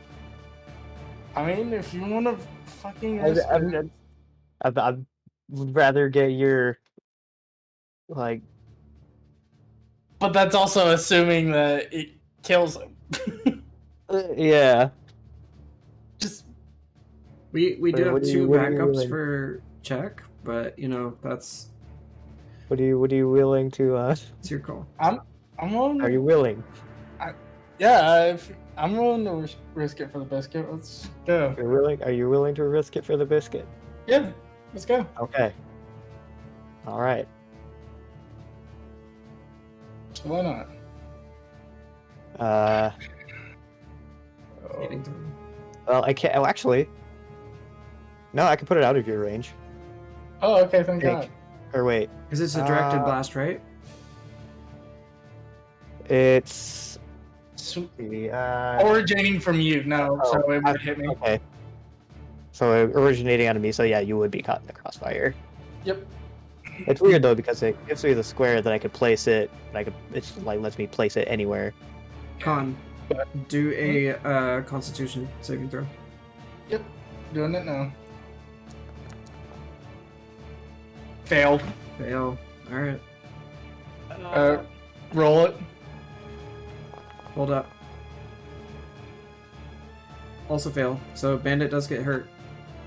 Okay. Roll the damage. I'm so sorry. No, you're fine. 11. Yep, Jeez. down. See, we would have had a problem if he rolled the max damage, because if he would have done double my maximum hit points, we would have a whole different conversation right now. Yeah. Please tell me that down the bandit. Nope. Are you serious? They It's a bandit. are bandit cap. on their knees. They are wheezing. They're alive. They're unable to fight. Bonus action. Do it. Shank. End it. Okay. So that'd be 12. That doesn't fit. That doesn't work. Damn it. Yeah. It's Well, Alright, check. I'll do my I'll do my stuff in private. Yes, please.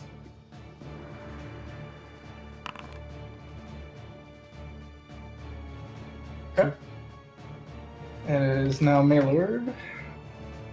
Maylord, also- do not roll. I'm also next to them, so I could do Yeah. medicine check, You- right? Yep, you can assist. Maylord, do not do your saving throw. Alright, your death saving throw. Blah, blah, blah, blah. Leo, oh, I'm blanking on your name. Please do a medicine check.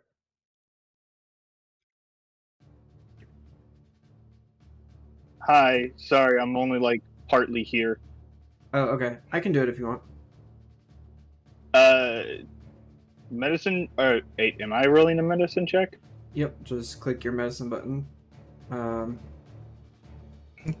Do a normal roll.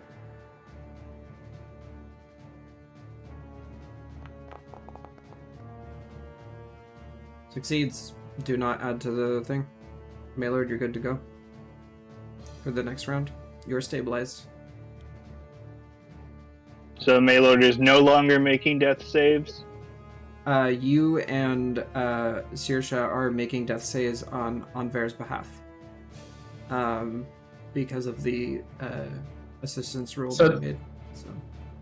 So does that take away from their turn?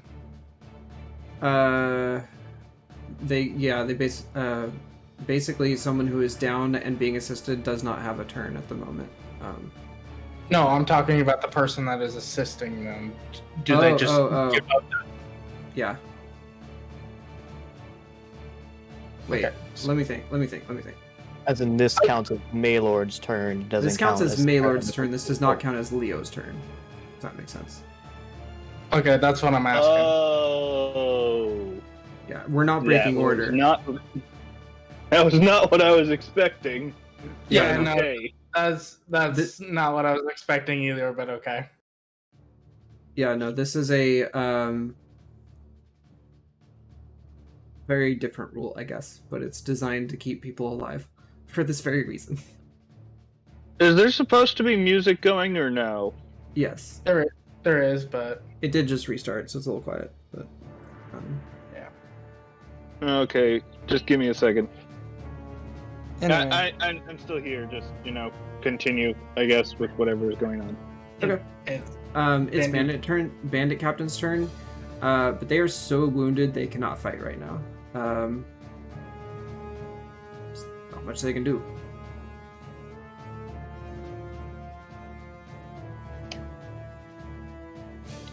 Let me see what I got.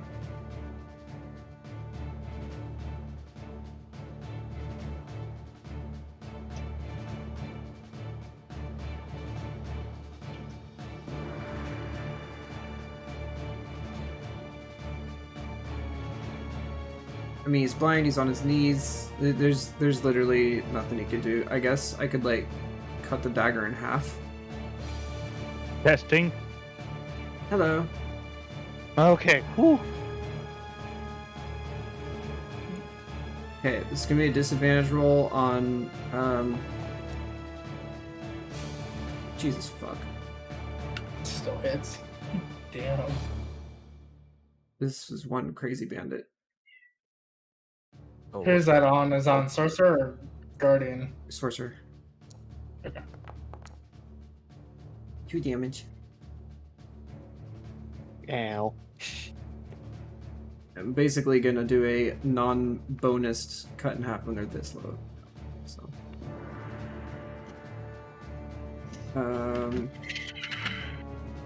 Alright. On to the next. Leo, your turn. Wait, who was that on? Was that on me? Yeah, that was on you. Okay. Leo would like to use a medicine check to attempt to stabilize Maylord. Okay.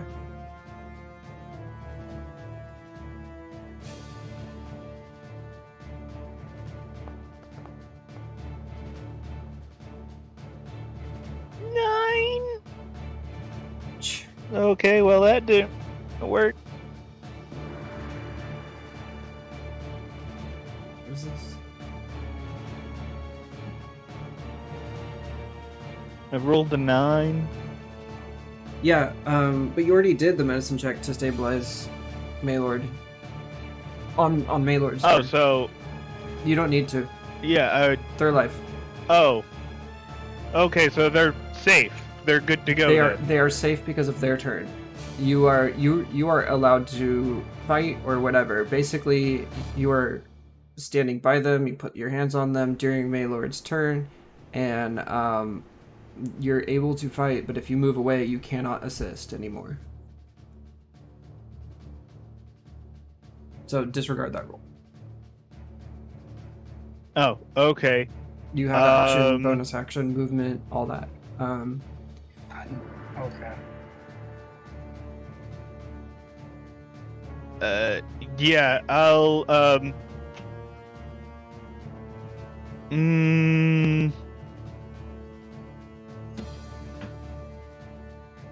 I guess I'll just holler over to the bandit captain and just yell, "Surrender, you idiot! Everyone else is dead!" He spits blood and goes, "What for?"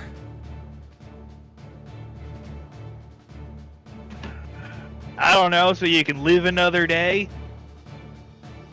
If not, oh well. He'll just maintain... Roll me persuasion. Persuasion? Okay. None of my charisma-based skills are that great, but you know, I was hoping... whatever. Okay. 16. Yeah. He's just maintaining Maylord's stability. That's really all he's worried about right now. Okay. The bandit.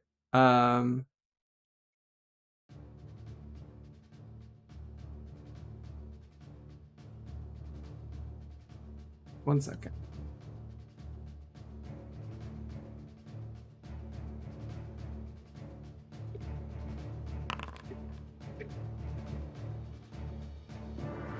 Okay.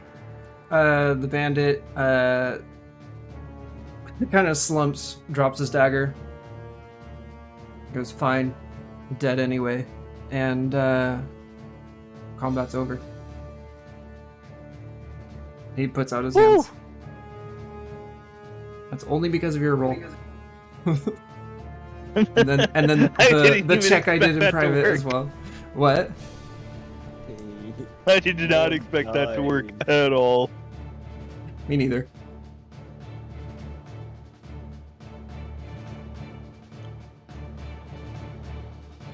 No one died. That's great. Sebastian is gonna come and slump down at the tree. So uncivilized. Ah, shit. My bad. I know you almost died, but no one actually died. I mean, this is true. Yeah. Um, Party, what do you want to do with this bandit? Execute.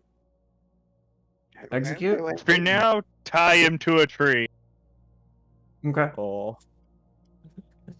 You drag this poor Anyone have- bastard over to a tree. He can't see anymore. He's bleeding from multiple orifices. Or newly created orifices, if we will. There's blood all over the snow here. He is functional but can barely talk. Maylord is in critical condition but is alive. What say you, party? A potion. bandages, something. I only had. He just pulls out like a handful of like semi-clean rags that equate to bandages. He doesn't really. I don't really have anything. I just.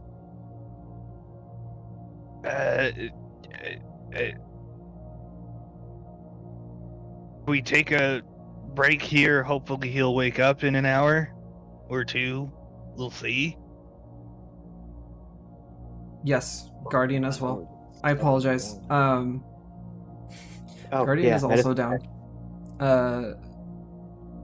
If anyone would like to attend to her as well. Yeah, if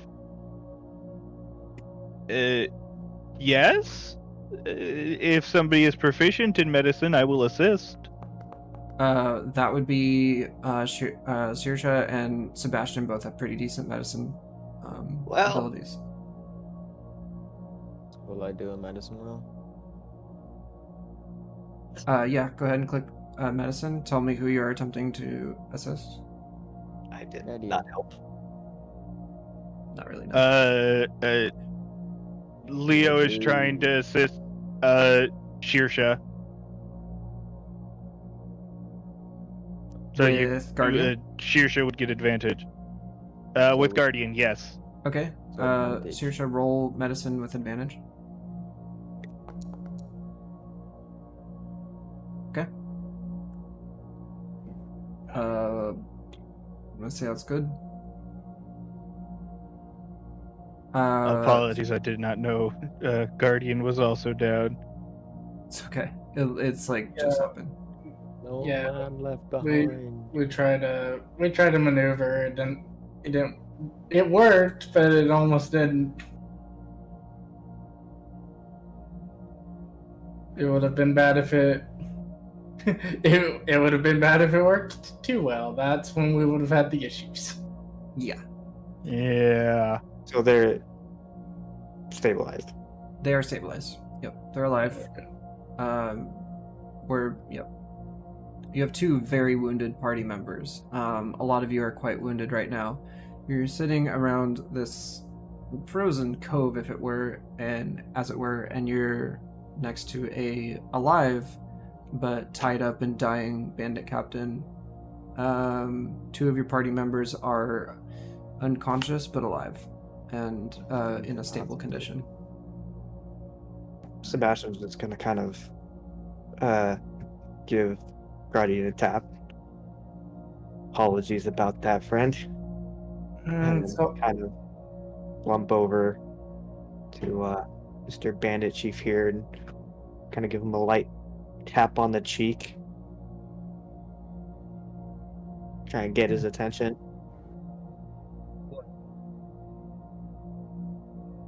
So what are you doing here exactly? Making money. What the fuck do you think? Making money how exactly? It's a little over your head, Not, kid. Not hijacking carts, is it? Carts. Don't know about any carts. Leo goes over and stabs him in the leg. You have to. I'm already blind. And he puts two fingers underneath the chin and just kind of pushes in there and says, "You can stop being an ass now. Always kind of was You one. kidnapped my friend. You kidnapped a very good person. And, you're just being a shit. So, either start talking and explain what we want to hear, or I'm going to fill you repeatedly with holes. And believe me, I know all the ones that don't cause you to bleed out."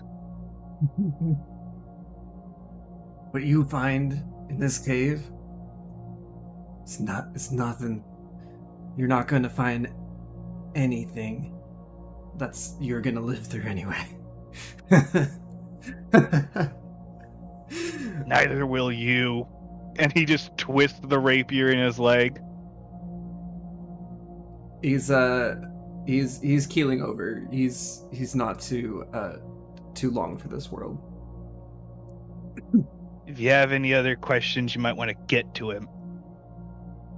No questions. There's a lot coming, and you have no idea. And he takes his dagger and fucking cuts his own throat. He was tied up. Oh. And Alright. he has no dagger. Fine.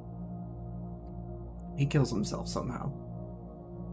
Apologies. He bites his own tongue. I'm sorry. Whatever. Yeah, he perishes. So uncivilized. Exceedingly.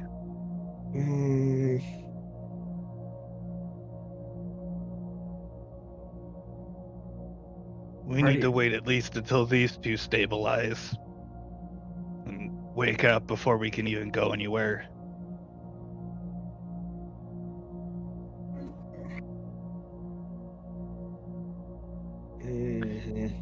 Is it possible for us to take a short rest? Yeah. Short rest, and honestly, this is a good time to end. The session went a little longer than I had planned anyway. If you would like to just take this as your ending time for the day, and everybody run a short rest, please go ahead. Saoirse went out for a smoke, so I will do the short rest on her thingy.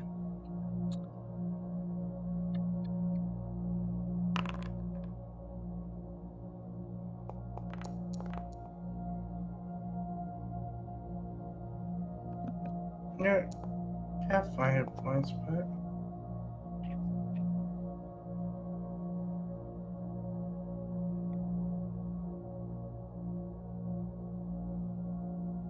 Dope. Okay. You all take... Go ahead. I was just gonna say, Sebastian would just slump against the tree, just let out like the biggest just sigh. Just... Leo would dig around in their shit, not like their stuff. Like he would loot the bodies. I didn't want to say loot the bodies, but he loots the bodies. For sure. If they have any healing potions, feel free to pass them out. If only. They don't. What you do find, though, is a document in the captain's trousers. This document reads, for the old ones. That's all it says. Oh. Can Leo also retrieve his dagger? Sure, you can have a dagger.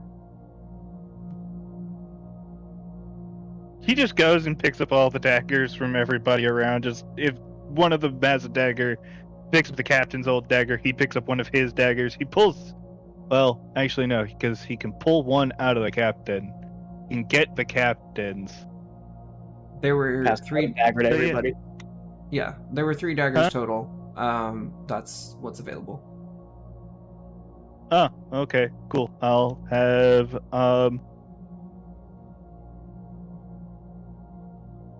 4 daggers. Yay! Daggers for everyone. But you're not going to pass them out to the party. Somebody. I mean, that's on you. I mean, does anybody want? There's the scimitars too. I mean, I can use them, but you know, I like my sharp and pointy stick. And he like swings the rapier, like wiggles it around, like neow. Feel free to toss me one of those scimitars. I'll take one. Sure.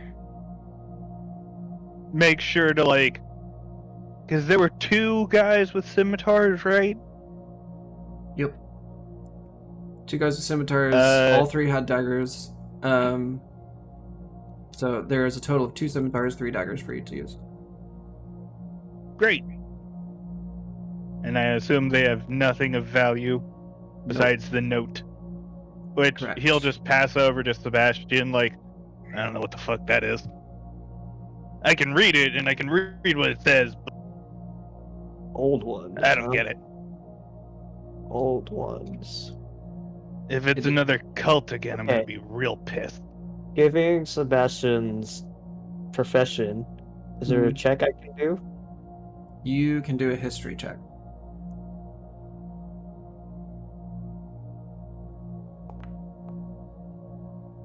Cool. You don't Nope. recognize the reference. It's just some words to you. Old ones. Well, that is rather vague. Not sure. Fortunately, that's what cults just love. They love being vague.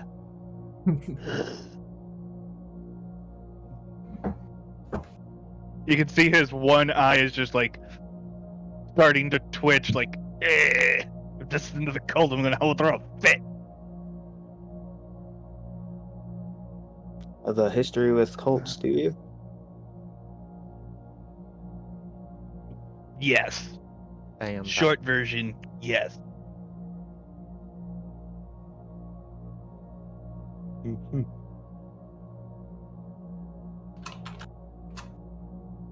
Maybe I'll tell you about it. Right now, not in the mood. Sorry. That is fair. I'm assuming their armors, if they have anything, is kind of just all, leathers and Yeah, it's nothing better bullshit. than you already have. It's yeah. Mm. Not much else to grab. If anyone would like to do some more dialogue, feel free, but we will be ending in just a moment.